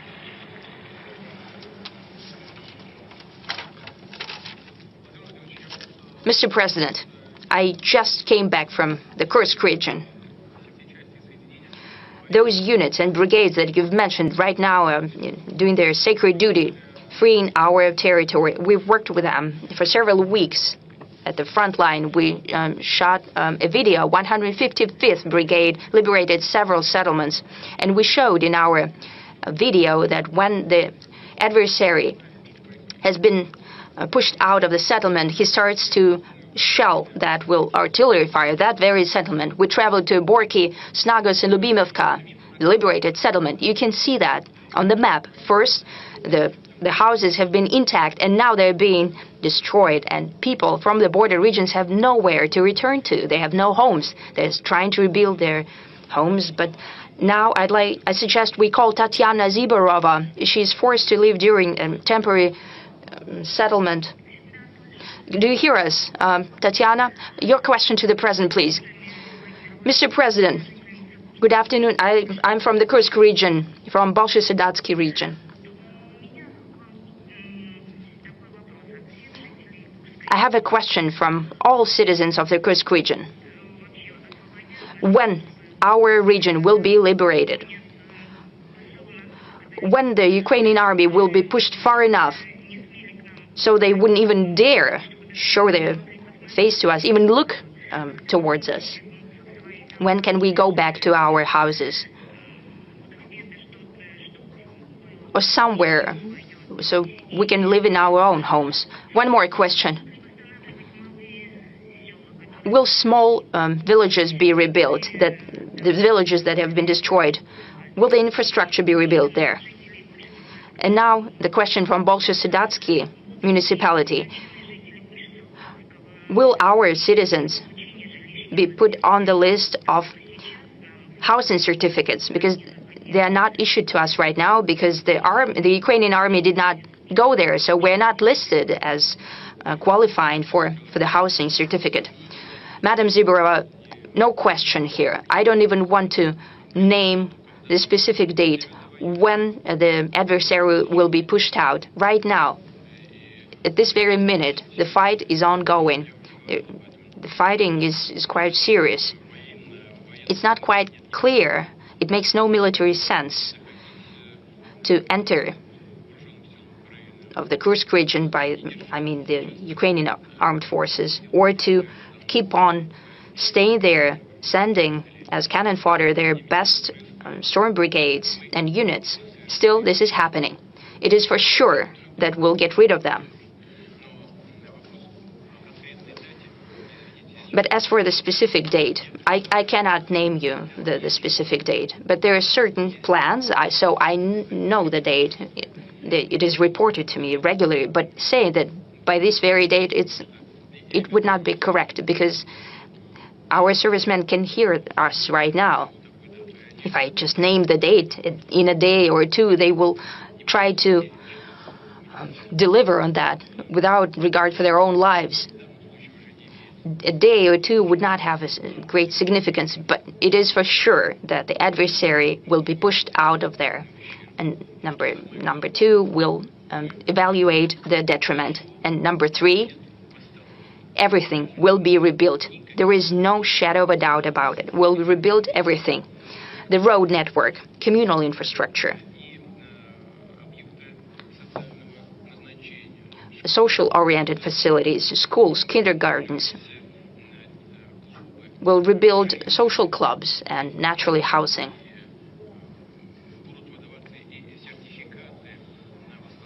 We'll provide certificates to rebuild housing. Those who want to move there, will help them out. Right now, we have allocated already, I think, about 108 billion rubles. The first tranche has already been delivered. The administration will be working throughout all of the holidays. They'll be meeting with people and solving the questions also regarding the housing certificates. There is nothing good about what's happening to you. People are suffering, they have losses and tremendous inconveniences, especially with children and so on. But we'll do everything. Please do not doubt, Madam Zibora. We'll rebuild everything. And everyone who requires housing to be rebuilt, they'll be covered. Everyone will receive everything that they're bound to receive. And I truly expect that the new head of the region, who has been appointed to the Kursk region, he's an experienced person who knows how to work with people directly. That's why I appointed him there. He's been working at the State Duma for quite a while. He knows how to work with voters. He's good at it. And I'm sure that it will happen. He will work individually, case by case. Mr. President, our servicemen who right now are liberating the Kursk region do not have the status of the participant of the special military operation. Why? Because they're participants of the counterterrorism operation. It has an impact on the payments that they receive. We received several appeals, mainly by the wives of the servicemen. My husband is serving at an assault brigade in the Kursk region, and he's taking part. He received 42,000 rubles in November, though he's at the front line. Some servicemen do not receive payments for 3 months already, since they're in the counterterrorism zone, not in the special military operations zone. Yet another appeal. Kursk region servicemen receive 25,000 per month, not 210,000 rubles as promised by the Defense Ministry contract. Can it be amended? Yes, it can and it must be. This is my shortcoming. This is unexpected for me. I know what is said here. Our servicemen, who used to fight at different parts of the front line, they're participants of the military action, and if they have been moved to the Kursk region, they're bound to receive them. I think I'll check it. Possibly there used to be a category that was not at the line of engagement, and then they landed in the Kursk region. Possibly they were not certified as the category of participants of the special military operation. Honestly, I didn't even think about it. So, my apologies. All of that is going to be corrected. It's a pity that the defense ministry overlooked that because it's their responsibility, but we're going to sort this out and everyone is going to get everything they're entitled to. And the military who are performing their duty at the line of engagement will get everything. And we will recalculate everything retroactively. There should be no doubt about that. Yes, I know personally military who are waiting for that. I want them to hear me. Rest assured, and your families, rest assured that everything is going to be recalculated, everything that you're entitled to, everything you'll get. Mr. President, you said that the armed forces of Ukraine are basically sending their brigades as cannon fodder to the Kursk region, and we can see that. We see so many bodies of their military they have abandoned, and there's a lot of NATO military equipment left there, Leopards and Abrams and Bradleys. So basically, Kursk region serves as the concentration, like a graveyard, the biggest in the world for NATO military equipment. That very well may be the case because the amount of military equipment in Kursk region is almost the same as the military equipment of the armed forces of Ukraine that had been destroyed over all of the last year in the territory of Ukraine. So I would also like to ask you whether they will get reward for the military equipment that they have managed to destroy. Are there any problems with that? Well, yes, the situation is grave. Yes, I know that the defense ministry is listening to this press conference. Everything is going to be done, and no one should have any doubt as to that. Maybe we'll move to the room, to the audience. Very well. Since we're talking about the military sphere, let's go to Zvezda TV channel. Konstantin Karkoveshnikov, Zvezda TV channel. I have to ask you about the statements we've been hearing from you over the last several weeks. You spoke about the first military test of Oreshnik. It seems as if it is a perfect weapon, even though in the West it's still dubbed as a modification of an old Soviet missile, saying that the air defense system can bring it down even at the moment of launch. Can you comment on that? And what about the sense behind the name of this Oreshnik? Because there are different theories as to why it received this name. First, whether that is an old weapon or new weaponry, it's a cutting-edge type of weapon. Of course, anything that is being done anywhere is based upon previous achievements, and then we make a step forward. And the same thing applies to Oreshnik. Yes, there were certain developments in the past, some of them dating back to the new Russian history, and based on that groundwork, our researchers and scientists have been thinking what else they can do. They talked to the client, namely the defense ministry, and it was even brought up to my level, and I weighed in on the final decision on whether this new missile has to be produced and in what volume. This is a new weaponry, short range and intermediate range missile. You said that several experts in the West believe that it can be easily intercepted and destroyed, especially at the moment of launch. What can I say to these experts? The thing is, there are different types of air defense systems, because you should know that there are Patriot air defense systems, which there are also THAAD systems. I don't know whether they have those in Ukraine. Maybe if Americans want, they can supply those systems. Let them. It's similar to our S-400, whereas Patriot is more or less like S-300, whereas this new one, high altitude, air defense system is more or less like S-400. Let them do that, and we'll ask our guys in Ukraine to find some good solutions. Well, when I say our guys, I say that without irony, because there are those we can talk to in Ukraine, because there are many people in Ukraine who are dreaming of ridding their country of this neo-Nazi regime. But the thing is, THAD is basically an anti-missile system, and for many years before we had been asking the Americans not to deploy those systems, otherwise we would have to find systems that would allow us to penetrate those systems. You know, we had to come up with the Vanguard system, which is kind of a cruise missile which follows the landscape without going too high.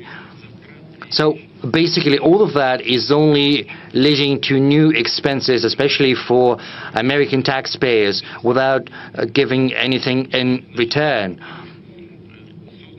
That said, this system has been developed and deployed. There are 2 positions in Romania and in Poland, and there are 24 anti-missiles deployed there.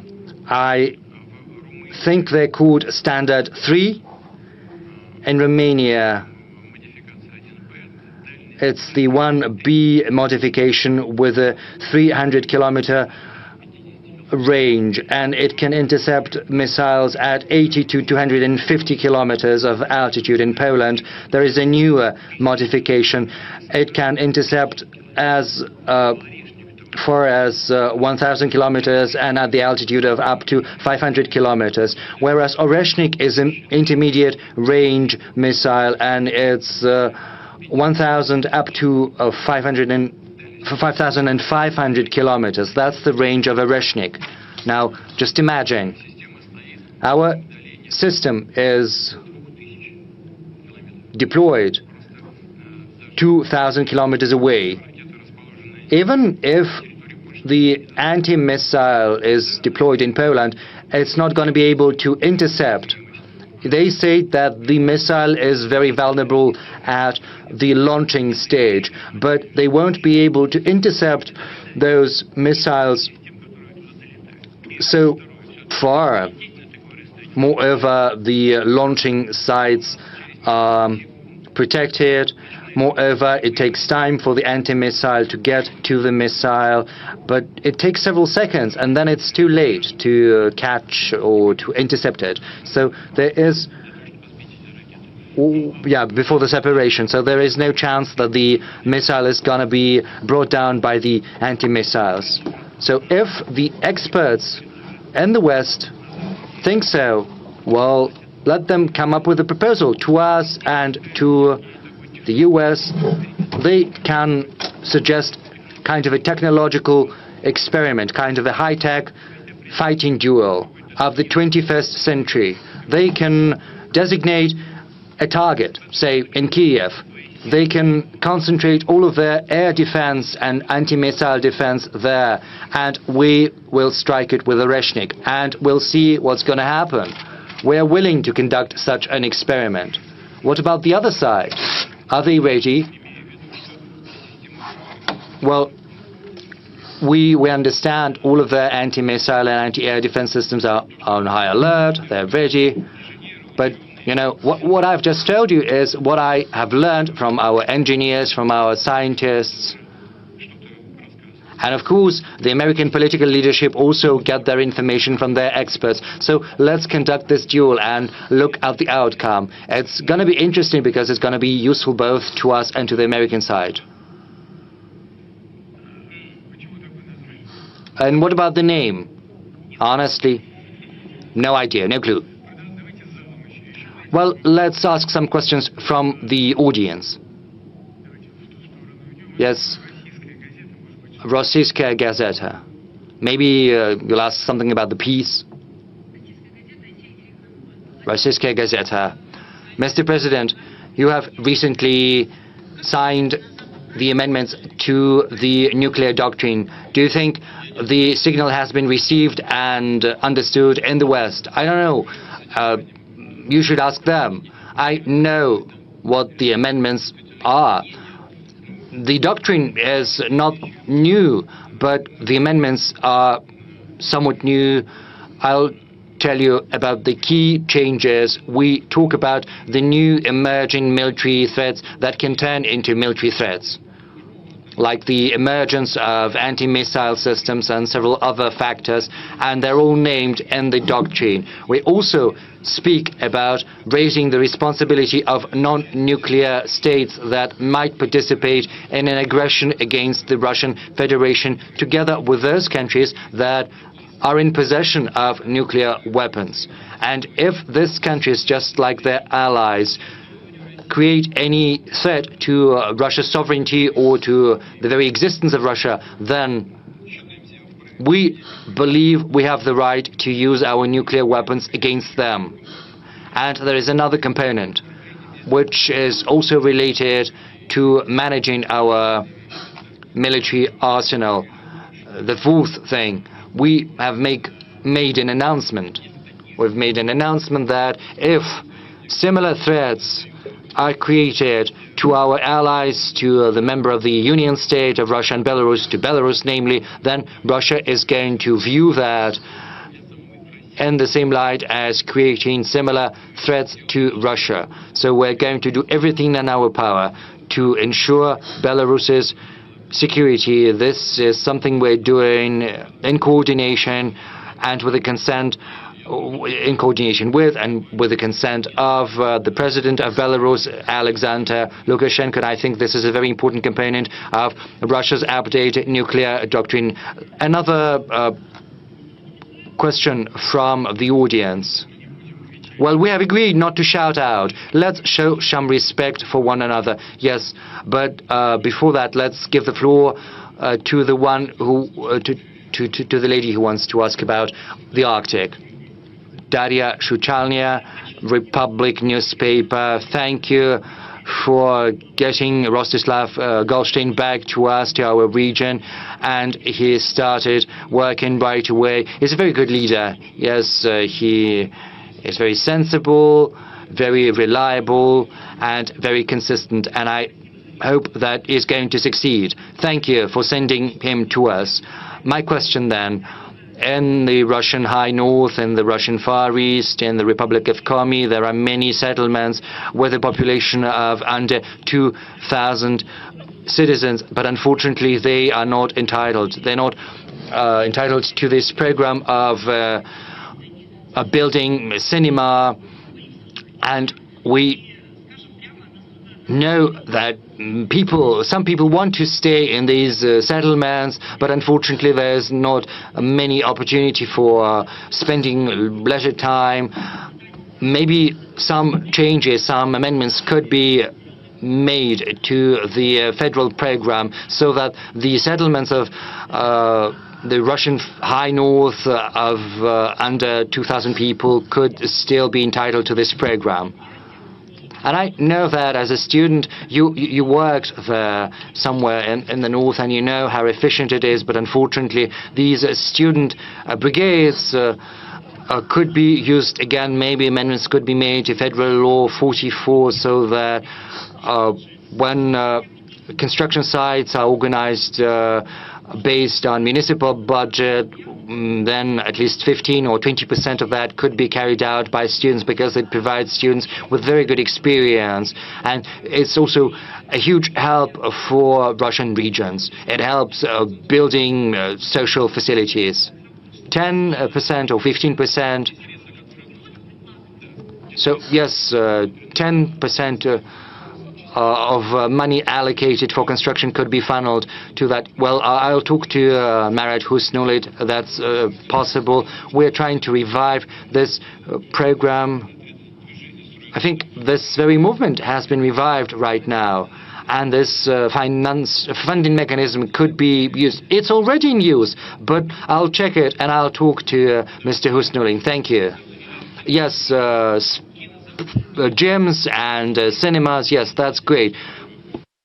It's quite unaccepted. With respect to the Arctic zone, first of all, we have the preferential rate for mortgage at 2%, as well as in the Far East.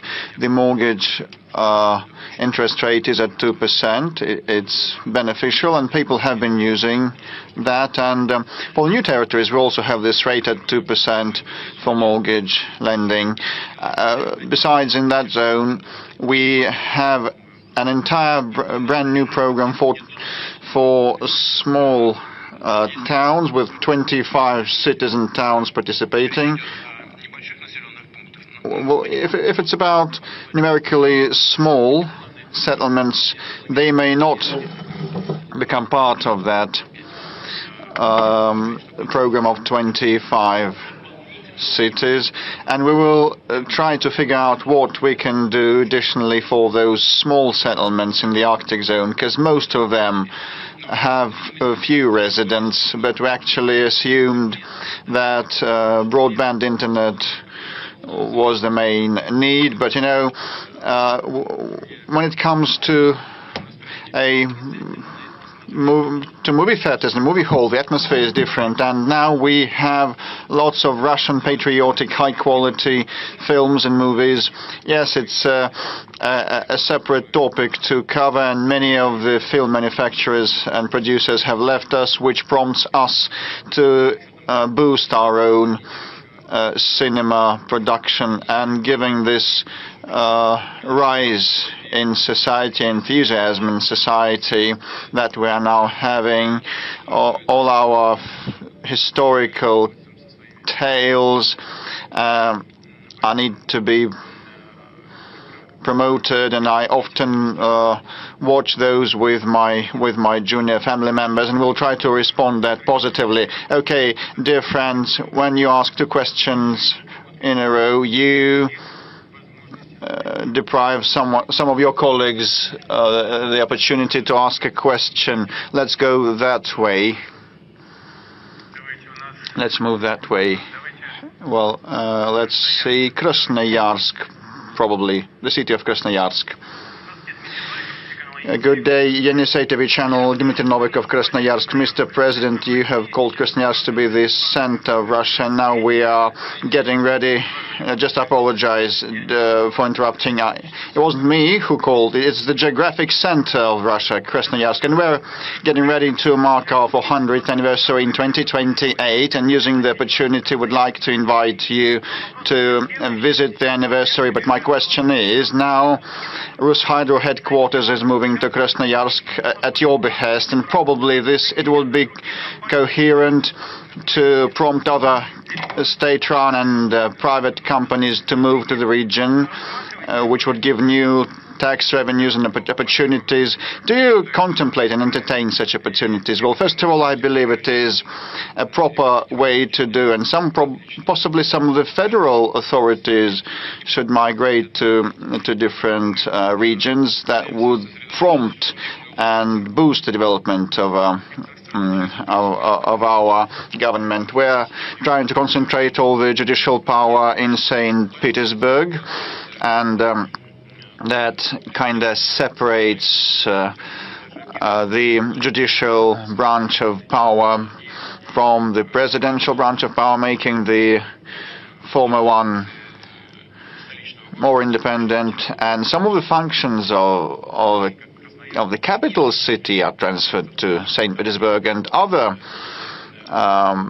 big centers of our country like Krasnoyarsk also need more attention, having more revenue, and companies paying taxes on site, and that would